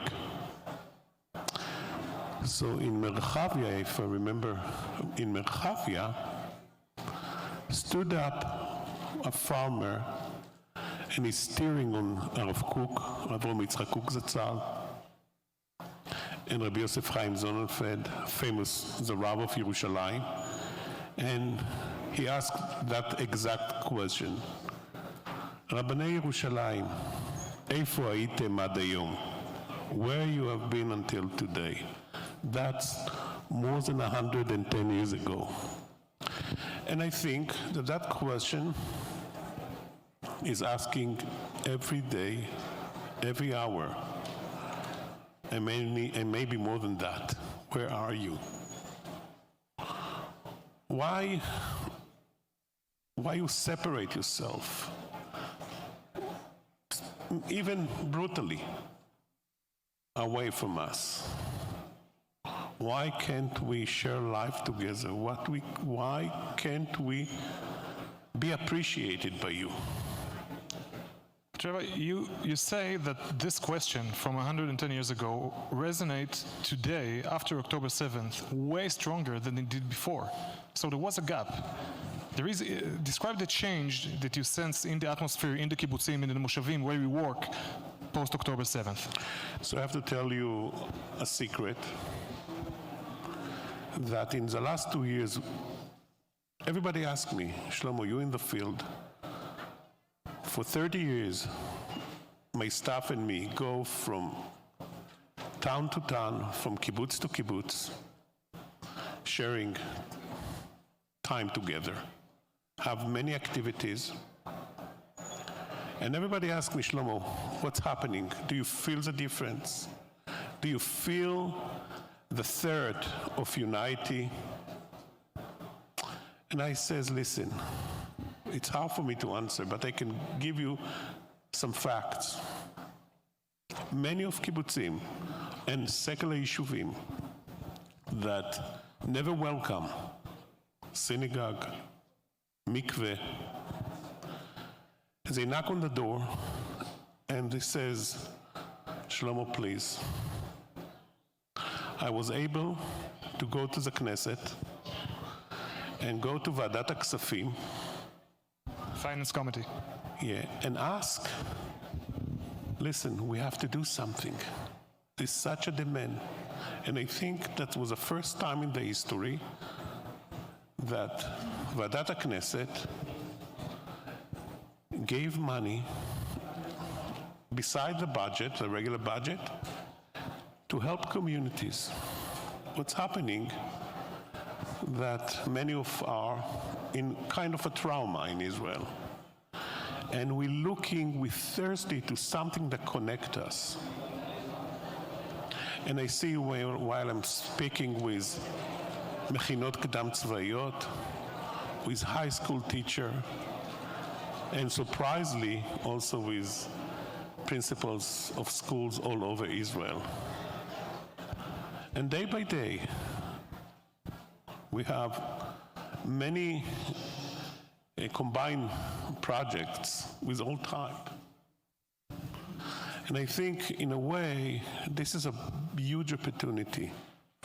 You know, we all spoke about the Haredim, about Jewish identity.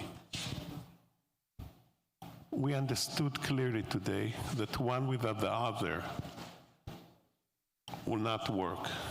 The only way that we can survive in that Middle East jungle is to be strong. And in order to be strong, we have to be together. So, Rabbi Shlomo, there is one piece, of course, one piece of data that I'm trying to extract from you for the beginning of this session. We have like 10 seconds left. The response of the communities themselves, the difference between the way they accepted your work and the presence of synagogues in their vicinities before and after October 7th, because over there hides a really great news, Besorah Amitit. I have to tell you, honestly, you know, the build the synagogue, it's not the story. It's a symbol. This is my business card. If I want to somehow help to deliver my message I'm talking about, this is not. The real story is what's behind that. And I see that community that has tremendous fear from a change before the war and after the war, they called me and said, Shlomo, let's come and talk. I got from all over Israel. And I'm busy now helping 6, 7, before I finish this sentence will be more. And community that ask for assistance, for support, for guidance, how to do it correct. And I want to conclude my message that, you know, whenever you go in Israel, take a time and visit. Cross the border and go to a community that you're not regularly there. And do one thing. Just listen. Focus on listening. And you see how much you accomplish. Right now, we build shul, but we not only build shul, we help in other way. Now we focusing on building volunteer center in the south, in Eshkol, will be a house of every Jewish soul. We also connected, we all feel the pain of what Am Yisrael had to go through. And we're building now one center that welcome everybody. So Thank you. May you walk. Thank you. I want to invite all of you to join us in our activity, in our journey. And please, whoever come with me, beside his own benefit, but he helped me to strengthen the relationship in Israel. Thank you, Ziv and Rabbi Shlomo. I now welcome Kyle Blank, CEO and Executive Director of Israel Friends, to shed light on the future of battlefields for Israelis from a mental health and domestic security perspective. Kyle.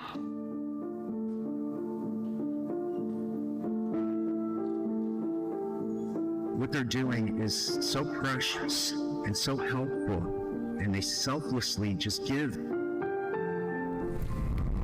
So we have one mission at Israel Friends: save lives.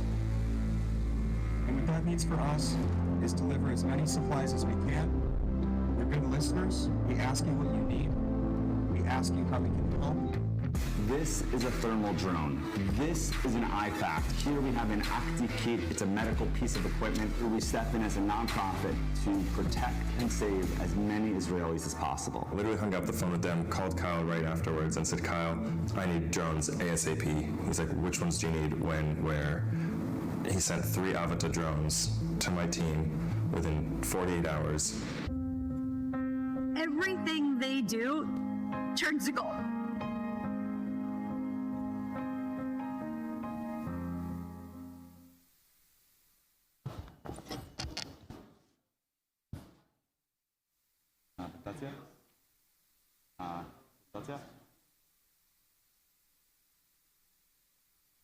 Thank you, everyone.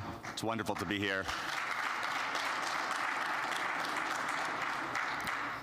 26 months ago, our people and nation were changed forever. And on that day, as you saw in the video, our organization was formed.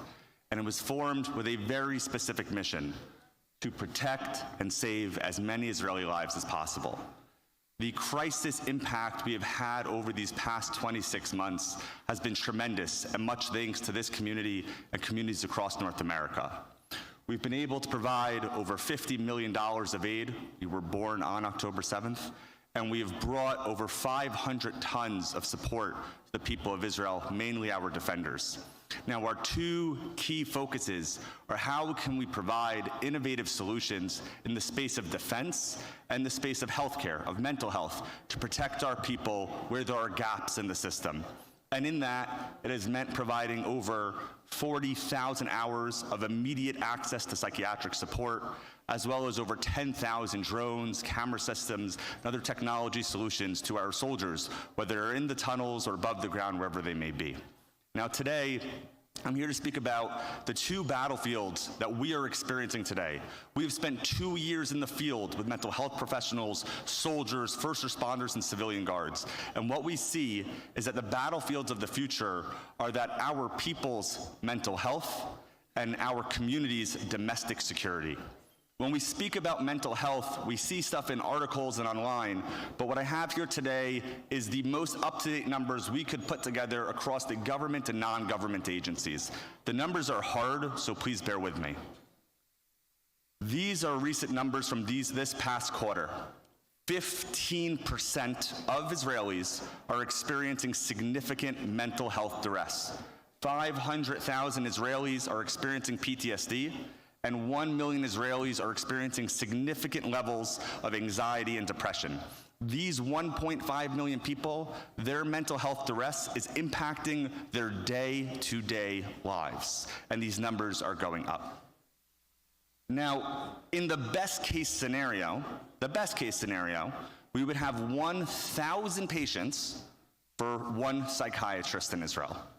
So it doesn't take a rocket scientist to realize that we have breakage in the system, that something is wrong and something must be done. So we sat as a team 25 months ago and said, how can we have an impact here? How can we bring an innovation to the Israeli healthcare system? And what we came up with was a telehealth platform that would provide immediate access to psychiatrists. Today, if you go to one of the 4 HMO providers in Israel, it will take you 6 or 7 months to see a psychiatrist. What does that look like? You just got out of Gaza or Lebanon, your spouse just got home, your parent just got out of reserves. If you ask for help today in December, you will not see someone until June or July. Our platform is seeing individuals in 3 days. In 3 days, we are providing access to psychiatrists.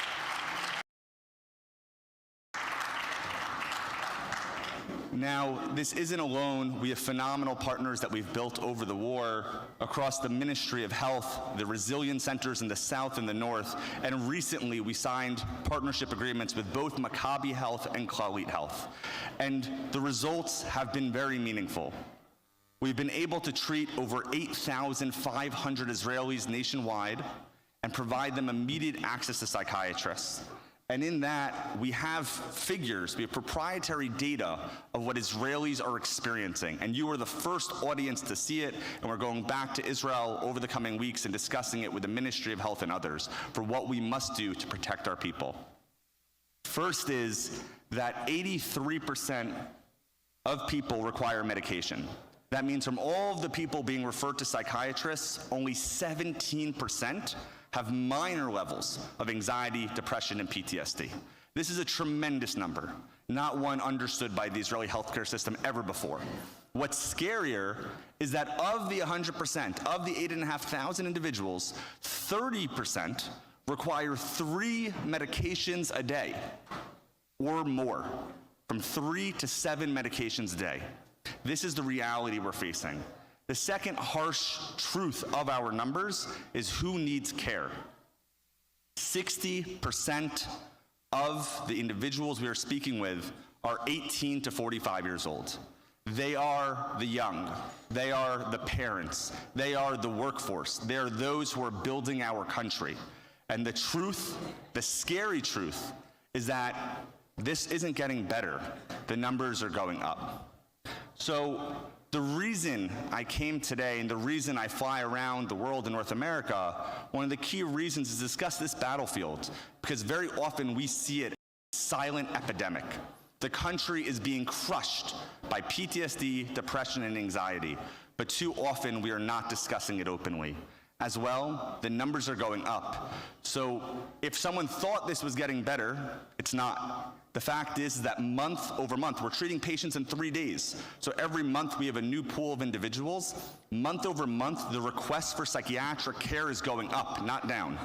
Because as the stress levels go up and down, people start to come forwards. We must fight this battlefield. The second space that we've been operating in for the last 2 years, as we saw, we've provided hundreds of thousands of pieces of equipment to our defenders around the country, is around domestic security. On 10/7, most of us learned what a civilian guard is. Most of us didn't know what a civilian guard was before. But we saw communities that were saved, and we saw communities that were annihilated. And the biggest difference was if their civilian card was activated on time. And what we're seeing today is that some of those lessons that we discussed in 2023 and 2024, they're already being forgotten. The fact is, these are our borders that we discuss. The Gaza envelope, which has tens of thousands of soldiers and now a perimeter, right, a gap. The northern border, which also has a buffer zone and tens of thousands of soldiers. Judea and Samaria, which is volatile, but it has had 30 years of civilian guard buildup since Oslo, as well as significant army presence. And then what we've heard recently on TV, the Jordanian and Egyptian borders with smuggling, which we all know crime today can lead to terror tomorrow, as we saw 26 months ago. The scary part of this map is the most dangerous borders not being discussed. Right in the center of the country. Left or west of Judea and Samaria in central Israel, over the 1949 armistice line, what you see is a volatile environment that people are not talking about. This is where I went with my senior team just a month ago. We went to the Lev Sharon municipality. We went to Nitzanei Oz, you can see down there. And right there, we were looking out on their camera systems, looking over Highway 6. Every single one of you has driven on Highway 6. Even the UN says that's Israel, regardless of where they're mistaken elsewhere. Everyone in the world says this is Israel, Highway 6. And the scary part is there's an 8 to 10 foot fence that you can simply jump over and you're on Highway 6. In 3 minutes, you're in Nitzanei Oz. 3-minute walk. and a 25-minute drive from Netanya, where there's 250,000 Israelis living. If someone wants to think that this is not a risk, then just think how we were thinking 26, 27 months ago and the years before that. This is a critical risk that needs to be discussed. Now, is it really a risk or not? And the truth is it is, because I sat with the civilian guard team and I asked, is this real or not? And they said that 25 to 100 individuals jump the fence.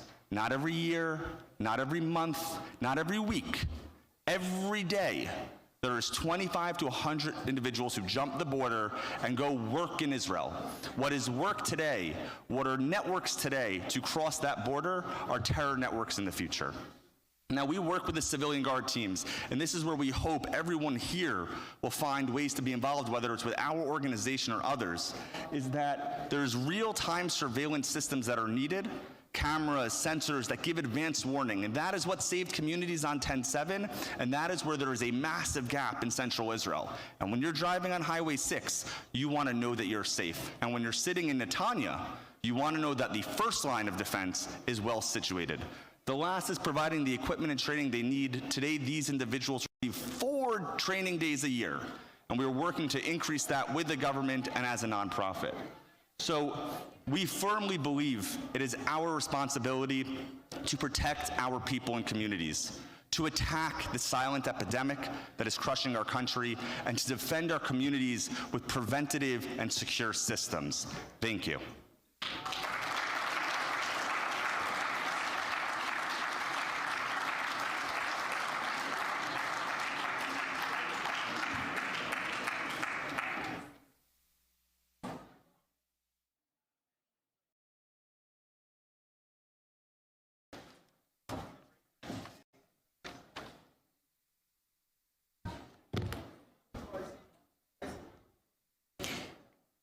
Our next speaker is a survivor of the October 7th attack. On that awful morning, Erez Yatzkan, a father and husband from Kibbutz Kfar Aza, was fighting to save his family when the terrorists invaded their home. He was severely wounded, but thankfully managed to survive in the most inspiring way and is here to share his story.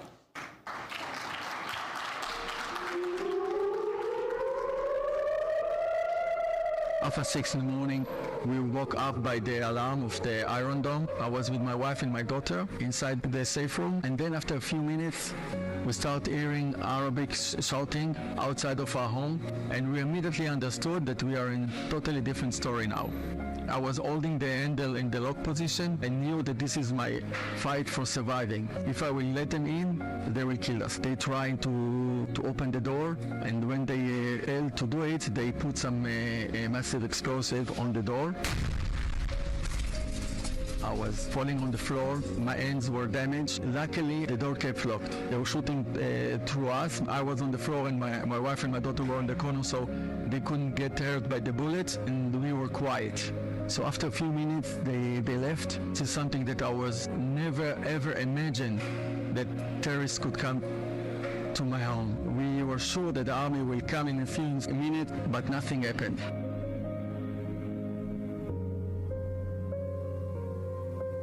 My wife and my daughter were focusing how to save me. They were sending a lot of messages to everyone that they could. I remember I was asking my daughter to put something to stop the bleeding. The only thing that she could take is the wire of the charger of the mobile phone, and took 2 hours till we hear some noise outside of our home. It was a few soldiers fighting with the terrorists. The only thing that they could do, throwing to us a kit to hold the blood. They asked some medical care to get inside and help me to put it on the end, and he stayed with us. They contact some of the doctors from Hadassah Hospital, and they told my wife she need to bring me some sugar and water. So she jumped out of the window. She was not bothering if there is terrorists or not, and this is what I was drinking, trying to stay awake. I felt that I'm losing power.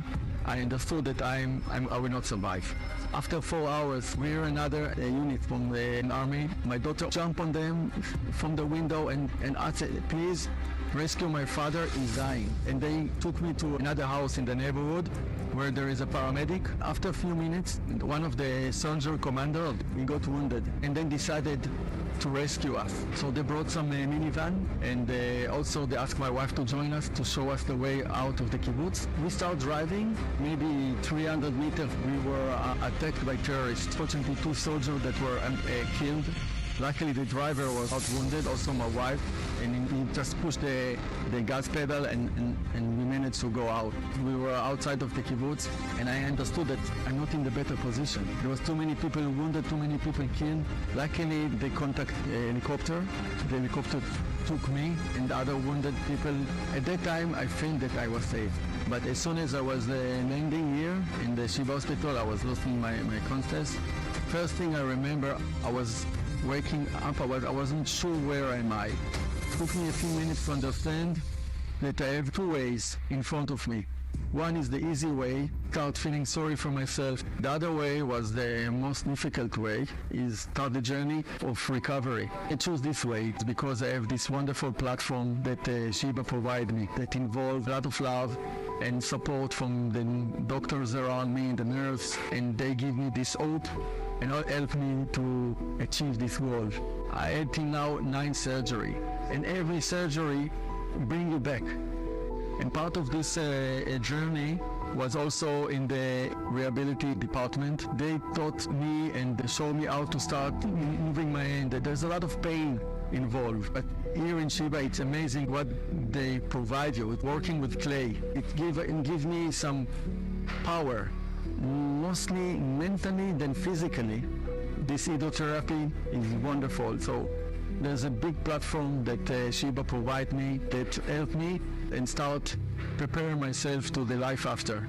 And I never felt sorry for myself, mostly because of the good energy that I got from the surrounding team that was around me. I was lucky that I have Dr. Steinberg that gave me the best medical equipment to rescue my hands.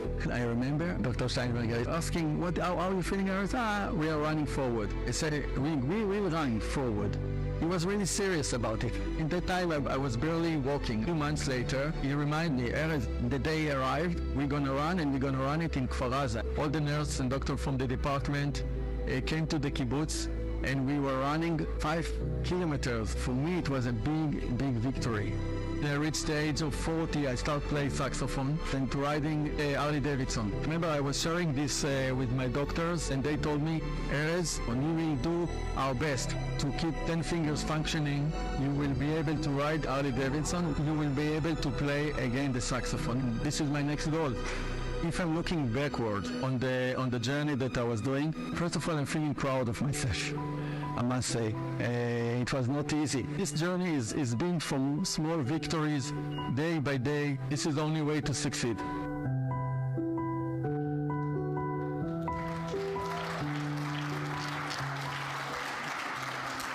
Thank you.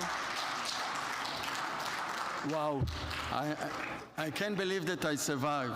Actually, I tell this story, I already told this story 100 times, and every time I ask myself, how did I survive this terrifying day? It must be an end of God that sent all those miracles that you just saw, that keep me alive. The door that was not open after the explosive, my family that took care of me, the soldier that rescued me, and the helicopter that took me to Besheva. And Besheva is one of the miracles that I was facing,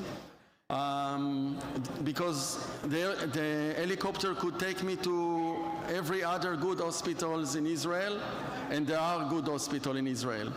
But I remember that I opened my eyes, as you saw in the movie, and I have to choose the easy way down or take the hard way up. I choose the hard way of recovery. It's not easy, but it's the only way. And the only way to achieve it was with small victory, and Besheva, as a hospital, provide me these strengths and those small victories that I could manage, because being in a hospital is not easy. You lose all your, you become depend on others, on doctors, and the Department of End Surgery is a part of the Besheva. Give me those miracles. You saw the way that they ran with me in the kibbutz Kfar Aza, in the same place that 64 people were murdered.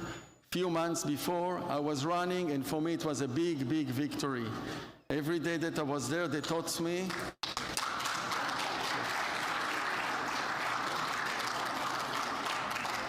as part of the orthopedic division, they taught me how to start learning, close the button of the shirt, making food again, cleaning the house. This is my wife loved it. They taught me that, and becoming a human again. And this is something that I'm not wishing anyone of you to get to the position that you are in the darkness, like I was, with a lot of pain. And the only way up is looking for small victories, day by day. This is the only way out. Second thing that I want to say is that hopefully you will get the same hospital that I was and the support that I got from the doctors that give me this strength. And there's still in Israel a lot of soldiers wounded and civilians. Some of them are still in Sheba Hospital, and they give me the platform. I'm sure that Sheba needs the support also to give the rest of us, the rest that are still there. So thank you very much for this opportunity to share my story.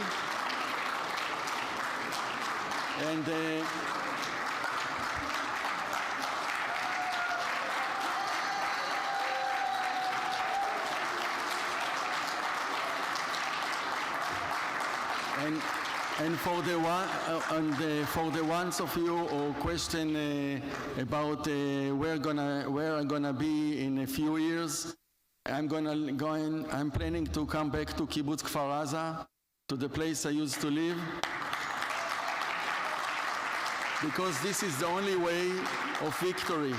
The only way is coming back to the same place that we used to live before. Thank you.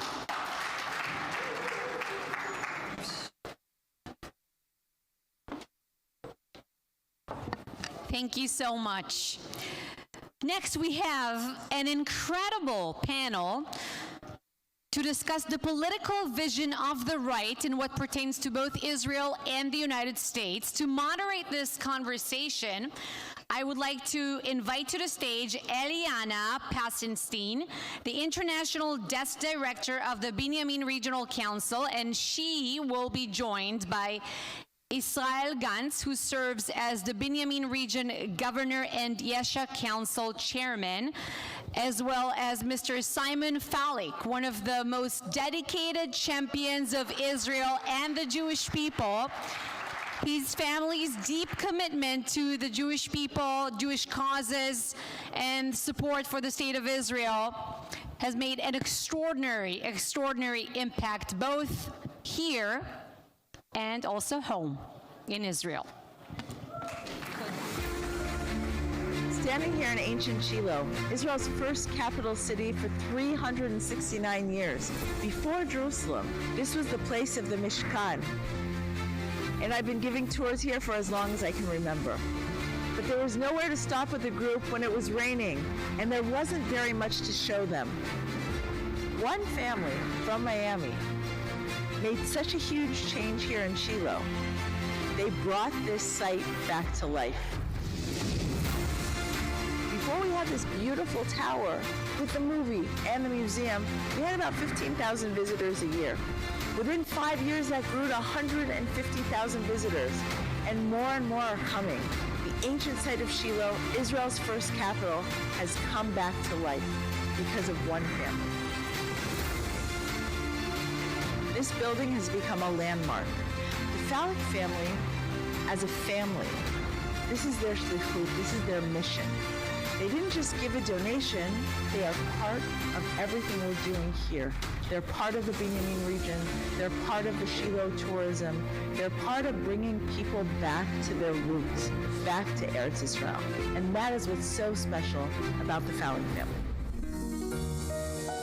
What you see today around us is a miracle. One day a family came to visit us, and they were from Miami. And we thought, okay, this is interesting, but we were too young to explain what we want, to ask for something. And I think that what they brought with them was a very new wind and power to understand how far we can go with our idea. Everybody has ideas.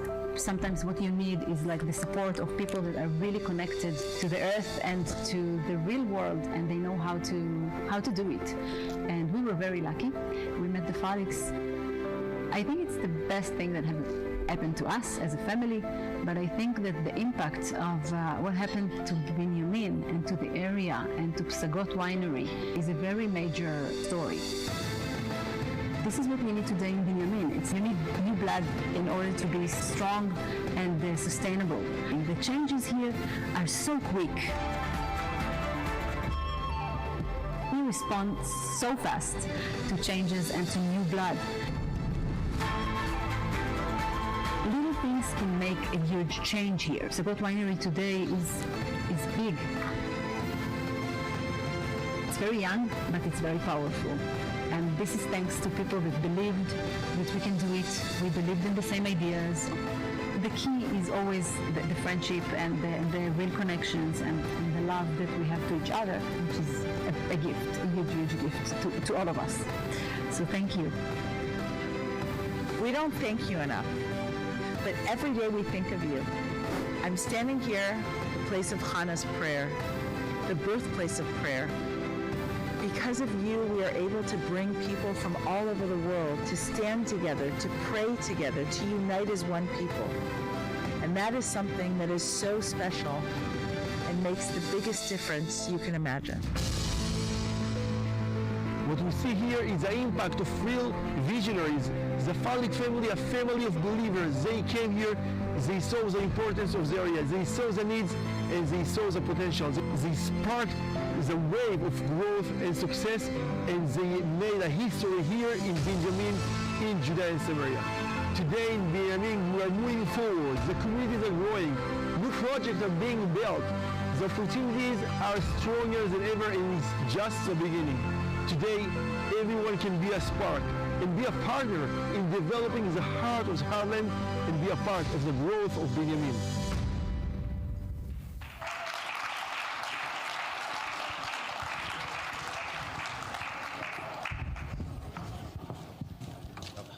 Was that special?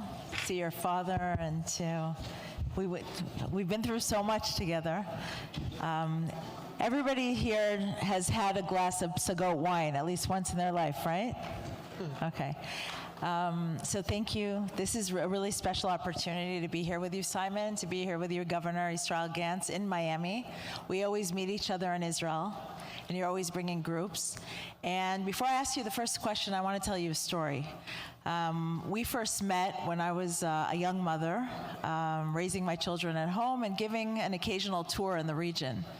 And a friend of mine, I had two friends, one Yechia Leiter, the other Lior Stuhl, call me up and they say, we're bringing this family from Miami to the Binyamin region. There wasn't very much to see then.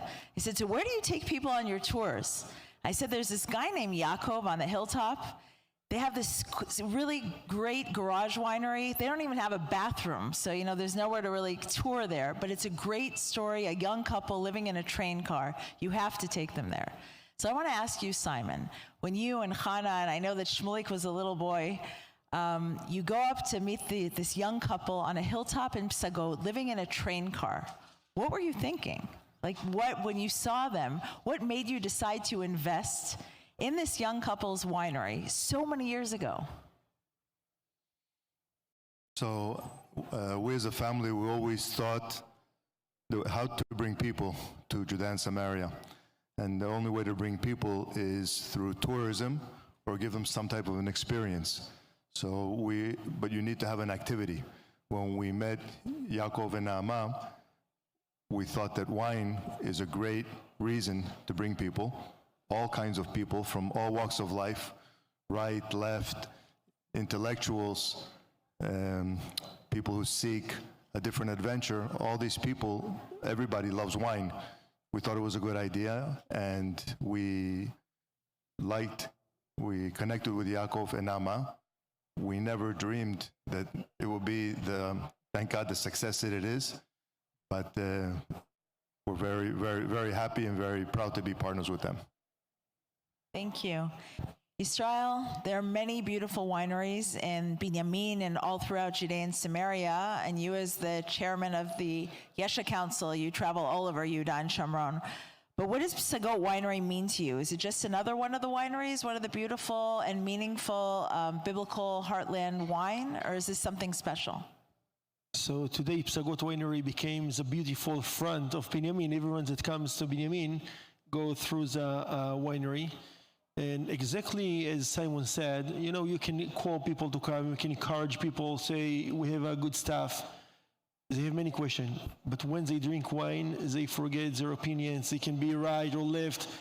All the questions fall when they drink wine, and it builds a bridge between people. You can come on Friday. I think we met on a Friday a month ago in Psagot. You can see a huge line of people waiting to buy some coffee. This is how a change looks like. Instead of pushing people, trying to bring them and force them to come, you can suggest them something different, something unique, something very professional, very high quality, and they enjoy.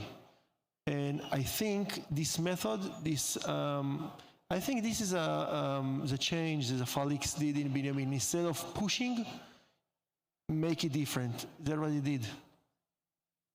I can say that as the international desk direction for the Binyamin Regional Council, we host delegations, we try and bring people into the region, and we've been trying for years to get people to tour Judea and Samaria. Now, the first winery you built, there were about 5,000 visitors a year. And this new winery, the most sought-after wedding venue in Israel, the most beautiful wedding venue, because people are invited to weddings and bar mitzvah and a bris, there are about 5,000 visitors a week. That is such a huge change. It's really unbelievable. So this brings me to my next question. Simon, just last Friday, I'm sure you were following, we hosted 1,140 evangelical leaders with Mike Evans at Shiloh. And I know that you guys have a personal story here, but what inspired you to build a spaceship on top of an ancient archaeological tell?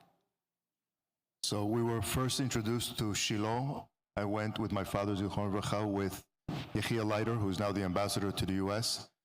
We went there. I didn't know anything about Shiloh. It was the first time we went there, and he told me about the potential of Shiloh. I also learned a lot more about Shiloh, the history, and about Hannah and Shmuel HaNavi. And I told him all these archaeological sites are interesting, but again, we need to build something, some tourist type of attraction, something that people will come and attract them. And I didn't have anything to do with the spaceship look. I didn't have anything to do with the design. We just partnered.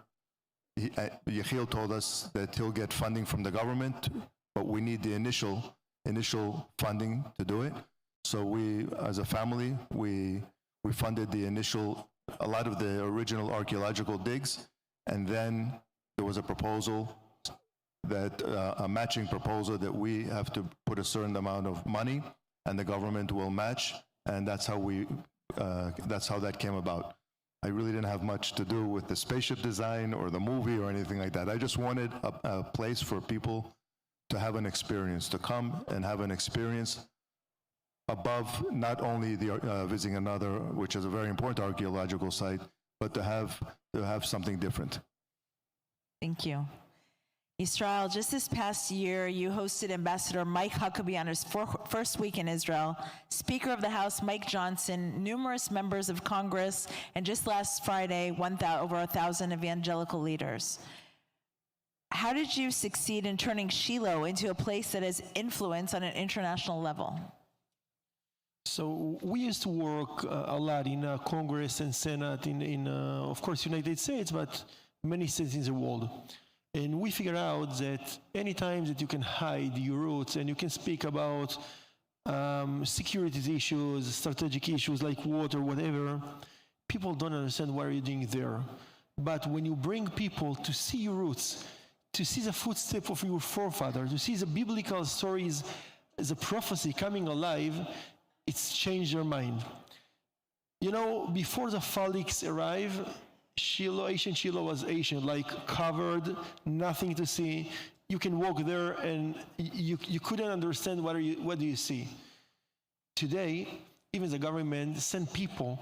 The delegation you spoke about was sponsored by the Foreign Affairs Ministry in the state of Israel, because they understand today that if you want to convince people to support and strengthen the state of Israel, they have to understand what are we doing there.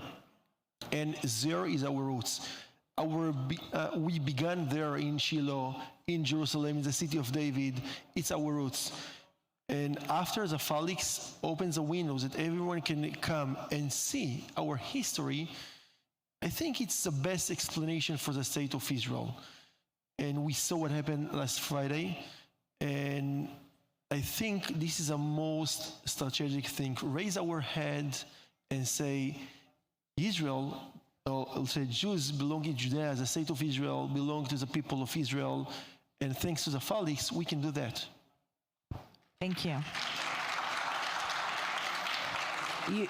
You all know this, and Tila knows this, and Chana. Every week I tell Chana's story about Shmulik and Tila with Eliana, and this just coming to watch the movie, to take part in archaeological excavations, to visit the site has such a huge impact. And I just staying at home in Shiloh and in Eli, I've met so many people that I walk in the halls in Congress, people recognize me, they say, hey, she's from Shiloh. And I'll tell you a funny story that I told Mike Huckabee. When it was decided that he is going to be the ambassador for Israel, there were a lot of Democrats that didn't like that idea, and they did everything to stop his appointment to be brought in as the ambassador of the United States in Israel. And during the Senate hearing, it was 8:30 p.m. one night, I'm folding laundry at home with my kids. I get a phone call. Is this Eliana? We understand that you live near Shiloh. I'm calling from the State Department. The Senate hearing for Mike Huckabee is going on right now, and we wanted to know if you could go pray in Shiloh. I said, well, it's 8:30 p.m. and I have a big load of laundry to fold, but yeah, I'm happy to go right outside because my house is overlooking Shiloh. And they said, well, you should listen to and I'm listening to all the yays and the nays, and I'm praying for Mike Huckabee. And I'm like, oh my gosh. And this is all, I want you to know, Chana and Shmulik and Tila, and I don't know who else is here, but this is all in your zchut, that this has become a landmark, a place of prayer. People come from all over. I have members of Congress that text me and they say, can you pray for this bill? Can you pray for that bill? We do this all the time, and that's because you guys have made such a huge difference. So I'm looking at the clock, and I just like you guys, just closing remarks. You're an inspiration, and hopefully to everyone in this room, everyone here can make a difference. Just come. It can be an investment. It can be a donation. It could be connecting people. If you would like to just say one last sentence of what this means to you and your family, this whole involvement. So this is great that we have this conference here now in Miami, Besheva. And I know we're talking to people who agree with us and support everybody here, all the work that you do. But I'd also like to talk to the Jewish community that doesn't agree and doesn't go to places like Shiloh. I just had a conversation with someone, a very prominent family, and a group from Miami is going to Israel in the next few weeks. And I asked them to visit a few places, and they say they don't, as a policy, they don't cross the green line. And these are very active Jews, Zionists. They won't cross the green line. My first response always, if you don't cross the green line, at least be consistent. Don't go to the Kotel, because we didn't have that. That's post-67 also.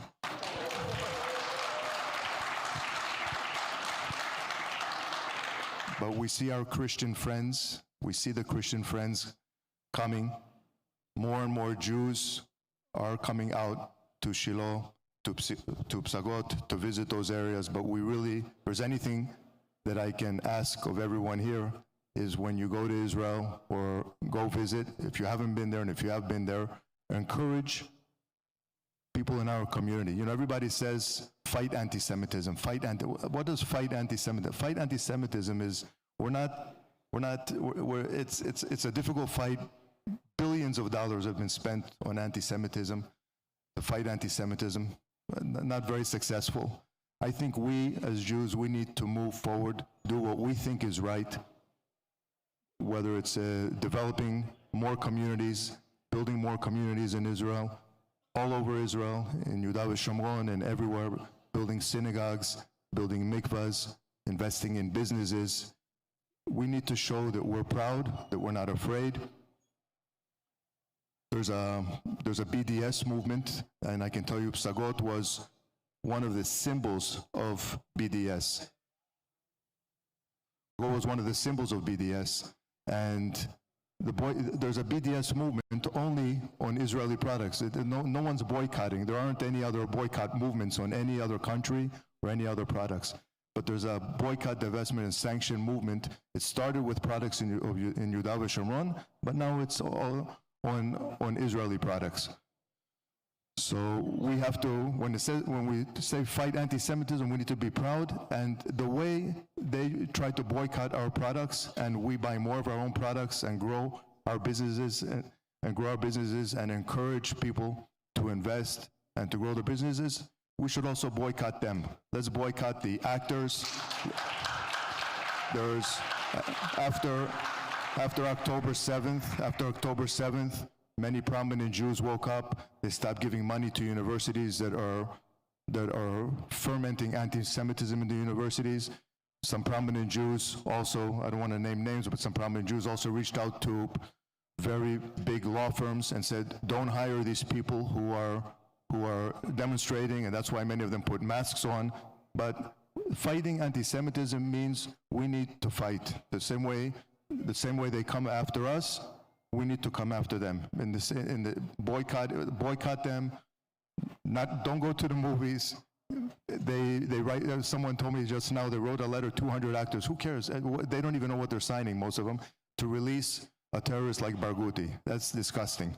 It's disgusting. Anybody who puts their name on something like that. Anyhow, thank you very much. Thank you very much for the opportunity. Continue what you're doing. We hope to see. I'm sure everyone here has been, but whoever has not been in Yehuda v'Shomron, not only Psagot, Shiloh, Gush Etzion, Hebron, Ma'arat HaMachpelah, these are all places. This is our ancestral heritage. Thank you very much. Thank you. Israel? So I think that what we see is that Falik's family made in Judea and Samaria. We have here Savta Nili, Simon Hannah, their children, Tila, and her brother and sister, and their children. Yeah, Shmuel here. We remember his bar mitzvah and mitzvat giyus. I think what they made, it's not less than a revolution. 20 years ago, no one came. Today, it's very easy to speak about come, visit. 20 years ago, no one came, and of course, no one wanted to invest money.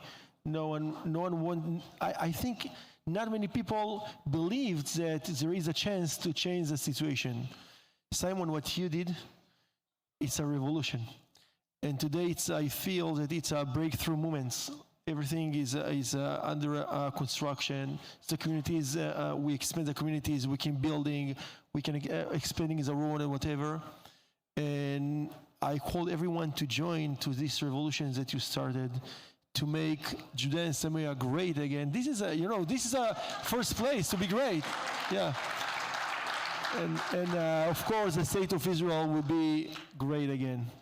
Thank you very much to both of you. But just before we finish, Shmolik, Tila, Chana, everyone up here, we have something special to give to the family. סבתא נילי. דודי, אתם גם יכולים, מרשים לכם. בואו, נו. Okay, Dudu and Dudi. Okay, so this is something we should have presented you guys with long ago. You that?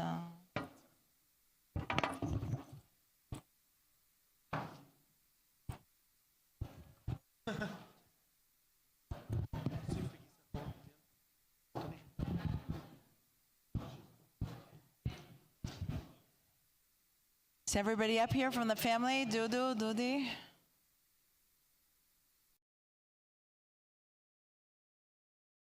So what we have here for you is something we should have given you long ago. You've always been part of the Binyamin region with the revolution you've made in Psagot and in Shiloh.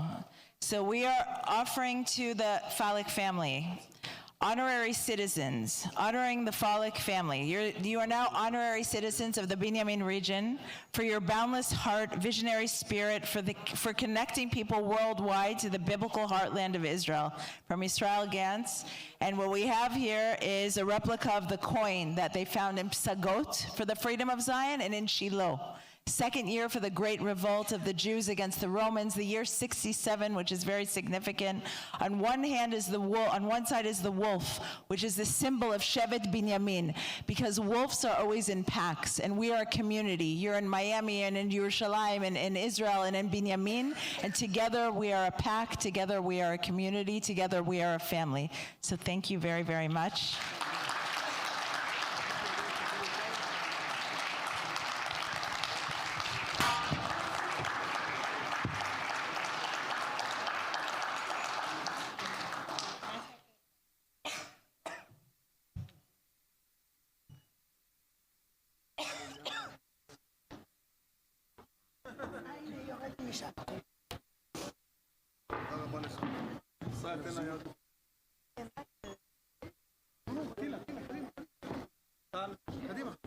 Okay. It is now my pleasure to invite Israel's Minister of Diaspora Affairs, Mr. Amichai Shikli, who is responsible for strengthening global Jewish communities and their connection to the State of Israel. He previously served as a member of Knesset, where he focused on national security, Jewish identity, and international relations. Please welcome Minister Shikli.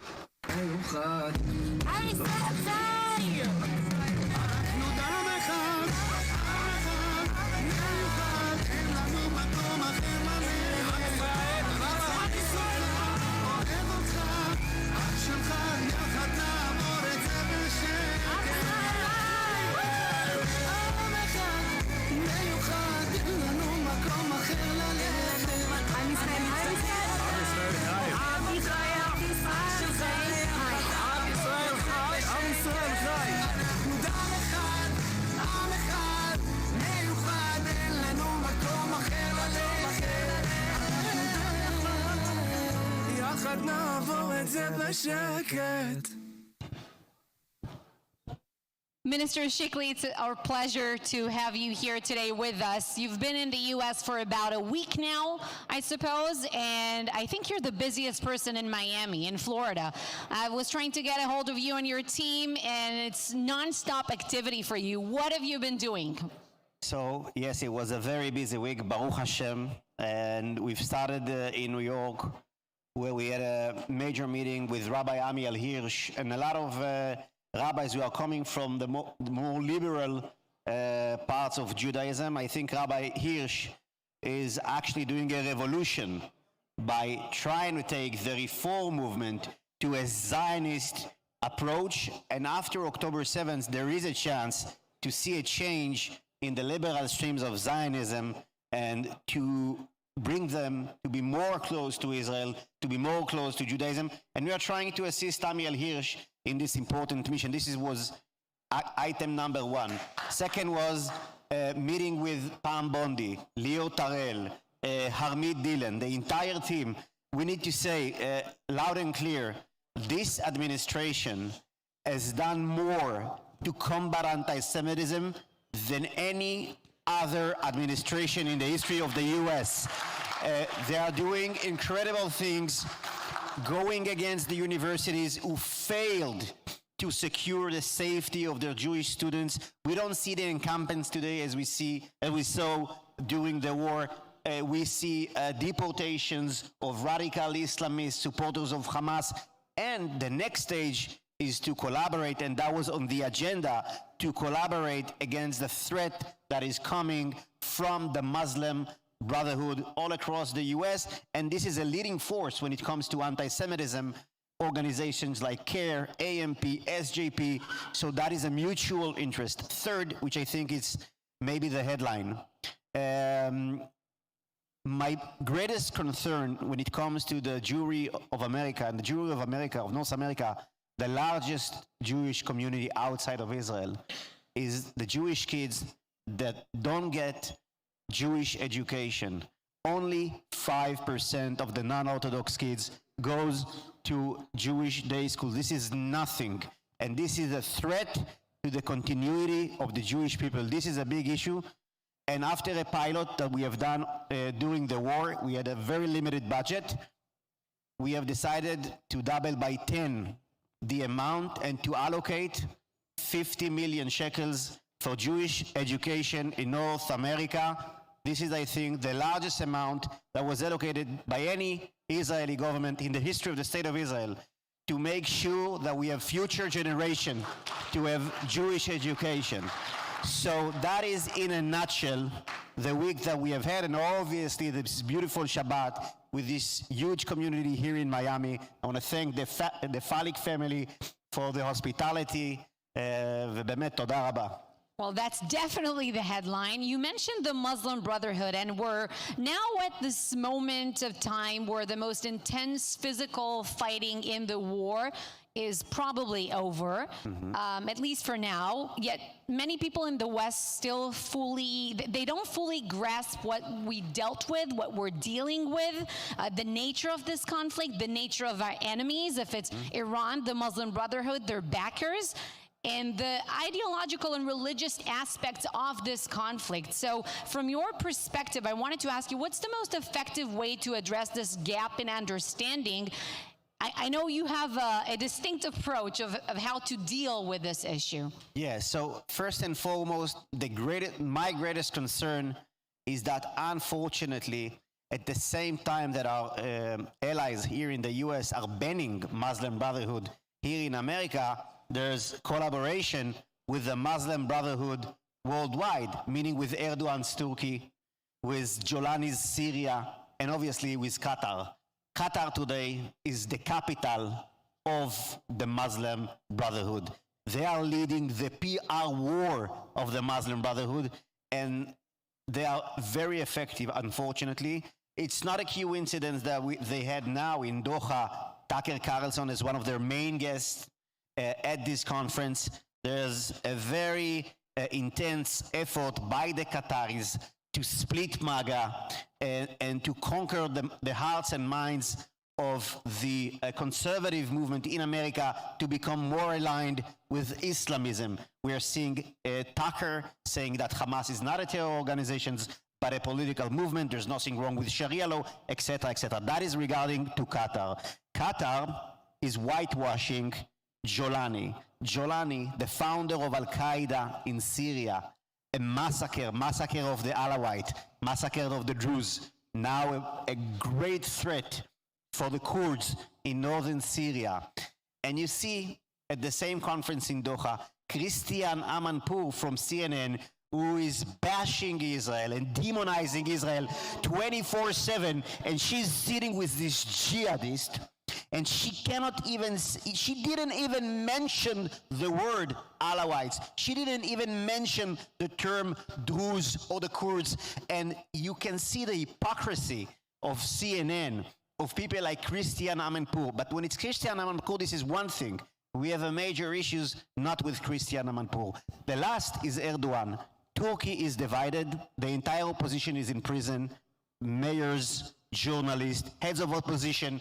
Erdogan, he's one of the most prominent leaders of Muslim Brotherhood worldwide. Together with Syria, they are the #1 threat for the state of Israel in the coming years.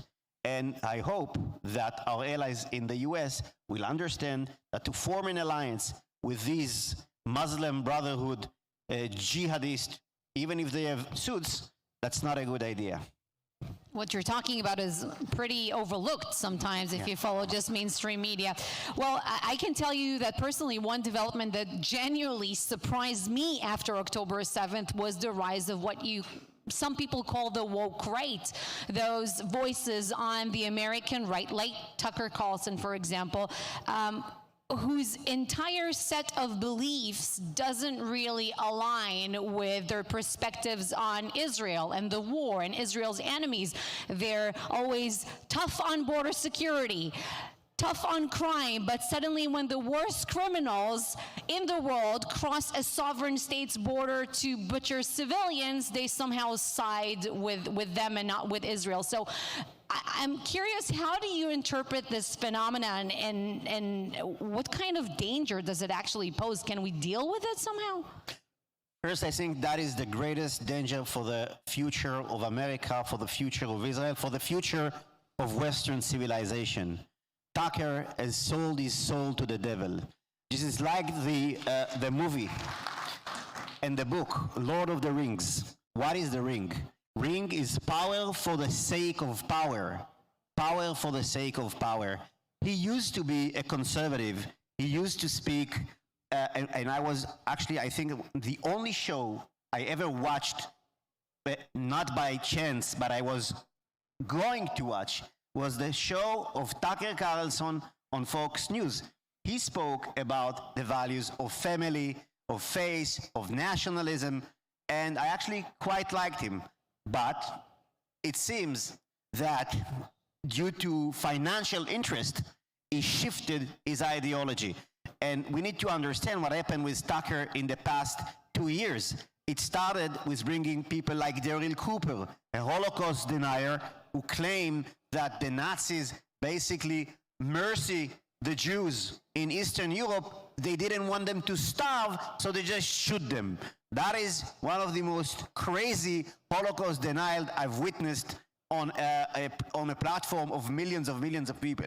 That's Daryl Cooper. He attacks us on the religion aspect, saying that Christianity and Zionism cannot work together. This is a complete lie, because the Bible is the foundation for Judaism and for Christianity, and the biblical values are the ones that needs to be empowered. And I think, and I'll jump to the strategy, the most important thing for us, for the Jewish community, for the state of Israel, is to form alliances with both Christians, evangelical Christians, Mormon Christians.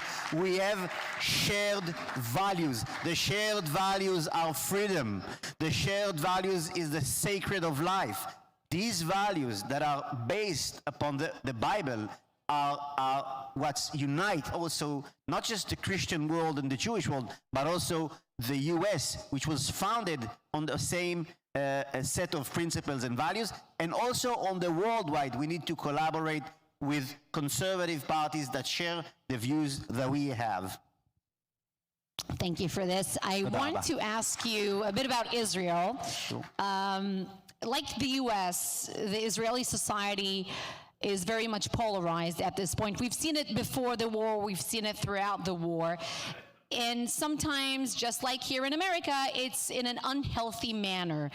Israelis are also experiencing some of the very similar trends that we're seeing playing out here in America. If it's distrust in state institutions, in mainstream media, for example, and so forth, global governance structures. So what would you say to people who care so deeply about Israel but are unsure as for how to read these social shifts, so changing dynamics within Israel? What would you say to them? First, I think that after October 7th, it's unfortunate that we needed October 7th for that, but the situation is far better than previous to the war. What we have now in Israel is a process of elite replacement. There is a shift in the elite.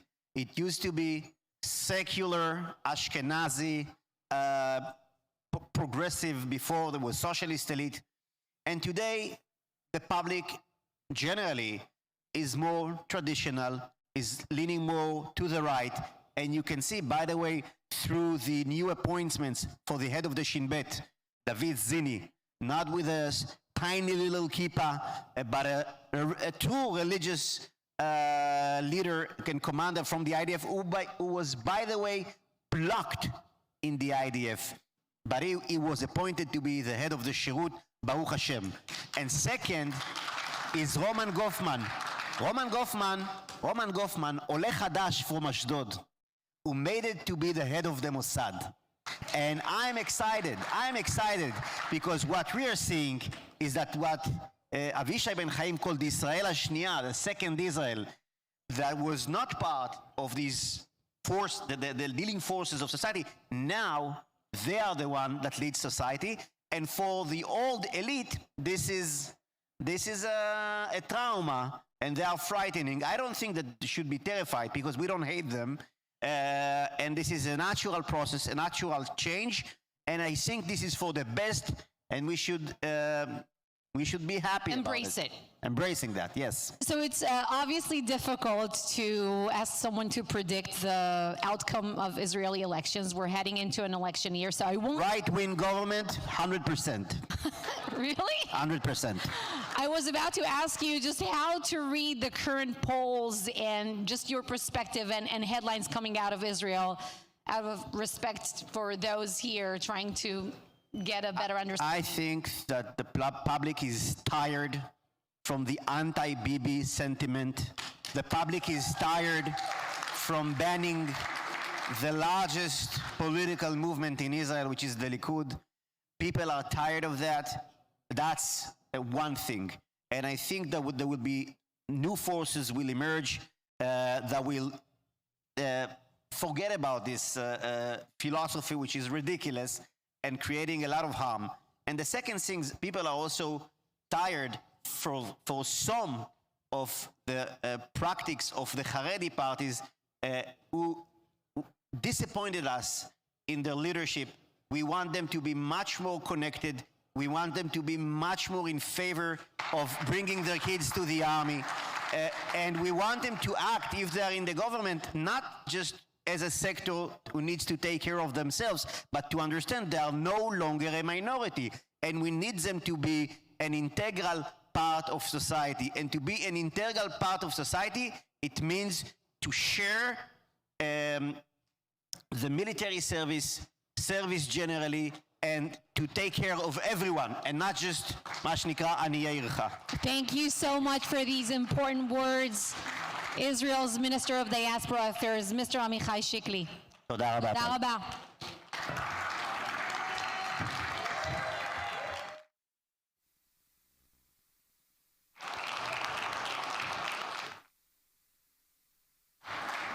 And now I would like to call back to the stage two ladies who have been on the stage before throughout the day.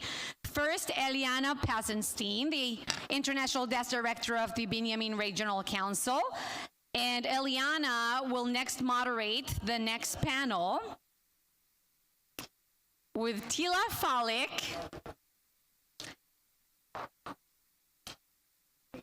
and Gloria Garces, the president of Nonagon Global, to discuss the crucial connection that the minister just spoke of between evangelicals and the state of Israel.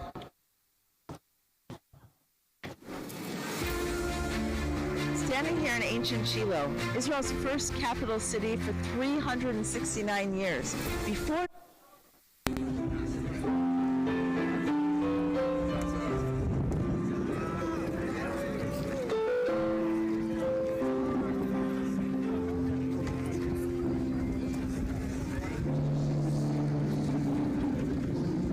Welcome to Shiloh. We've been guarding this place for 3,000 years. And now that you're here, enjoy. Sniff the air of thousands of years ago and take some with you back to your home. We're here in Shiloh, and we love you, we pray for you, we stand with you. The policy of the God who birthed America, and the policy of the God who gave these people this land, that Judea and Samaria is Bible land. Any Christian Bible scholars come out of Judea and Samaria, and here in Shiloh, this was the capital of Israel. If you can look around, you'll see the American flag and the Israel flag. We stand with the God of Israel.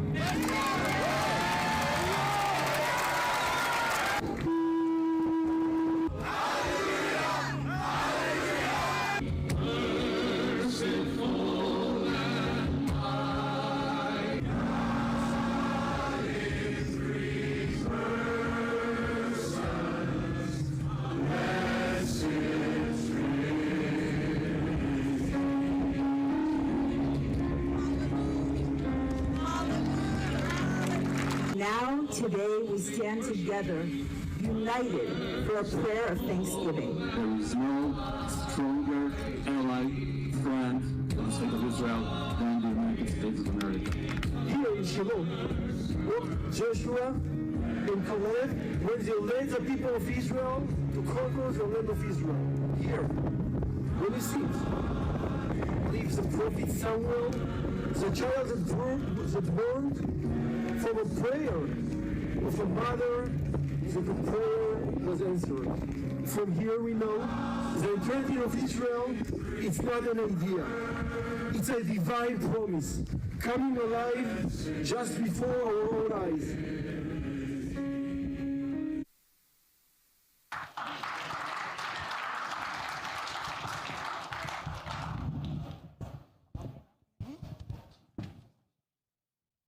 So welcome. This is just a taste of what we had in Shiloh on Friday, and I thought you'd appreciate this especially.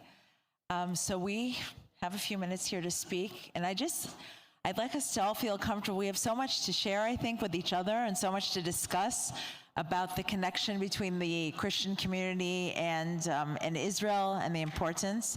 But I want to ask you, Gloria, you've built strategic alliances and equipped Spanish language journalists across Latin America to cover Israel and Middle Eastern issues. How has media shaped Christian and Jewish support for Israel, and what role do you see in playing it going forward? Well, it's very interesting because for many years we've been involved, as many of you know, I'm a Christian, but I'm very, very involved within the Jewish community. And not only do I serve in different boards, but, I call many of you friends.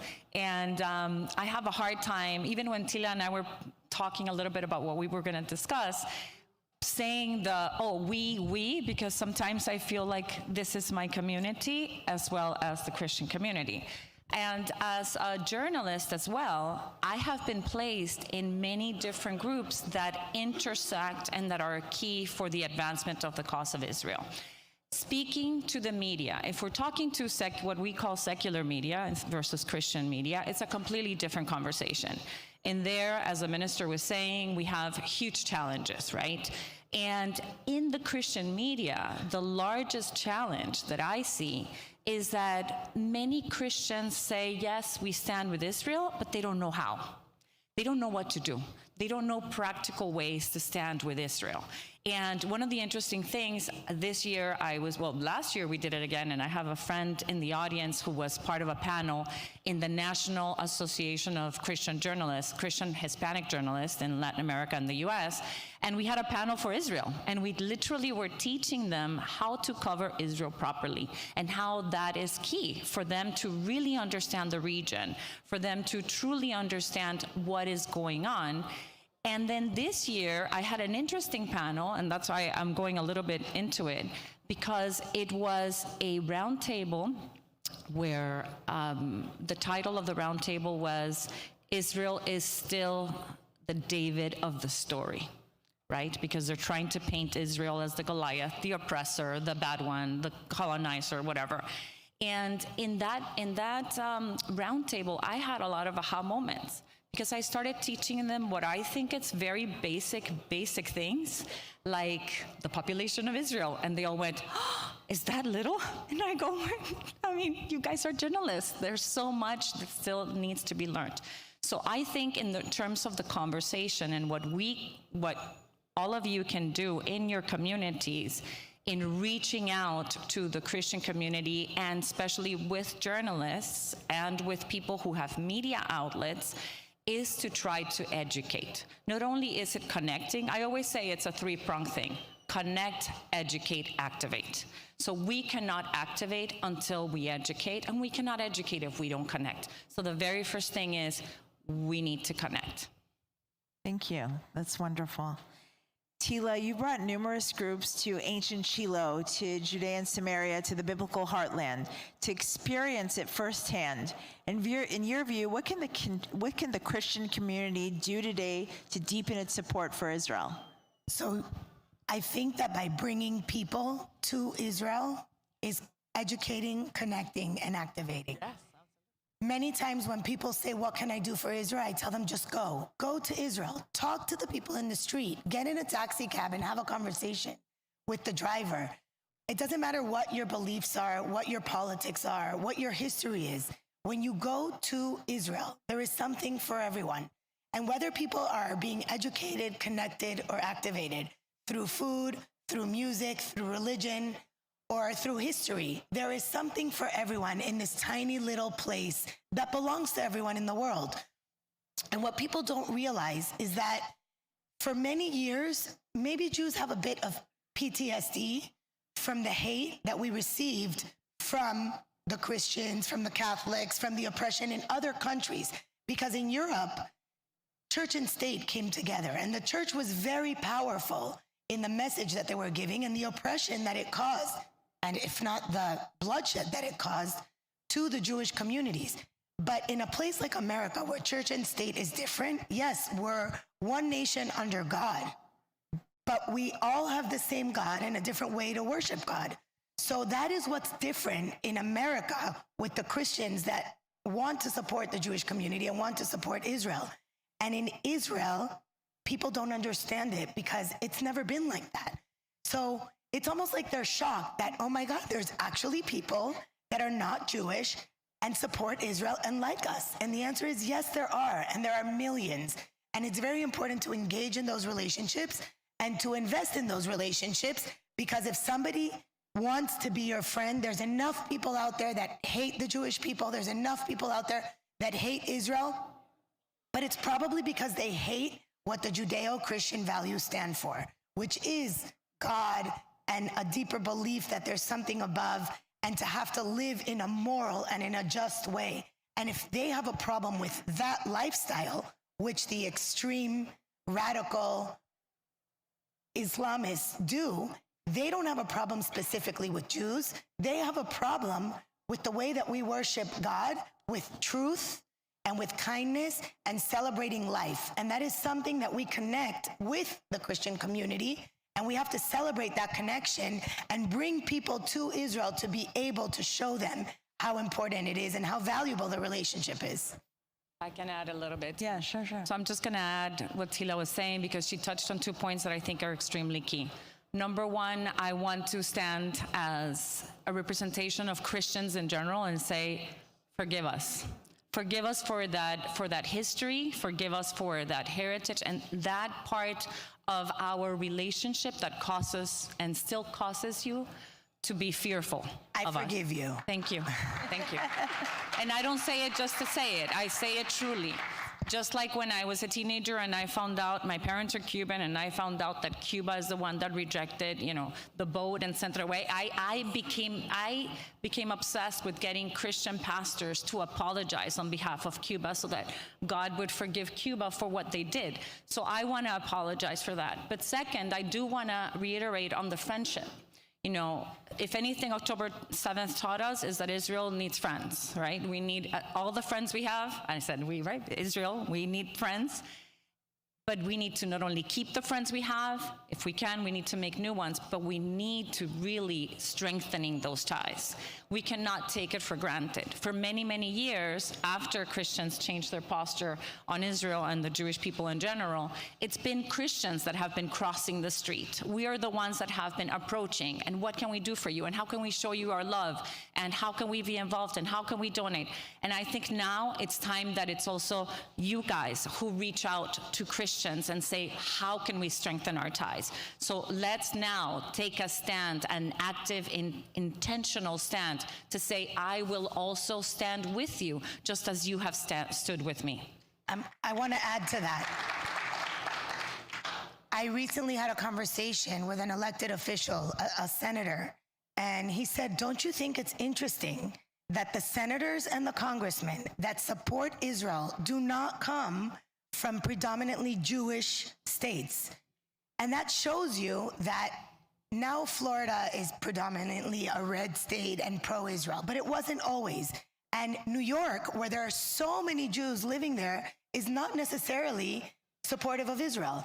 So if you look at Middle America and you look at Ohio and Kansas and Milwaukee and all these places where you don't have a predominantly Jewish community, their elected officials are standing with Israel. And that's because they are representing our Christian allies and our Christian friends. And that's very important to notice, because we not only have to support our Christian friendships, but also those elected officials that are supportive of Israel. All right.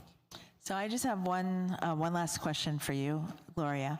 As the international desk director for my region, I've reached out to ambassadors all over Israel, saying, please come on a tour, come meet us, come speak with us. And not only will they not come, it's hard to even meet with them in Tel Aviv. And you played a huge role in moving the embassy of Guatemala to Jerusalem, which is our eternal capital. And it should, it should be there. You shouldn't have to work so hard to make that. First of all, I want to thank you for that. But I want to ask you, what can we do to get the rest of the embassies to be situated in the capital of the state of Israel? So it's interesting because after we moved, we're catalyst behind getting the president of Guatemala to make that decision to move Guatemala's embassy to Jerusalem. We started a coalition to then try to help other countries, at least in Latin America, to do the same. And we were involved with the Honduras one, and we were involved with several other ones. I went to visit other presidents that I cannot say yet, but who have promised that maybe they'll do the same.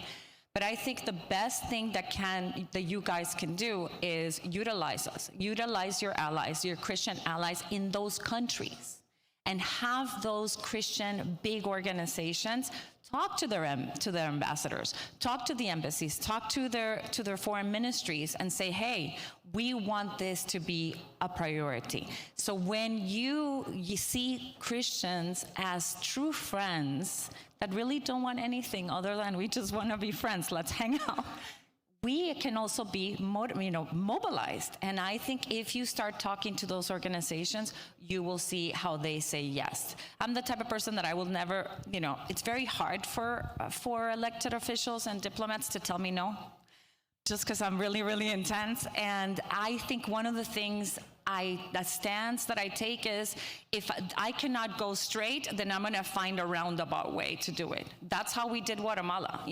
The whole process of how we got the president of Guatemala to say yes was we bombarded him from every angle. We actually had meetings with over 500 Christian leaders and community leaders in the city, not only to help him kind of get to his ear, but also when he said yes, that he would feel the support of the community online and in presence. And then we even did a trip to Guatemala to thank him, which, the Falik family, which are my adopted family, you guys were there too, and we had the first, kosher dinner in the National Palace in the city.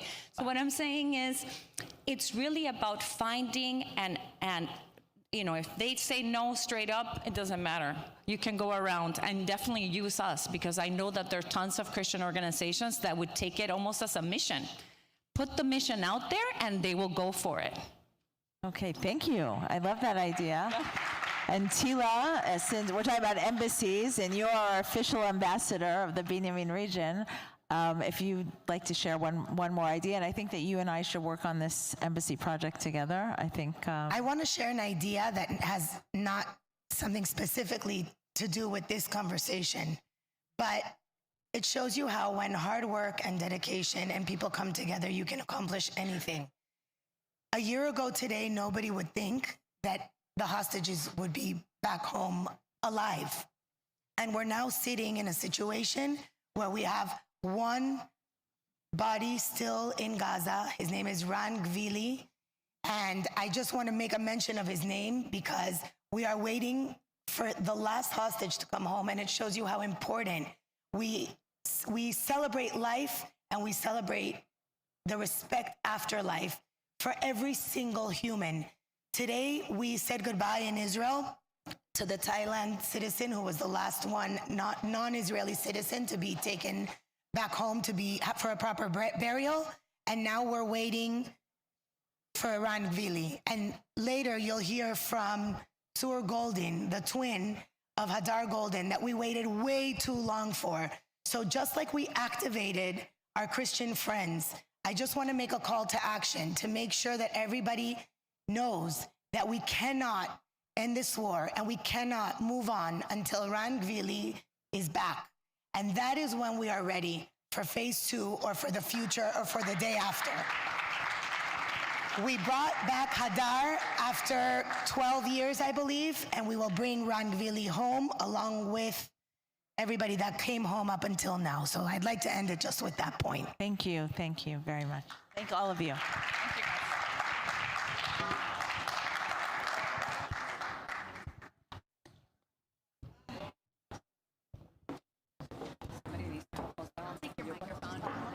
Thank you so much.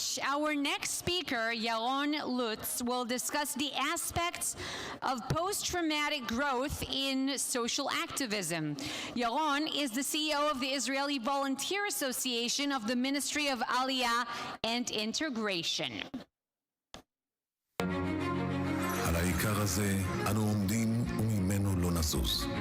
שכל מי שיתמסר במשך 2 שנים לשירות החברה החדשה, הרי הוא רשאי להיות חבר בה, בלי הבדל לאום או דת. רק אז תהיה ציון לציון. כל בוקר מחדש. אני זוכה לראות, לשמוע, לגעת, לתת. ביטחון המדינה זה כבר לא מושג שקוראים עליו בעיתון, שומעים עליו ברדיו או בטלוויזיה. זה היום-יום שלנו. להיות במרכז העשייה, לעמוד בחזית הדיפלומטית, למצב את מעמדה של ישראל ובכך לשמר את החוסן הלאומי שלה. גם בארץ וגם בעולם אנחנו עם אחד. להיות שם בקהילות, בבתי הספר ואפילו בעת לחימה. אחרי הכל אנחנו אחים. עברתי הרבה דברים בחיים. לא פעם ולא פעמיים כמעט הגעתי לקצה. מצאתי את הריפוי שלי בטבע, בחיבור לאדמה. להיות כתובת לנוער בסיכון כמוני, זו זכות אדירה. השירות בגן הפך אותי לעצמאית. אני חלק מהצוות, מעריכים אותי. סוף סוף אני מרגישה משמעותית. אני כל כך אוהבת את הילדים, והם מחזירים לי אהבה. אין זכות גדולה יותר מלהציל חיים, וזה לא משנה מאיזו עדה, דת או מגזר. כשאני צועדת בבית החולים עם האחריות הזאת על הכתפיים, אני פשוט מרגישה גאווה. באנו לכאן לתת אהבה לילדים, וללוות אותם במלחמה היומיומית על החיים. כל כך חשוב להעניק תמיכה למשפחה, וזה פשוט מרגיש. עבור ישי, בנות השירות הן כל עולמו, אבל בעצם הן פה בשביל כל המשפחה. כשהיא איתו, זה מאפשר לי לקחת רגע לעצמי, לתת מקום לשאר הילדים. ההתמודדות עם המחלה הופכת לאפשרית יותר בזכותן. אני רק מתנדב אחד. כמוני באגודה יש 9,000 בכל שנה, ב-600 יישובים, מכל המגזרים. יוצרים שינוי. בונים עתיד. בונים עתיד. בונים עתיד. במשך 50 שנה הרחבנו את מעגלי העשייה והנתינה. יצרנו חיבורים בין כל חלקי החברה הישראלית, כי רק ככה בונים את החוסן של מדינת ישראל. רק ככה בונים את החוסן של מדינת ישראל. 50 שנות התנדבות עברו, ופנינו לעבר 50 השנים שיבואו. יחד אנחנו יוצרים שינוי ובונים עתיד טוב יותר. האגודה להתנדבות.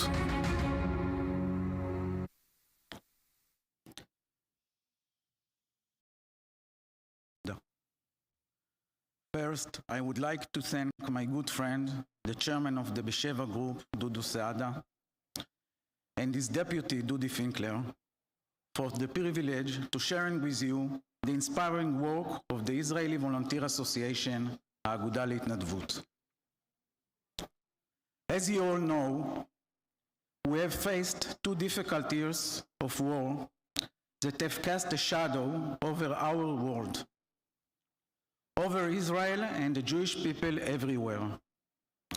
Our home front became our front line. This darkness touched families in Israel, classrooms in Europe, and campuses across North America. This is not only an Israeli reality, it is a shared Jewish experience. We are all trying to live with pain, to breathe again, and to find our way forward. But there is something powerful that gives me hope. From pain, growth can emerge. When psychologists speak of post-traumatic growth, or PTG, they are describing what Viktor Frankl witnessed in Auschwitz, that from humanity's darkest chapter, some appear not broken, but transformed. It was those who could find the meaning, a sense for purpose, who survived with their humanity still standing. Frankl wasn't inventing something new. He was channeling thousands of years of Jewish wisdom. Where our response to brokenness is reconstruction, not despair. And that's exactly what we see every single day through our organization. For over 50 years, we have been the backbone of national service in Israel. More than 200,000 young men and women have volunteered through our programs in hospitals, Magen David Adom, schools, youth villages, welfare offices, even in the Mossad, in the Shabak, and many, many other places. Our volunteers come from every part of Israeli society: Jews, Druze, Arabs, New Olim, young people with special needs, and youth at risk. Let me tell you a short story. A few months ago, before Rosh Hashanah, I met a group of young women who had just made Aliyah on their own. They are all sat together in a circle, introducing themselves and sharing their stories. I felt nothing but honored. They could have chosen an easier path, but they chose to serve with courage and purpose. When I think about resilience, in the most of the basic sense of it, this is what I see. Not as a slogan, but as a lived experience of doing.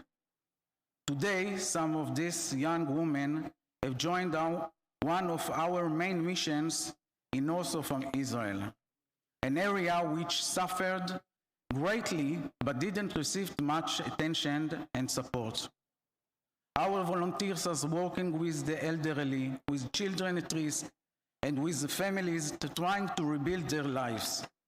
They do it quietly, humbly, and with love. They are not just rebuilding homes, they are receiving hope.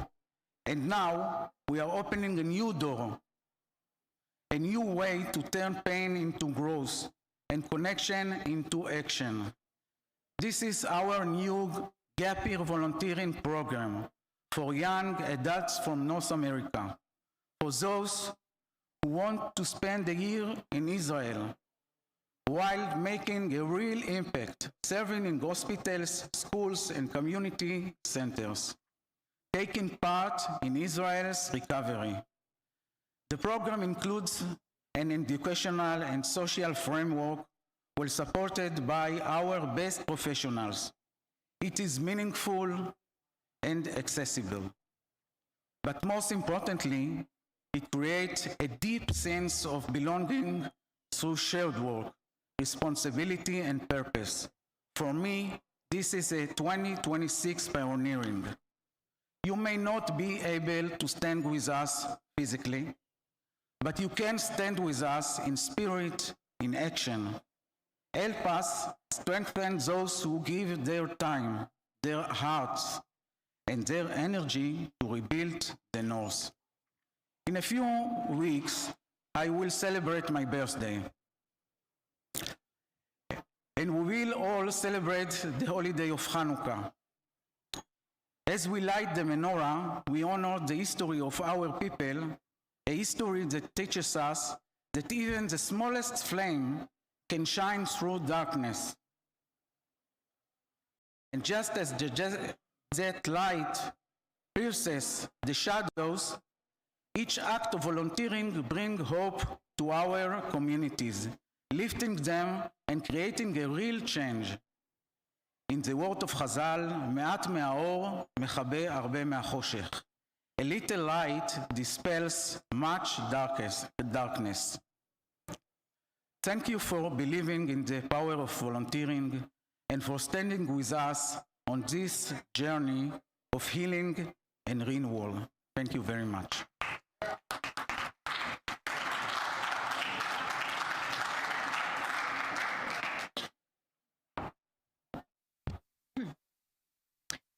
Last month, Israelis were gripped with deep emotions as the body of IDF Lieutenant Hadar Goldin, killed in an ambush in Gaza in 2014 and held by Hamas for 11 years, was finally returned home.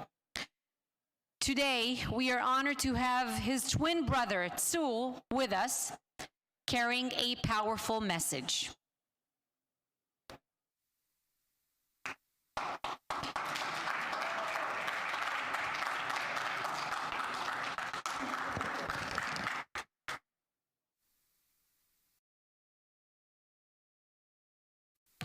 Ladies and gentlemen, in the past 11 years, I stood before you as the twin brother of Lieutenant Hadar Goldin, held by Hamas in Gaza.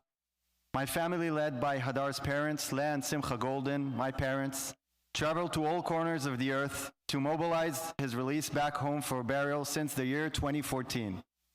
Today, I'm proud to stand before you as Lieutenant Hadar Goldin's twin brother, who was an IDF hero whom the Jewish nation never gave up upon and brought him back home last month. The story of the efforts to retrieve Hadar is utterly incredible. Intelligence on Hadar's location in Rafah and of the terrorists who obtained and hid him was secured by IDF intelligence as early as the year 2017. When the IDF finally entered Rafah in South Gaza in 2024, 10 months into the war, Hadar's tunnel, as you can see, code-named White Sparrow, Hadar being the sparrow, was located. That exact tunnel, located under the home of Hamas's Rafah military commander, Shabane, uncovered to be the command and control headquarters of Hamas military leadership throughout the war until then. It was there, a few rooms from where Hadar was held, where all the Rafah brigade's chain of command was hit in a few days.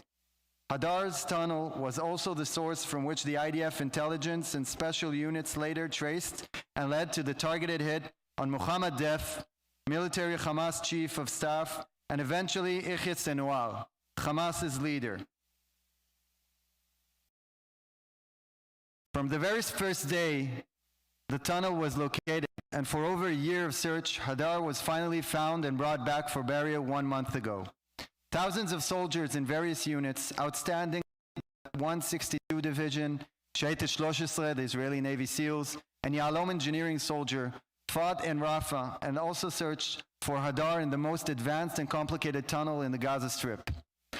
By the time Trump's agreement for Gaza signed off in October, the IDF's control on Hadar's tunnel system and the amount of evidence collected left Hamas no choice but to adhere and assist to locate Hadar, one of their most preserved assets. It's with deep pride and admiration that we see the legacy that the brave, creative, and stubborn generation of intelligence and combat soldiers left us on the Battle of Rafah and of White Sparrow, an outstanding example of determination, pursuit of victory, ruthless persistence, and belief in the path not to leave anyone behind. And what about us, the Golden family? How did we experience the efforts to bring Hadar home? As we knew about the comprehensive intelligence on Hadar's whereabouts, we were expecting his return every minute over a year, until eventually the unbelievable moment happened over 3 weeks ago, when my mother Leah received the message that Hadar is home. The IDF brought him home. Israel brought him home. We waited for a long time as the count went down from 255 hostages to 150, to 100, to 50 hostages, and to the last 4 hostages. It seemed Hadar, left behind for so many years from 2014 until October 7, stood on guard to make sure all Israel's hostages are brought back home. One, Ron Gvili, is still held behind. Peter Drucker once said, The best way to predict the future is to create it. He said that in context of organization, management, and strategy. For 11 years, my family knocked on every door in the quest to bring Israel's hostages home and worked tirelessly to create a future where hostages are being fought upon and retrieved, and that terrorist entities pay the ultimate price for holding Israeli hostages. At times, it felt hard and in many times impossible. Just as Israel, mystified by misconceptions of Hamas's intentions and operations in the south, it was also mystified by clear misconception about its effort to retrieve its hostages. From the day my brother was abducted and murdered until October 7, Israel went through 19 combat rounds and 3 full-scale operations in Gaza without demanding the release of its hostages. It never demanded the retrieval of its hostages as a precondition of many dozen vast agreements of finance, reconstruction of Gaza, including the deal of the century. Within that time frame, until 2023, over 1,000 Hamas-affiliated prisoners were released according to official prison data, when Hadar was left behind with no demand, in addition of tens of thousands of Gazan workers entering Israel daily. By the way, those workers, out of which many provided the intel for October 7 massacre. Unfortunately, it took October 7 to take all of us to look at the situation and to turn the situation and understand that the situation of 2 civilian hostages and 2 deceased IDF soldier hostage turned into a 255 hostages national crisis. All those years we raised the flag, even when it was unpopular, even where the only voice to shout it out loud. But our struggle was not in vain. Years of sweat and tears helped set the language that fights for hostages. As the war initiated from October 7, our professional volunteer teams from all our organizations in Israel and America, all our operations, those people initiated from 2014, drafted to duty in almost every place of impact since October 7. They were in government, military, intelligence, and negotiation teams in key roles. Our champions also helped mobilize the public language, talking about hostage-taking as a form of terrorism and calling for deterrence on the very notion of hostage-taking, bringing to a situation that the Israeli government actively operates to military, financially, legally, and diplomatically retrieve hostages, and where the obtainment of hostages by Hamas is called to be a burden for Hamas rather than an asset, and Hamas pays disproportionate prices on daring to hold any Israeli in the target to make them not do that again. My dear father Simcha's decade-long talks and education with youth movements and pre-military and military academies influenced a generation of young soldiers with strong dedication to the values of shared faith and retrieving our hostages. In October 7, my family's first action was to release the public message offering support to all people who face the contingency of missing relatives. By October 7 night, a list of over 500 families was formed in our headquarters. Then the list stabilized to the number 255 Israeli hostages. And that got sent to the Israeli government and to the US administration with our guidance. I myself was on my way to war in October 7 per my role as an infantry company commander. But I remember the first video conference very vividly as we announced to all horrified families, you will not be alone, you will not stand alone, you will not be walking alone. We will bring all Israeli society, regardless of its political views, to fight for hostages.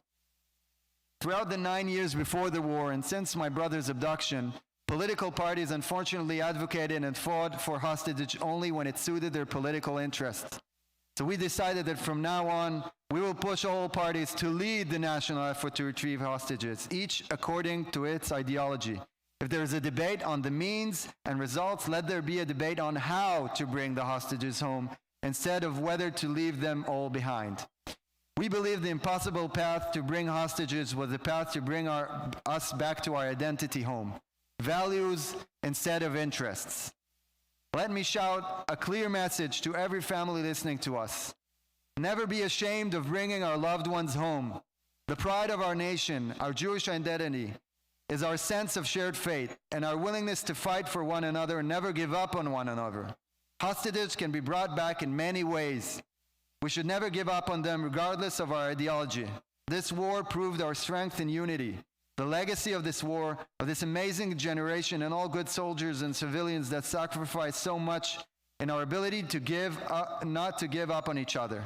This is the basis for the future of Zionism and of our children's pride. Based on that, we can and we will achieve the impossible and beyond. Hamas's kidnapping terrorism seeks to bring the Israeli society to a dilemma where we have to choose from endangering ourselves and releasing convicted terrorist murderers, or abandoning our loved ones and creating a moral felony effectively endangering our national security.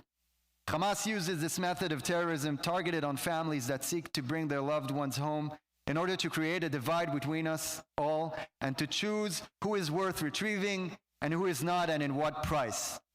Is it children or women or men, elderly or young, civilians or soldiers, live, injured or deceased? The answers for this method of terrorism against families is deterrence. The IDF dictionary term for deterrence, harta'ah, is defined as a situation where the enemy understands that the price against his action is much greater than what he hopes to achieve in his actions. The way to counter the kidnapping terrorism is when Hamas pays an unproportionate price on hostage taking. Let all our enemies know, hear, feel, and adhere. This is a nation that would never accept the abduction of our loved ones, dead, injured, or alive. Let that be your attempt, and you will pay the price. It is in this context that I call for immediate action from Israeli government and the U.S. administration against Hamas that keeps holding Ran Gvili, our last fallen hostage in Gaza, in complete violation of the October Trump agreements. According to the agreement, Hamas obligated to retrieve and give information on the location of all deceased hostages within 72 hours. The IDF MIA headquarters presented the mediators unquestionable evidence of the names of the Islamic Jihad terrorists that directly buried and now hide Gvili, and that their information allows the effective, immediate retrieval of our last hostages before this year, December, ends. This 8-week violation by Hamas must be met with targeted Israeli force. I want to seize this chance to acknowledge Besheva Group, that to my family's experience never mixed values with interests, and ever since my brother's abduction in 2014, covered the efforts concerning Gaza and hostage affairs fearlessly, professionally, and objectively. They stood out, and this was the case long before all people of Israel were exposed to the horrors of October 7th. So thank you.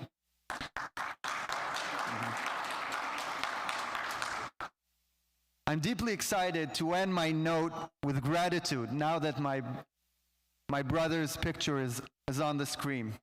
This is a gratitude in the name of my family to you, all people in the crowd, all people watching us, all Am Israel, all good people in Israel and around the world, Jewish and from all other identities and faith that brought our hostages home. Every prayer, every candle lit, every post, every small and big gesture to advocate for our sense of shared fate.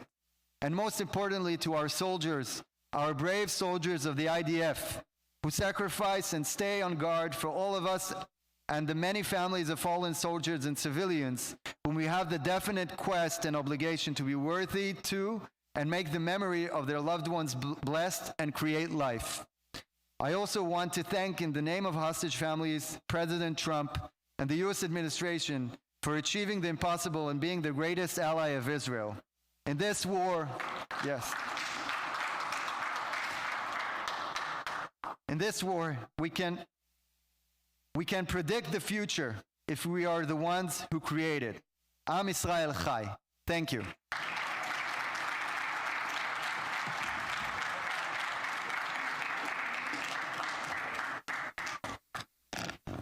Thank you, Tzul. Our next panel will discuss one of the major challenges that we've faced after October 7th, and that is anti-Semitism on U.S. campuses. Or rather, to be more accurate, one of the major overlooked challenges in recent years that we saw erupting on full scale after October 7th. I'll let the panel decide how to unpack this topic. And to moderate the conversation, first I would like to invite Ariela Novak, broadcast journalist and co-founder of Bottom Line Media and Shield Communications PR.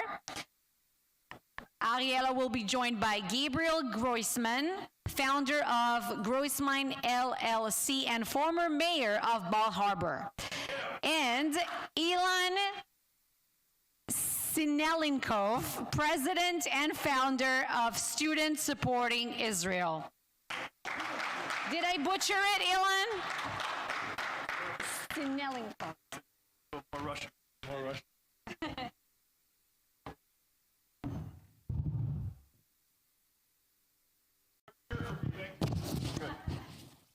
Money's coming later. We'll wait for the rest of our cheers. That's okay. Anyway, thank you all for joining me today. Okay, so we're going to get right into it. Firstly, Gabe, we go a little way back here in terms of the media warfare, your videos that you've been creating and your network that you've created in terms of creating all the videos that you've done and interviews that you've done most recently. Can you discuss, firstly, your endeavor that you're doing with your videos? Your mic. There we go. Maybe I was better with the mic off. So thanks for the question. Look, I think we have a huge challenge when it comes to media narratives. And when we've seen since October 7th, but really even before then, October 7th, I think Ariela just highlighted how bad the situation is, where just getting plain truths out there is impossible. When the left, in general now, doesn't talk about objective truths, they talk about your truth and my truth, which is absolutely nonsense, of course, because truth is objective, right? Everybody could have their own experiences or perspective, but truth is supposed to be the bedrock principle. And when you're talking about free speech, you also need to have free markets of ideas. So the concept with my podcast that I started, we're hitting 100 episodes actually next week or the week after, was to actually have political discussions with political leaders in the U.S. and in Israel and just try to get some real information out there. I'm not trying to be Pierce Morgan and challenge folks, but really just have serious, substantive discussions about the important issues so at least we can start getting that information out there. Well, thank you. Now, given your work with and your role with students that you're working with every day, I also work with students in a different capacity in terms of within media.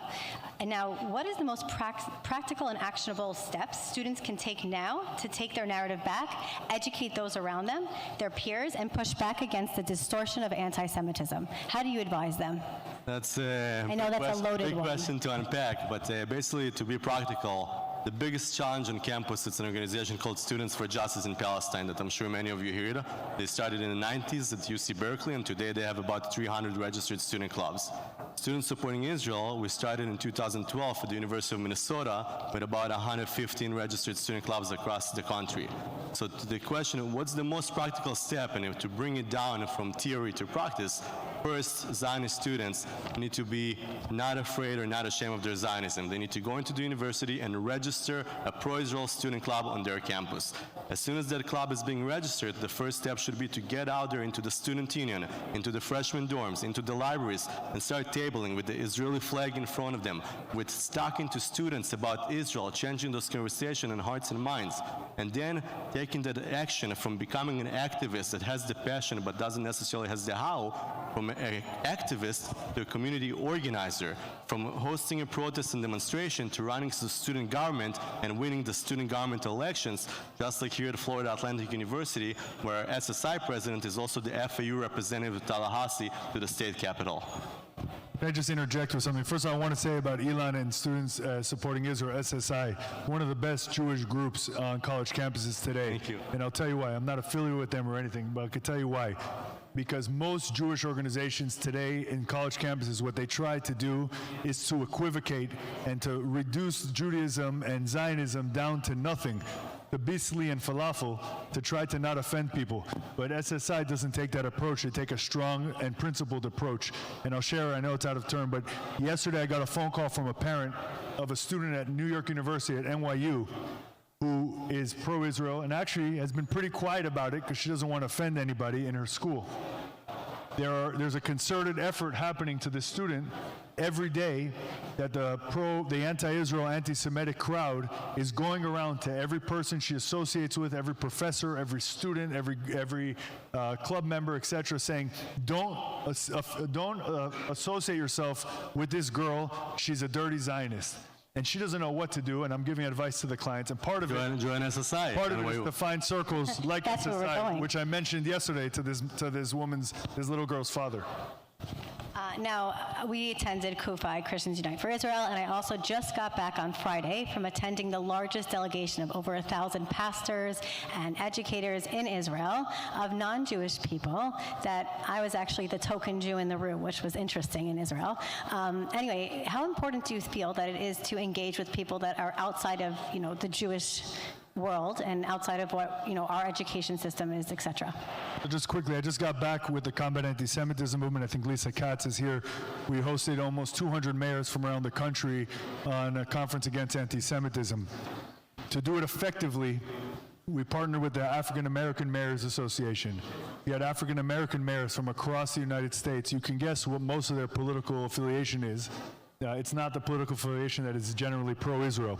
But the idea is to engage. It's important to strengthen our own community, but it's critical to get outside of our community. By the way, not just to our allies like the evangelicals, but we should do that, but also to people who don't agree with us, to have hard discussions and to build real relationships, because if we don't do that, we don't have a chance. And now, Elon, yes, if I may add on the same topic, we know that there's more college students in America than Jewish people in the entire world. About a year ago, we rolled out an SSI campaign called Breaking Bread, in which we have our students supporting Israel activists approaching Christian students on the college campuses together for a first-time conversation to try to build those bridges. We see that even within the Christian community nowadays, there's so many voices that call to boycott Israel or to cut aid to Israel. And we need to make sure that we penetrate those communities and create those allyships before they turn against Israel. So with our Breaking Bread program, with us approaching not just the Christian communities, but the Hindus, the Chinese Students Association, looking east and not into the traditional players on the college campuses, that's how we can try to bring those students into our side and make sure that we change those conversations and not just one day waking up saying that the whole world is against us, which already feels like it, but it's not necessarily the reflection on the ground.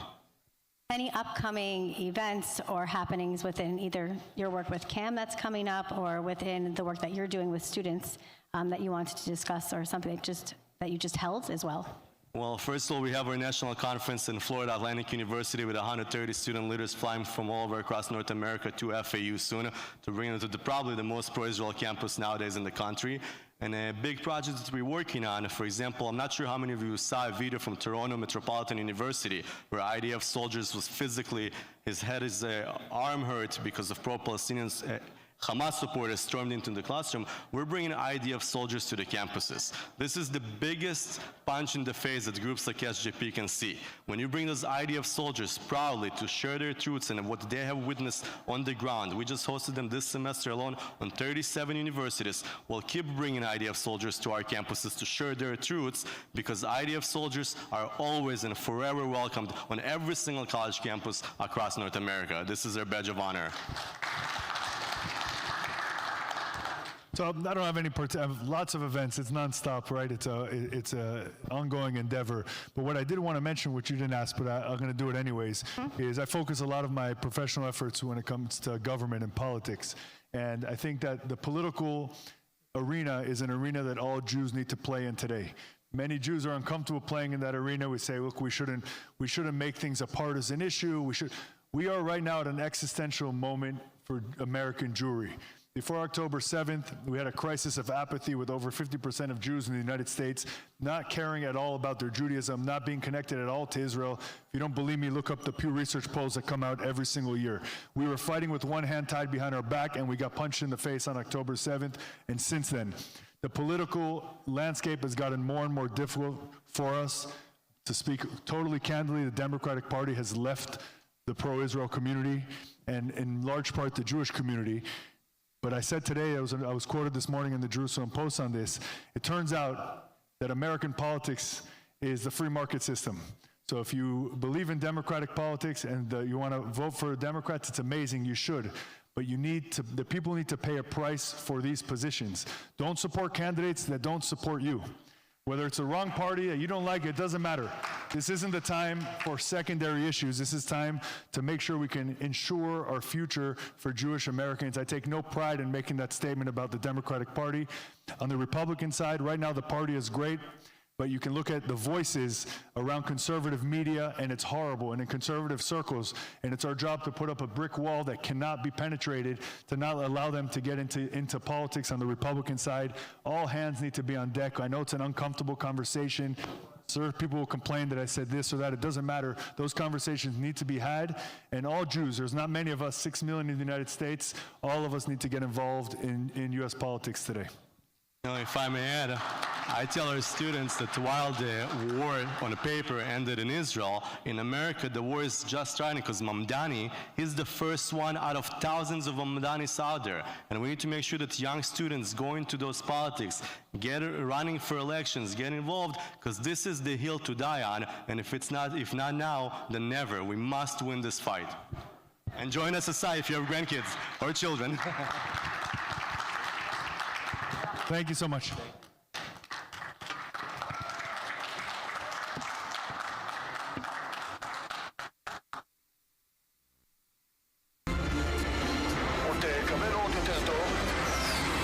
אתה הכי טוב.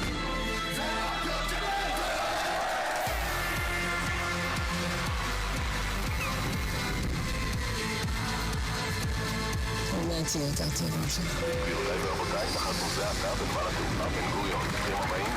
Israel is strong and growing. Now more than ever is the time to make Aliyah.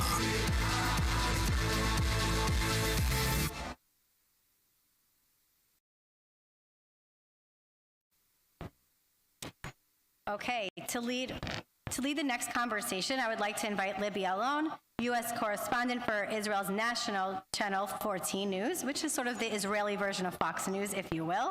She will be joined by Mike Drekas, Director of Strategic Fundraising and Community Relations for AFMDA in the southern region. But first, a short video.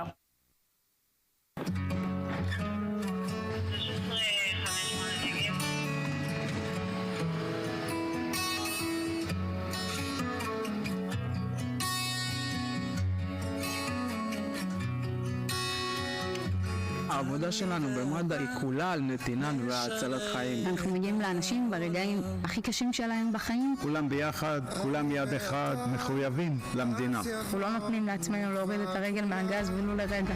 אמרו את זה קודם, לפניי זה לא משנה. 7 באוקטובר עוד יותר הדגיש לי כמה אני גאה להיות חלק ממשפחת מד"א. הצוותים של מגן דוד אדום פעלו כולם תחת סיכון חיים. פשוט ממשיכים לטפל תחת אש. ושום דבר לא מעניין אותנו חוץ מפשוט לעזור לאחרים. אין את כל המדדים שלנו, את כל העובדים שלנו, כל אחד רק בא ורוצה לתת מעצמו. אני קודם כל נפעם מכם, נשות ואנשי מד"א, אין דבר כזה בעולם. כל פעם שאני שמה את המדים מחדש, זו תחושת גאווה. אני גאה ללבוש את המדים האלה, אני גאה להיות חלק מהארגון. I'm very proud to be a volunteer in מגן דוד אדום.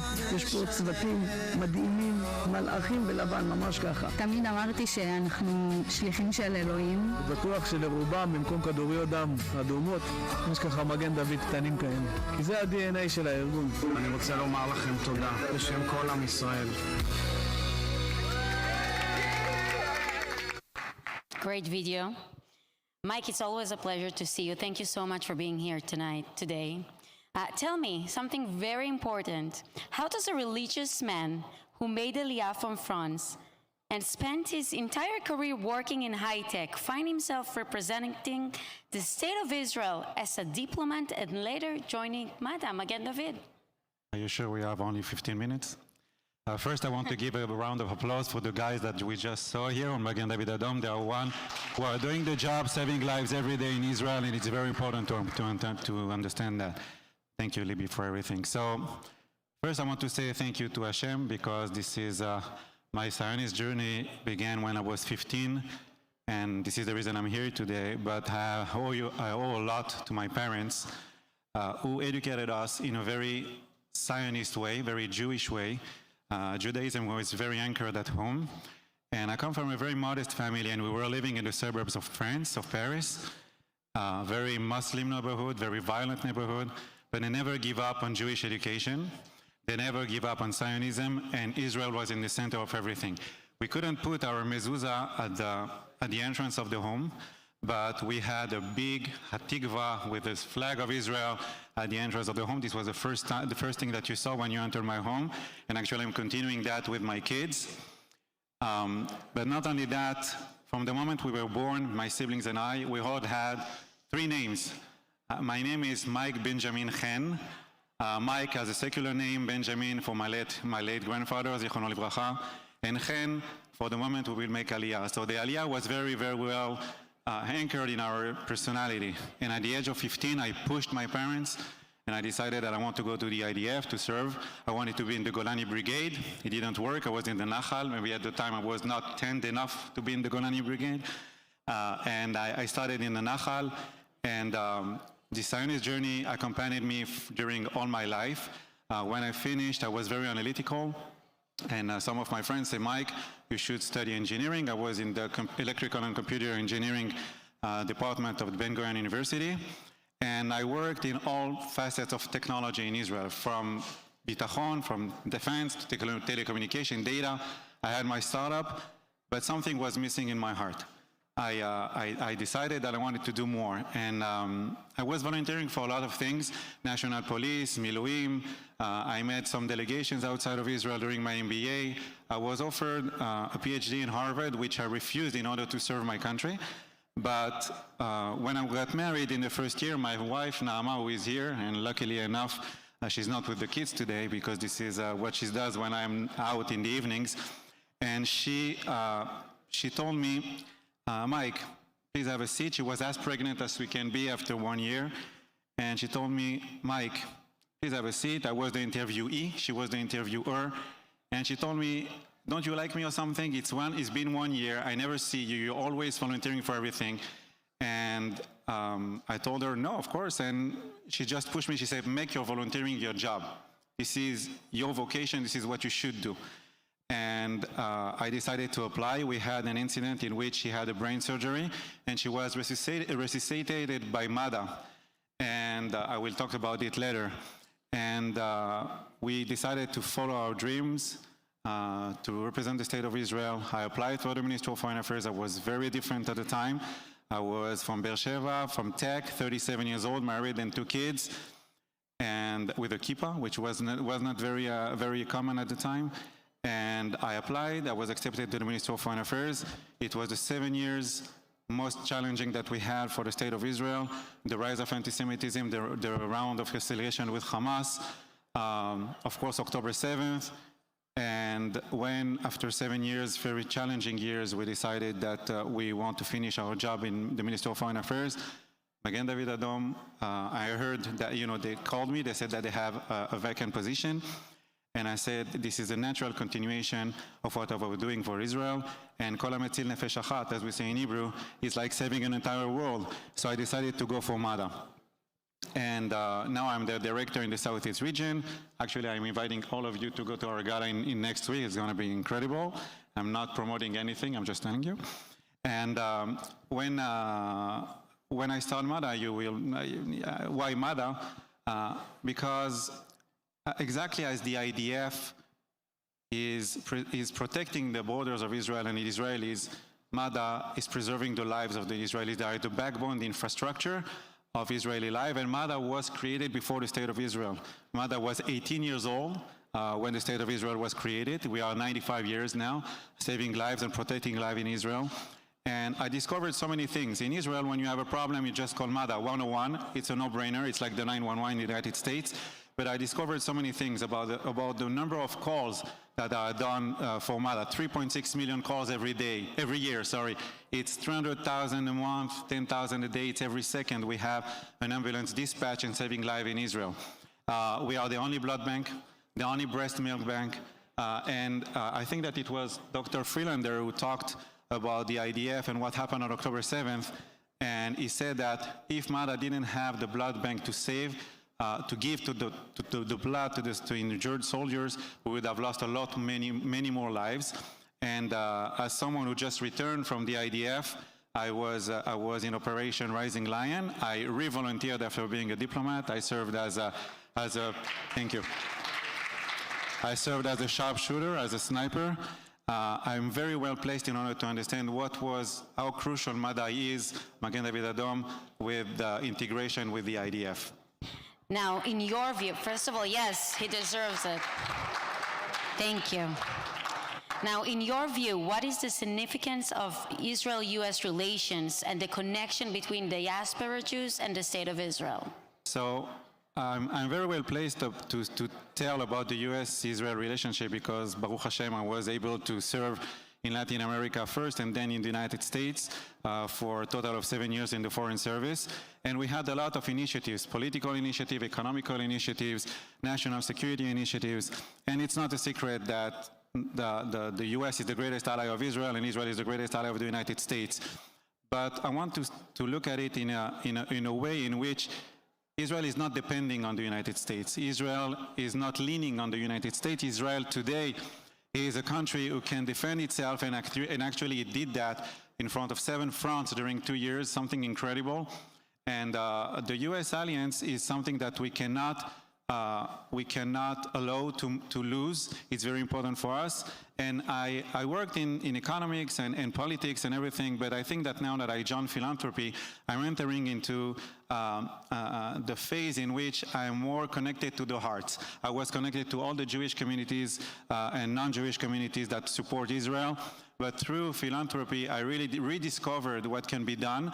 And I think that every one of us here, and we are in an amazing conference by Besheva and the Falik family, of course, and it's very, very important to understand that every one of us has a duty to defend Israel, to stand still. And because, as Shikli said, I think it was during the Shabbat, that is Minister Shikli, we are very well acquainted. I had the privilege to collaborate with him. And he said that his job is 2 things, sur mera va'asetov. Asetov, the Jewish education, everybody has to need to be educated in a Jewish manner, to understand the belonging to the nation of Israel, but also surmera, to defend ourselves against anti-Semitism. Asbara is not something that we can afford to say anymore. This is not Asbara. This is the 8th front. We've fought in 7th front. This is the 8th front, and we have to stand tall against Qatar and Turkey and the Muslim Brotherhood and anyone who wants to annihilate us. And I think this is our duty to do so, every one of us here. Yes, so in the last minute that we have, what are your future goals in MADA and in general? My future goals will be very aligned with the people in this room to continue doing good for Israel if you look at from a broader perspective. But I think that in terms of MADA, I want to deepen the relationship, the collaboration with the government here. We already have Atzala South Florida who is using our dispatch system, but I want to, in technology, because we have the most sophisticated dispatch system in the world, we want to, I know technology, I worked in technology for 11 years, I want to be able to continue with it, to collaborate, but also to raise the awareness of what is MADA. This is the backbone. This is the infrastructure of saving lives in Israel, and exactly as the IDF is doing, we are doing the same in saving lives. It's very important. I'm not talking only about donation, I'm talking about supporting us, raising the awareness, and I want to thank every one of us, every one of you here for being present. Thank you. Mike Rodriguez, thank you so much for being here. Thank you.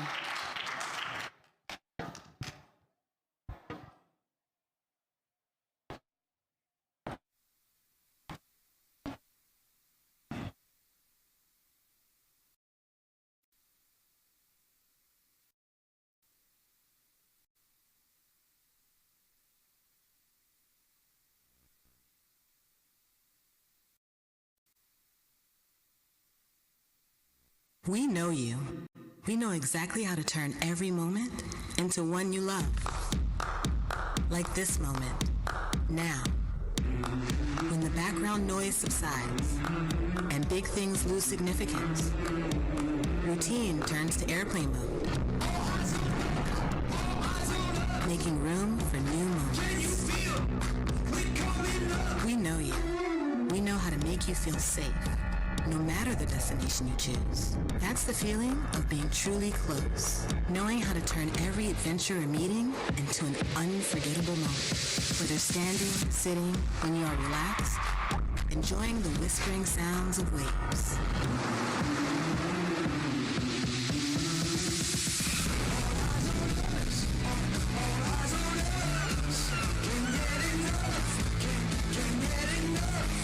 We at El Al are here for these very moments, being there for you so you can feel at home away from home. Always working for you, opening the window to any moment you wish. With a new fleet of advanced Streamliner aircraft, with a wide and growing list of destinations, with the best loyalty program in Israel, with the most convenient times and best flight experience. For us, your home away from home is more than a slogan. It's a mission and way of life. So you will always feel at home wherever you go.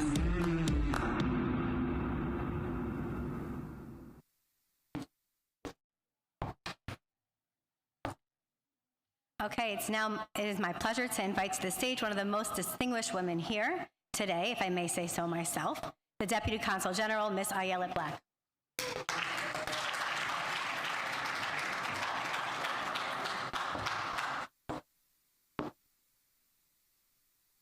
Distinguished guests, dear friends, it is an honor to give greetings from the Israeli consulate in Miami. Besheva Group, Iltv, and everyone who made this event possible, thank you for being here in the best place outside of Israel. Being the Israeli representative here is a true privilege. Working together with our wonderful partners to ensure the Florida-Israel relationship remains strong is a true privilege. The Jewish community here embodies the basic truth that Israel and Jewish communities around the world are two sides of one coin, and we always pay the price together. October 7th brought the most challenging times for the modern state of Israel since its inception. To everyone who came from Israel today, you are standing in a place that slammed their foot on the gas the moment we needed them and haven't let up even for a moment ever since. It was incredible to see and experience the sheer commitment, resilience, expertise, and togetherness that was healing Israel from afar. We hurt and cried together, and we celebrated with our whole hearts when the live hostages were released. What a gift it is to have tangible proof of our unbreakable bond. This place did not become so wonderful in a vacuum. It's a result of the 24/7 efforts of the wonderful people of Florida. The community, Jews and non-Jews alike, the elected officials, the law enforcement, top to bottom and bottom to top, who work together constantly to ensure that moral clarity prevails, that all communities feel safe, and that we can cooperate for the betterment of Florida and Israel. And wow, there is so much to do. Israel-Florida cooperation is on a constant rise in all fields, culturally, economically, and beyond. Just this week, we saw so many Israeli artists display their work in Miami Art Week, a small country with a huge and remarkable presence. Yesterday, I had the privilege of celebrating Hanukkah with a Miami-Dade sheriff, in an office, one of the many that the Consulate of Israel is so grateful to work so closely with. We look forward to even more economic conferences who are making their way to Miami, in health tech and more, continued cooperation in space, water, environment, including investments that create jobs and income for both Israel and Florida. We sent several delegations to Israel and had even more high-level visits here. We continue to combat anti-Semitism while facing any challenge that arises together. This conference is more proof that Israel and Florida stand together. Florida, thank you for standing with us. We are proud to stand together with you.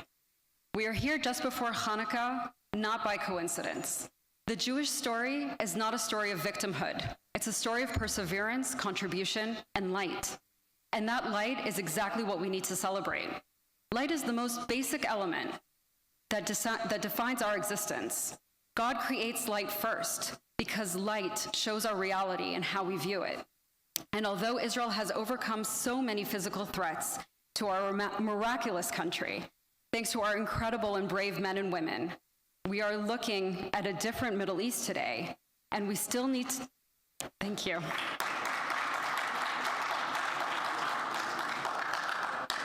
We must continue to pour so much light so the world sees this with moral clarity, so that evils of anti-Semitism are exposed, and so we can finally look towards our mission of creating a much better world. That is the spirit of Israel and the Jewish people, an unbreakable insistence on life, creation, and hope, even in the face of hatred. May this conference and all of us here together bring just that, and may we see the immediate release of Ran Gavili, Zichrono Livracha, so we can bring him home for burial with his family. May we all have a true Chag Sameach this year. Am Yisrael Chai, Toda Rabba.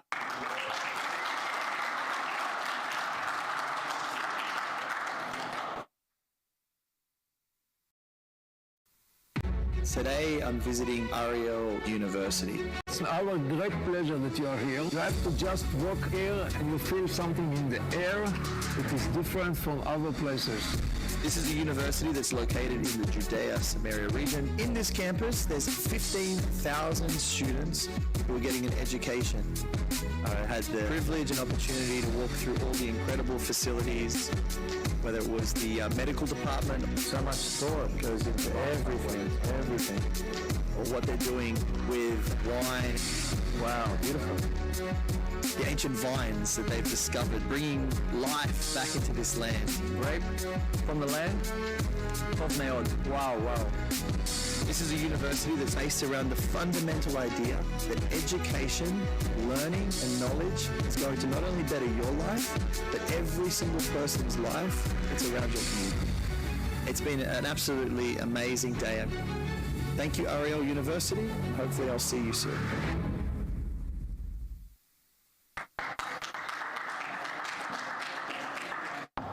Okay.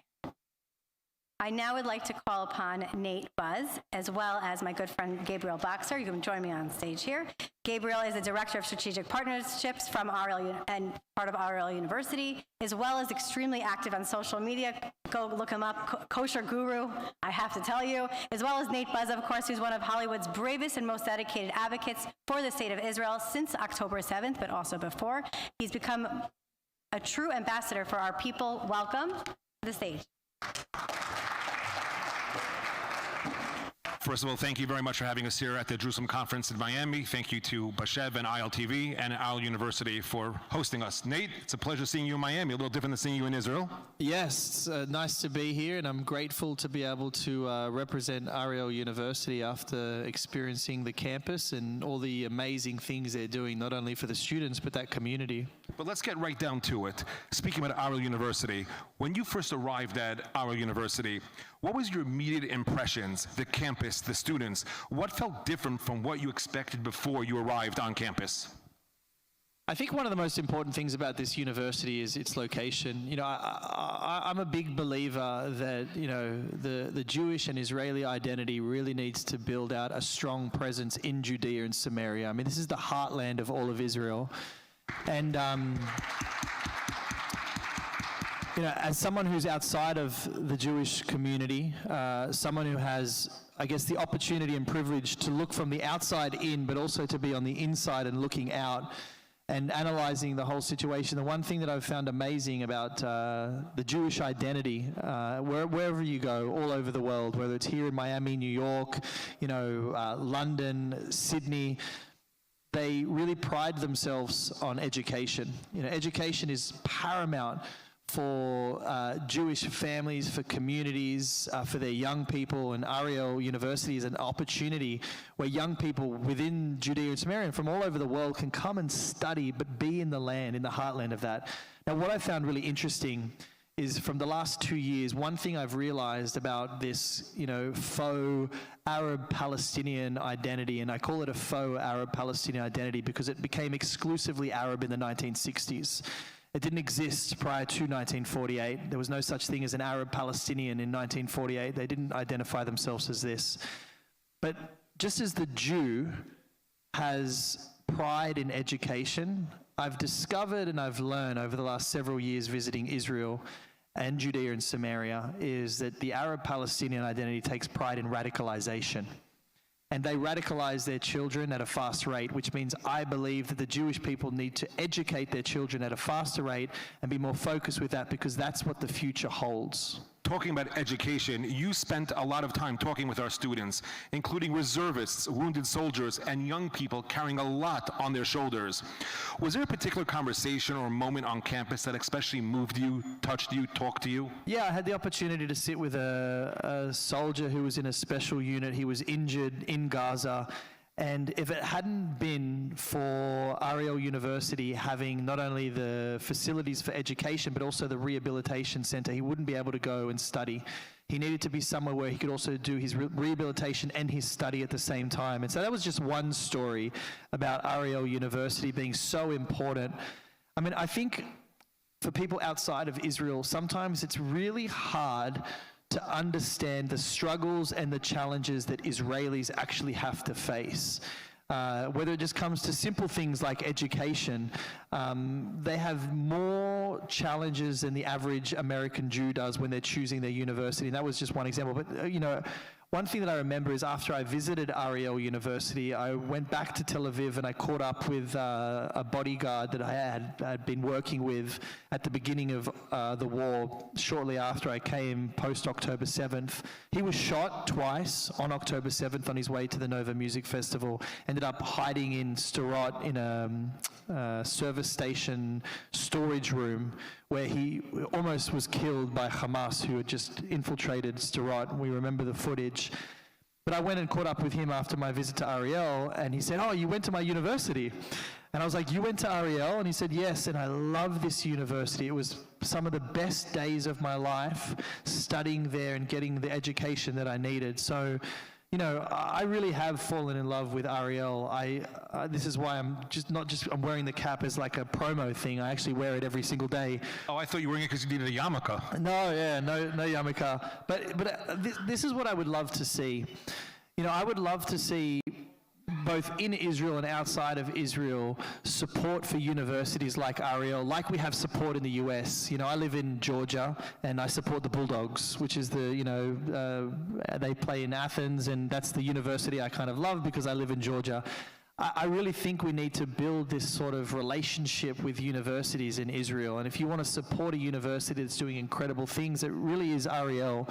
And they're the ones who are taking the greatest risks, and they're really taking a strong stand for what should be a very common denominator between all Jews, which is Zionism. But we're talking about resilience, and you mentioned the story of this bodyguard who was shot and went to our university, and after 2 years of spending time in and out of Israel during the war, Ariel University is known for its resilience, a sense of community. Jews and Arabs, religious and secular, Israelis and internationals, all learning together, even during the time of war. How did the atmosphere feel when you were walking around the campus during wartime? I mean, it's an incredible campus, really. It's you know, I mean, I got to see some of the state-of-the-art facilities that they're providing for these students. I mean, particularly what they're doing with ancient wines and regrowing these vines that have been dormant for thousands of years was incredible.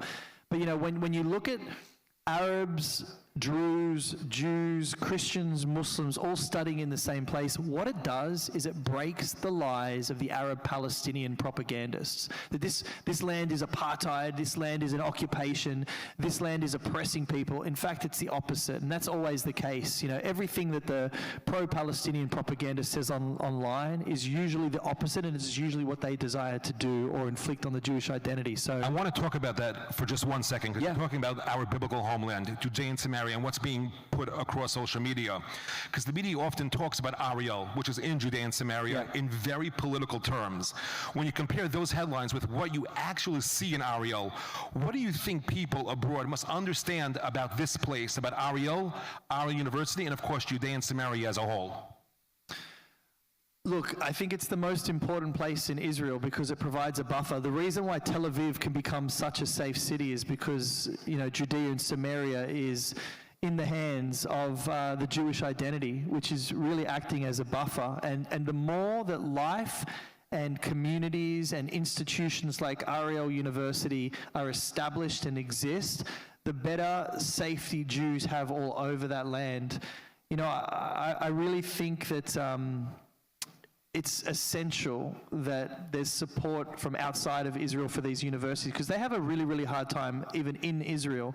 Many people may not know this, but there's no legal department, there's no ability to study law at Ariel University, because there is a fear that all of a sudden this is going to become too controversial because of their location in Israel, which is unbelievable to me. So if a student wants to go and study law, they can't study at Ariel University purely because they're located in Judea and Samaria.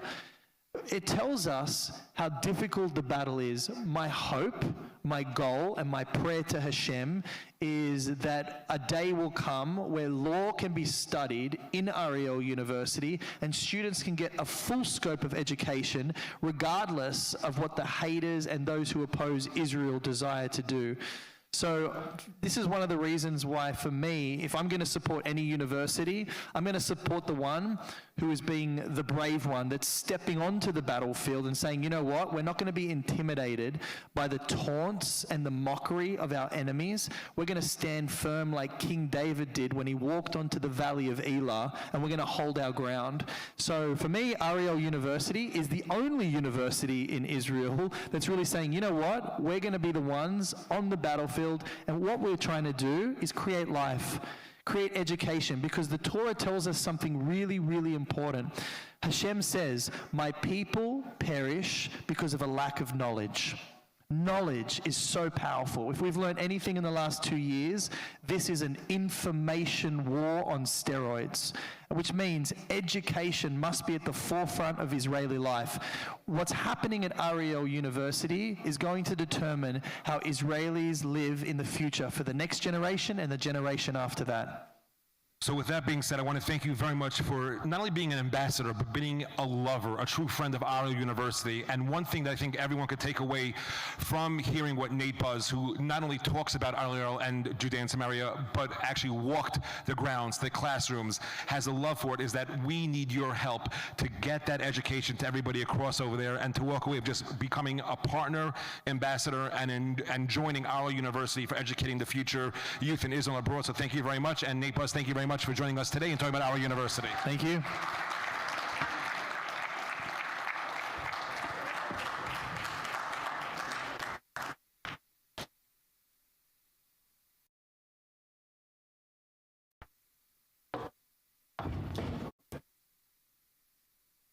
Okay. My next panel, actually I'll invite my guests because I'm introducing as well as speaking. Come on up. Because I'm introducing and speaking.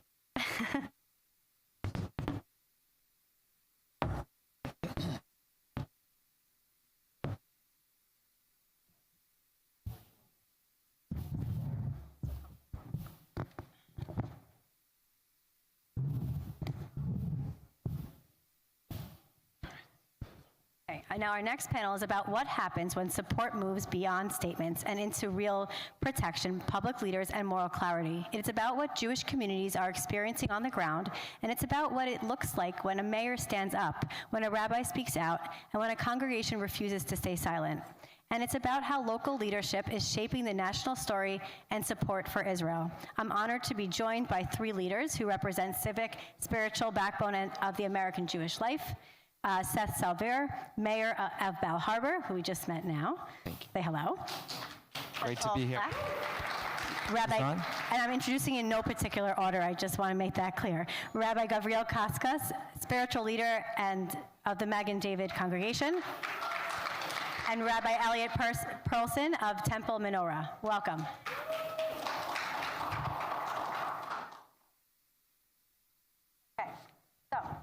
In my first question here, I would like to ask, what is it like to be a mayor here? And of course, we'll touch upon New York in a moment, but what is it like to be the new mayor here? Now, I believe you said you started 2 weeks ago?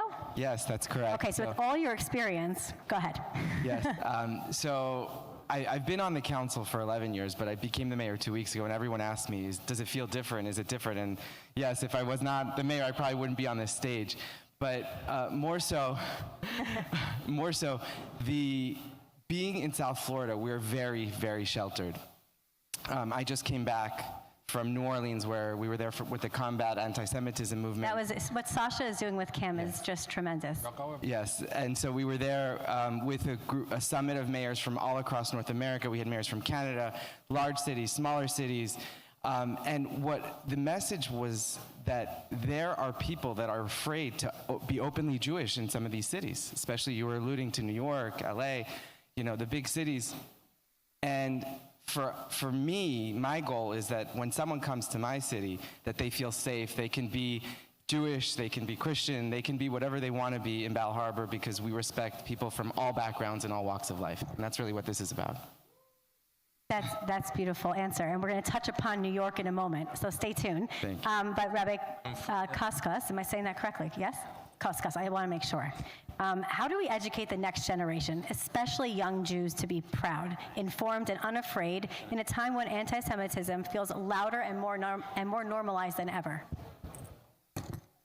Since October 7th, I want to say with pride, we brought to our shul almost every Shabbat people from Israel, soldiers, political figures, hostages, heroes, all kinds of people, because it's not, we say in Hebrew, eno dome shmi'a lere'iyah. It's not the same to hear something and to see it and to experience it. This past Shabbat, we had the honor of having Minister Shikli in our show. He gave an amazing speech. We had Magen David Adom come in the afternoon. And the Dr. Friedlander who came. I think it's very important for the people, and this war really did a service, quote unquote, to the diaspora, that we made a very, very, very strong connection with these people in Israel. And to have a connection, a personal connection with them, in my experience, did tremendous, tremendous good, that people feel that it's not just another country with Jews, it's really our family, and it's really our place. And that made a very strong change in the personality, in the connection with the people. I believe this was very, very important, and we'll continue doing it. It's so important to see firsthand. I work to take journalists to Israel, sort of like a birthright for journalists with people of all different backgrounds. And the first thing they need to say, and they rather do say, is, "Wow, how do I get these people from all the way in Israel to come visit us here?" I said, "It's not that hard. They'll come on your show."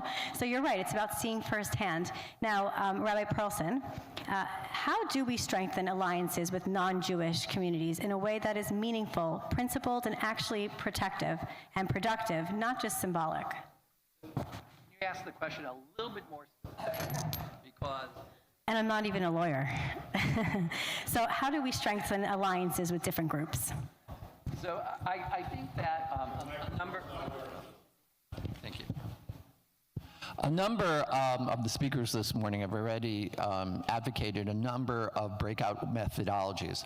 I think that as Zionists, we have to create bridges with non-Jewish Zionists and take advantage of the fact that there are, in the United States of America alone, 125 million evangelical Christians who are very pro-Israel. In addition to that, in Canada, there's an estimated 6 million evangelical Christians. In Central and South America, evangelical Christianity is slowly taking over classical Roman Catholicism. And the idea is that this is, especially in Central and South America, an untapped vehicle of extreme pro-Israel advocacy. Extreme pro-Israel advocacy. Not just political advocacy, but financial advocacy as well. Yes. In their heart. I just returned now from a trip I was mentioning before with the evangelicals. It was the largest trip they had go to Israel. It was over 1,000 people. And I stood there, as I said before, as the token Jew in the room in Israel, which was in itself very interesting. And we stood together to pray. And somebody said to me, "Can I hold your hands to pray?" And I said, "Okay." And the way they spoke to me and gave me the meaning behind the name Esther, we're not so far apart. What brought us together is truly our Zionism and the fact that they support the right of our land. And I encourage everyone to really hold their hand and have that conversation. Just one step further is that, for example, in the Ivory Coast, there's a growing population of evangelical Christians who are extremely pro-Israel. It's estimated that just in the Ivory Coast, the African country on western coast, that there are 4 million pro-Zionists. The total population of world Jewry, we hope, is 15 million.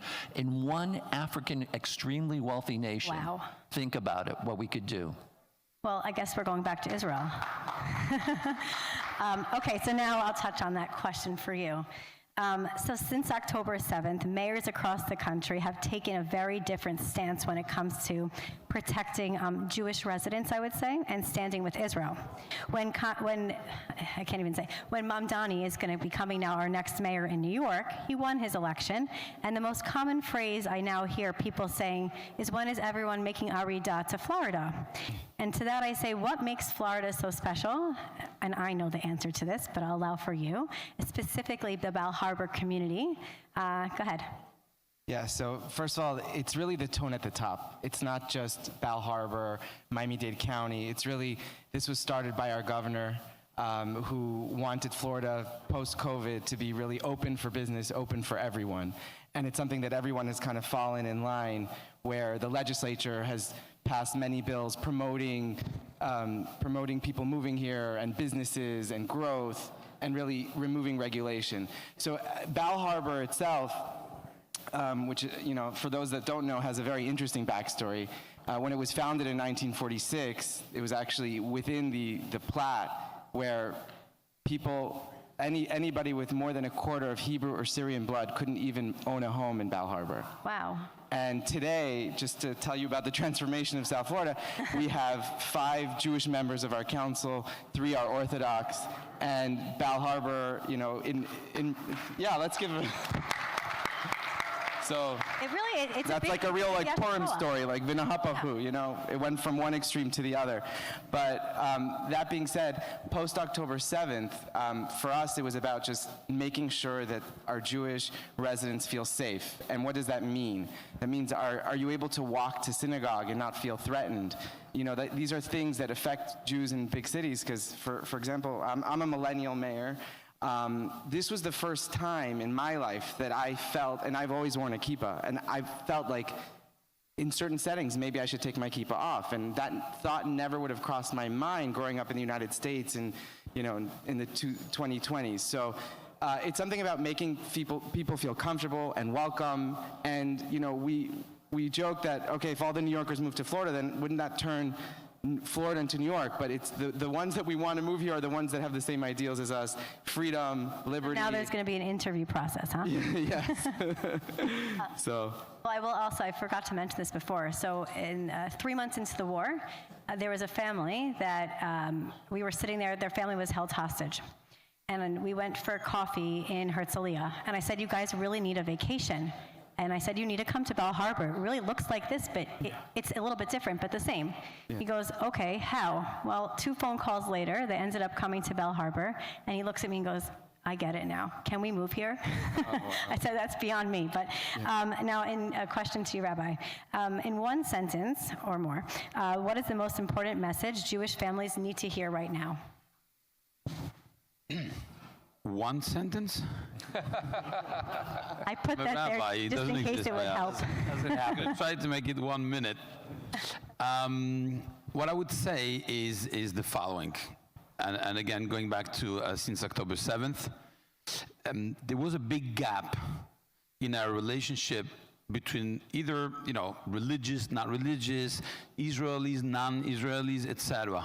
What happened, and the Miami community was, wow, I'd say kol hakavod. Everybody was incredible in trying to get close to our Israeli brethren in a way that I could tell you, in our shul, we started the fundraiser on that day. And somebody asked me, where's the money going to? I have no idea where the money is going to. That night, I got phone calls already from Israel. But what happened is that the commanders and the villager, whoever needed help, we helped. We helped a lot, thank God. And many, many communities did too. But what happened after that? A month later, I was in Israel. I said, it's nice to help. I need to be there. And I called every single one of the people who asked us for help, and I made a personal connection. Last week, fast forward 4 or 5 trips later, I was in Israel 2 weeks ago. And every time I go to Israel, I call them back. It became my family, my friends. We kept a very close connection. And the tattooed people, blue hair people, people that I never really had a close connection with because of evident reasons. At the end of the day, they're my family. We became one. We're in contact. We go out together. I don't call anymore my cousins when I go to Israel. I call them. I have dinner with them. And that's my message. So we are one big family. Yep. Find them, talk to them, become one. And that's the strength we have. When we're united, nobody could stop us. When people, so it's about bringing people here and as well bringing them back and coming to see them there. And when El Al asks you, who are you here to see? You have a long list of family members now to share, huh? Okay, now, I will say one sentence, but that's okay. What gives you the most hope when you look at your congregation today? I think that in many congregations, not just our own congregation, but there's been a renewed sense of national identity since October 7th.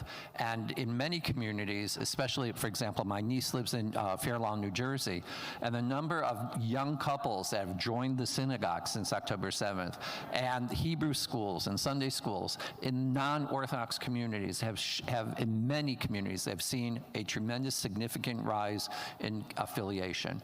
And that's because we respond to the hate and the negativity by affirming our Judaism. And I think that's a very positive thing. And I think that we should build upon it and make more avenues for such. We shouldn't have to wait until such a trauma occurs to the national identity. But I think that we can build upon it and create avenues for further younger affiliation for those who have been marginalized by traditional methodologies of joining a Jewish community.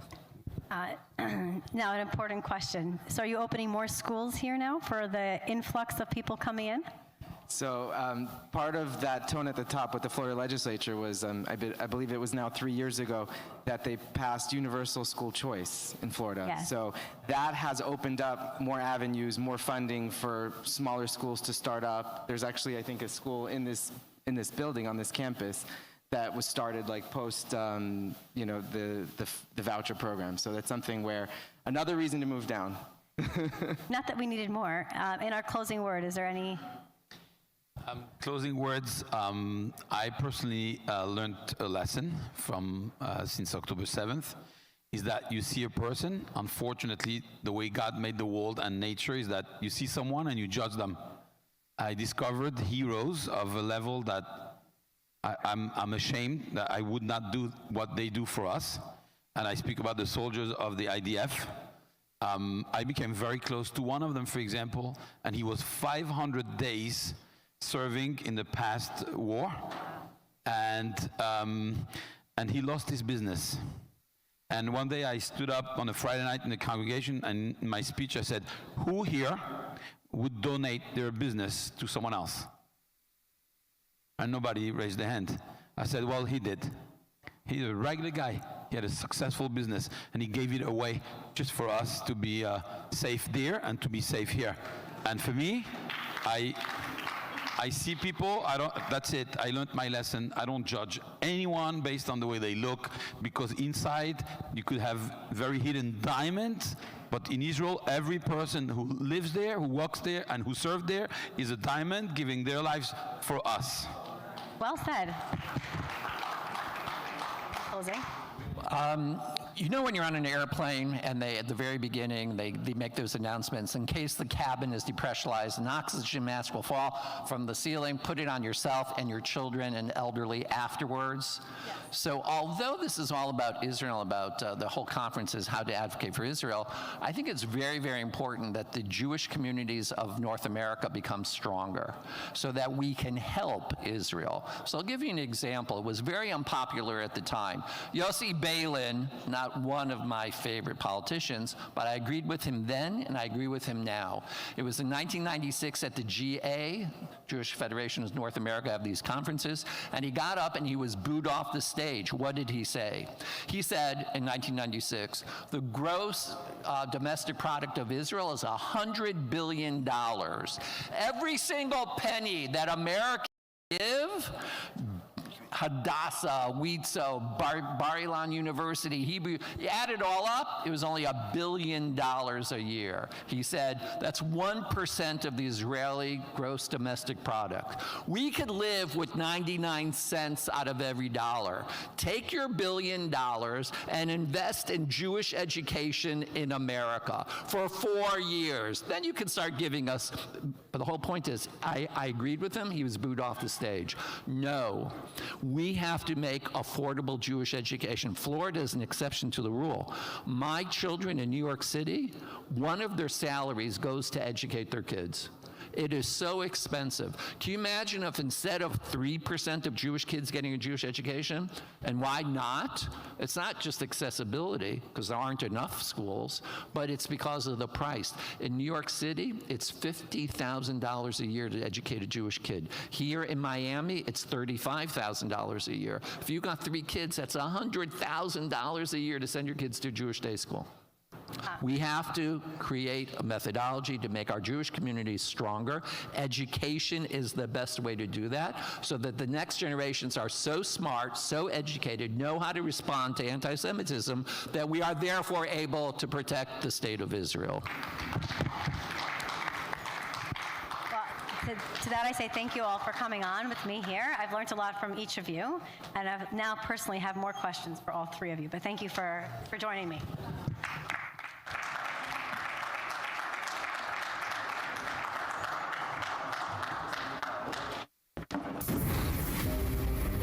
Thousands of people from various backgrounds, unique skills, and one shared aspiration, an aspiration for change. To create, build, plan, develop, and expand to new and exciting worlds. For over half a century, we have led in building the country. We choose to cope with the greatest challenges every day. Thanks to the faith in our abilities, flexibility, and resilience as a company. The knowledge and experience, combined with our fields of activity, enable us to generate competition in all sectors we choose to operate, while supplying a tremendous collection of diverse solutions and services to our clients and business partners in our 4 fields of activities. Producing numerous raw materials for the construction industry, developing and building real estate projects and residential neighborhoods, building and operating different concession projects, among them transportation and logistics, designing and constructing massive engineering mega projects in the air, at sea, on the land, and in the depths of the earth. Thanks to the most competent managers and employees in the field. Thanks to the expertise, experience, and financial strength. Thanks to the constant movement, determination, marking, and attaining the next goal. Thanks to all these, we are strengthening existing activities and constantly developing additional groundbreaking areas while integrating advanced technologies and promoting innovation in the field. Thanks to all of these, we are leading. Shapir Group, infrastructure for a better life.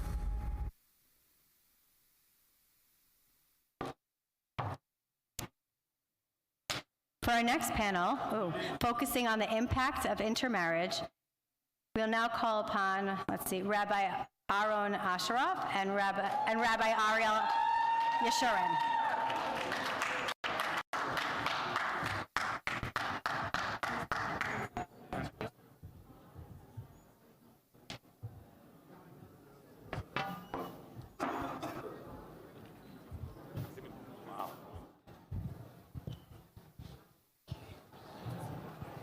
So as was mentioned in the beginning of the conference, there are tens of thousands of people in this room, but millions more who watch us.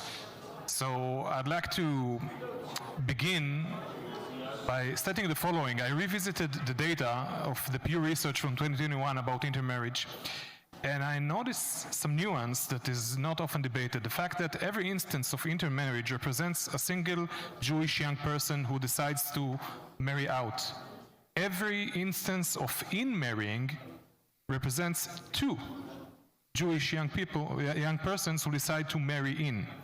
And if you look at it that way, the data is much more optimistic, because the immunity to this phenomena that is very concerning to our people is forging Jewish identity. Now, the two of you each stand in front of an arena where such a forging of identity is being made. I would like to begin with you, Rabbi Yeshurun. You are the head of a community, you're the spiritual leader of a community over here of people who come from another diaspora into the United States and not only become American, but become American Jews. And being exposed to this phenomena and its cultural roots, how to these people, and specifically to their second generation, such forging is possible? So let me first make some order with the numbers. So the Pew study that you mentioned indeed has a 61% assimilation rate in North America, but it's really a confusing number, because you're throwing in the Orthodox community into the equation where assimilation is close to zero. The real number is 72%, and that's a high number. That's 7 out of 10 American Jews will leave the faith. And that's a very, very... No, it's 7 out of 20. Well, according to... Because this nuance. Now, these numbers are not so encouraging. And what I see from my community, people come from Latin America. In Latin America, we don't have that much assimilation rates in certain countries. Argentina is an exception, but Venezuela and Colombia, some of these countries, the assimilation rates are pretty low. When they come to this country, first generation is okay, but when they go off to college and they meet people, that problem starts to arise in the second generation of Latin American Jews who come to America. And it's a challenge, and they come back, and we have faced that challenge, and we're trying to make sense of it, but it's a very, very difficult reality that's unfolding now in the Latin American community. So the answer, as I said, is forging a strong Jewish identity, and this naturally happens in high schools. And we have with us Rabbi Asraf, who is the head of the Jewish Culture High School over here in Miami. Give it to him. He deserves it, yeah. It's not easy speaking to a sellout crowd. Yeah. So how is it being done? And most importantly for me, what I'm interested to hear is the feedback that you get from young Orthodox Jews who study at your institution about this challenge. So I've been in education now for almost 20 years. So this problem is not a modern day problem. It goes back a while. And I remember, and the greatest story, and it's pre-October 7th, now everyone's all obsessed with Jewish identity. I get it. We were massacred, and now we want to talk about Jewish identity. But the reality is, what I do in high school is, and I make it a very clear point, assimilation is a choice, and it's a choice that your parents probably allowed you to make as well. It started from the home. When I take in students to high school, I oftentimes tell parents, we're partners, right? I own them half the day, then you owe them, I give them back to you to sleep at night.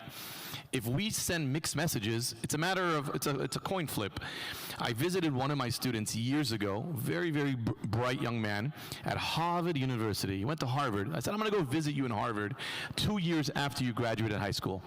And I said to him, what happened, because I saw him in a modern Orthodox high school for years, how's it going here on campus? And you know what he tells me? He said, Rabbi, the first Shabbat, I was basically almost like twisted and convinced to break Shabbat. So I said, why are they attacking your identity so quickly here? So I realized that in high school you have an opportunity. If you don't set the stage, if you don't set the roots, middle school, high school, elementary school, but high school is when they're young adults and they start shaping their opinion, you're going to pay a very, very high price. And then this Pew study, and I know Rabbi's smirking, it drove everybody crazy because the numbers were odd. I oftentimes say very unpopular things in my school. things, this is an Israel conference. I had a parent look at me and say, I don't want my child going to Israel if you're going to visit beyond the green line. I asked the parent to leave the school. I said, we are not mission aligned. You are a problem. Now, that parent would also be the very parent that if a child brought home a non-Jewish partner, would be, oh, that's so sweet, let's make something of it. That's not a good response. And this is where, it's the beginning of the end, so to speak. So back in 2019, there was an American Jewish author named Michael Chabon. I don't know how famous his statement is among American Jewry. As an Israeli, I was exposed to it. He basically said that intermarriage is a mitzvah, according to his it's a kiruv, conception. No, he said, in marrying is a ghetto of two. This is what he said. And basically implemented neo-Marxist progressive ideas into the concept of intermarrying in Judaism. It became a mitzvah, and this statement of his did backlash, even among Reform Judaism, for instance. But what I get from the mainstream of American Jewry is that there is some amount of recalibration of the sacred alliance between the American Jews and the left in general after October 7th. Do you see or get any kind of recalibration in the issue of interfaith marriage, of inclusion, that is basically the ideological engine behind interfaith marriage in non-Orthodox communities in your surroundings? Rabbi Asraf. So first I want to make a comment about what Rabbi Asraf said. Look, Orthodox Jews are only 10% of American Jewry. We can't just cancel out because we don't agree with their opinion. There are 35% of Jews in this country who are affiliated with Reform Judaism, 18% affiliated with Conservative Judaism. If we want to grow as a people, we have to reach across the aisle. We can't just say, well, we don't agree, we have the different ideology, and therefore you're not part of this program.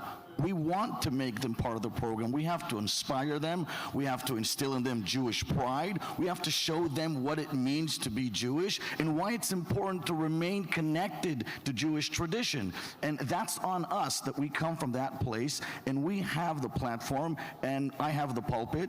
He has the educational expertise, and we have to somehow understand that 10% Orthodox Jews in America is not going to cut.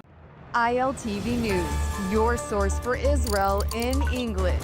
Reporting from the ground where it happens, as it happens. An authentic, trusted voice in daily Israel news. Airing on 11 international TV channels and now launching a 24/7 Israeli news channel. Reaching millions every month across all social platforms. Independent, real, powered by truth. We don't just report, we connect, thanks to a worldwide community that stands for truth. This is ILTV, your source for Israel in English.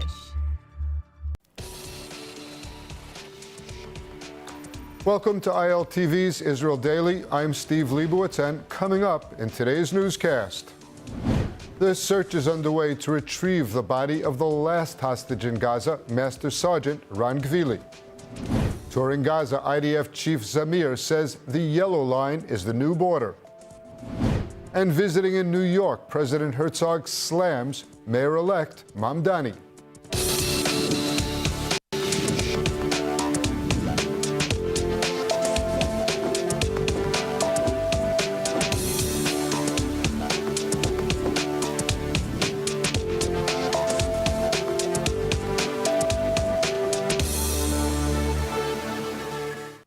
In Gaza, the search has resumed to find the body of Master Sergeant Ran Gvili, the last remaining hostage not yet returned under Phase 1 of the Gaza ceasefire. Ahead of moves toward Phase 2, IDF Chief Eyal Zamir held an assessment in Gaza and said that the yellow line held by the IDF is the new border. More from ILTV's India Naftali. The operation to retrieve the body of Master Sergeant Ran Gvili is focused on Gaza City's Zayton district, where Hamas is believed to hold information on his location. Hamas official Khalil al-Hayya said the group and the Red Cross will search, quote, areas not covered yet in a coordinated effort to find Gvili's remains. Hostage families are urging the government to block any move of Phase 2 of the ceasefire deal until Gvili is returned. The forum stressed that Hamas must return everyone and that mediators must enforce the group's commitments as negotiations and searches continue. IDF Chief Eyal Zamir held an assessment in Gaza and said that the yellow line held by the IDF is the new border. Zamir said, quote, "We will not allow Hamas to reestablish itself. We have operational control over extensive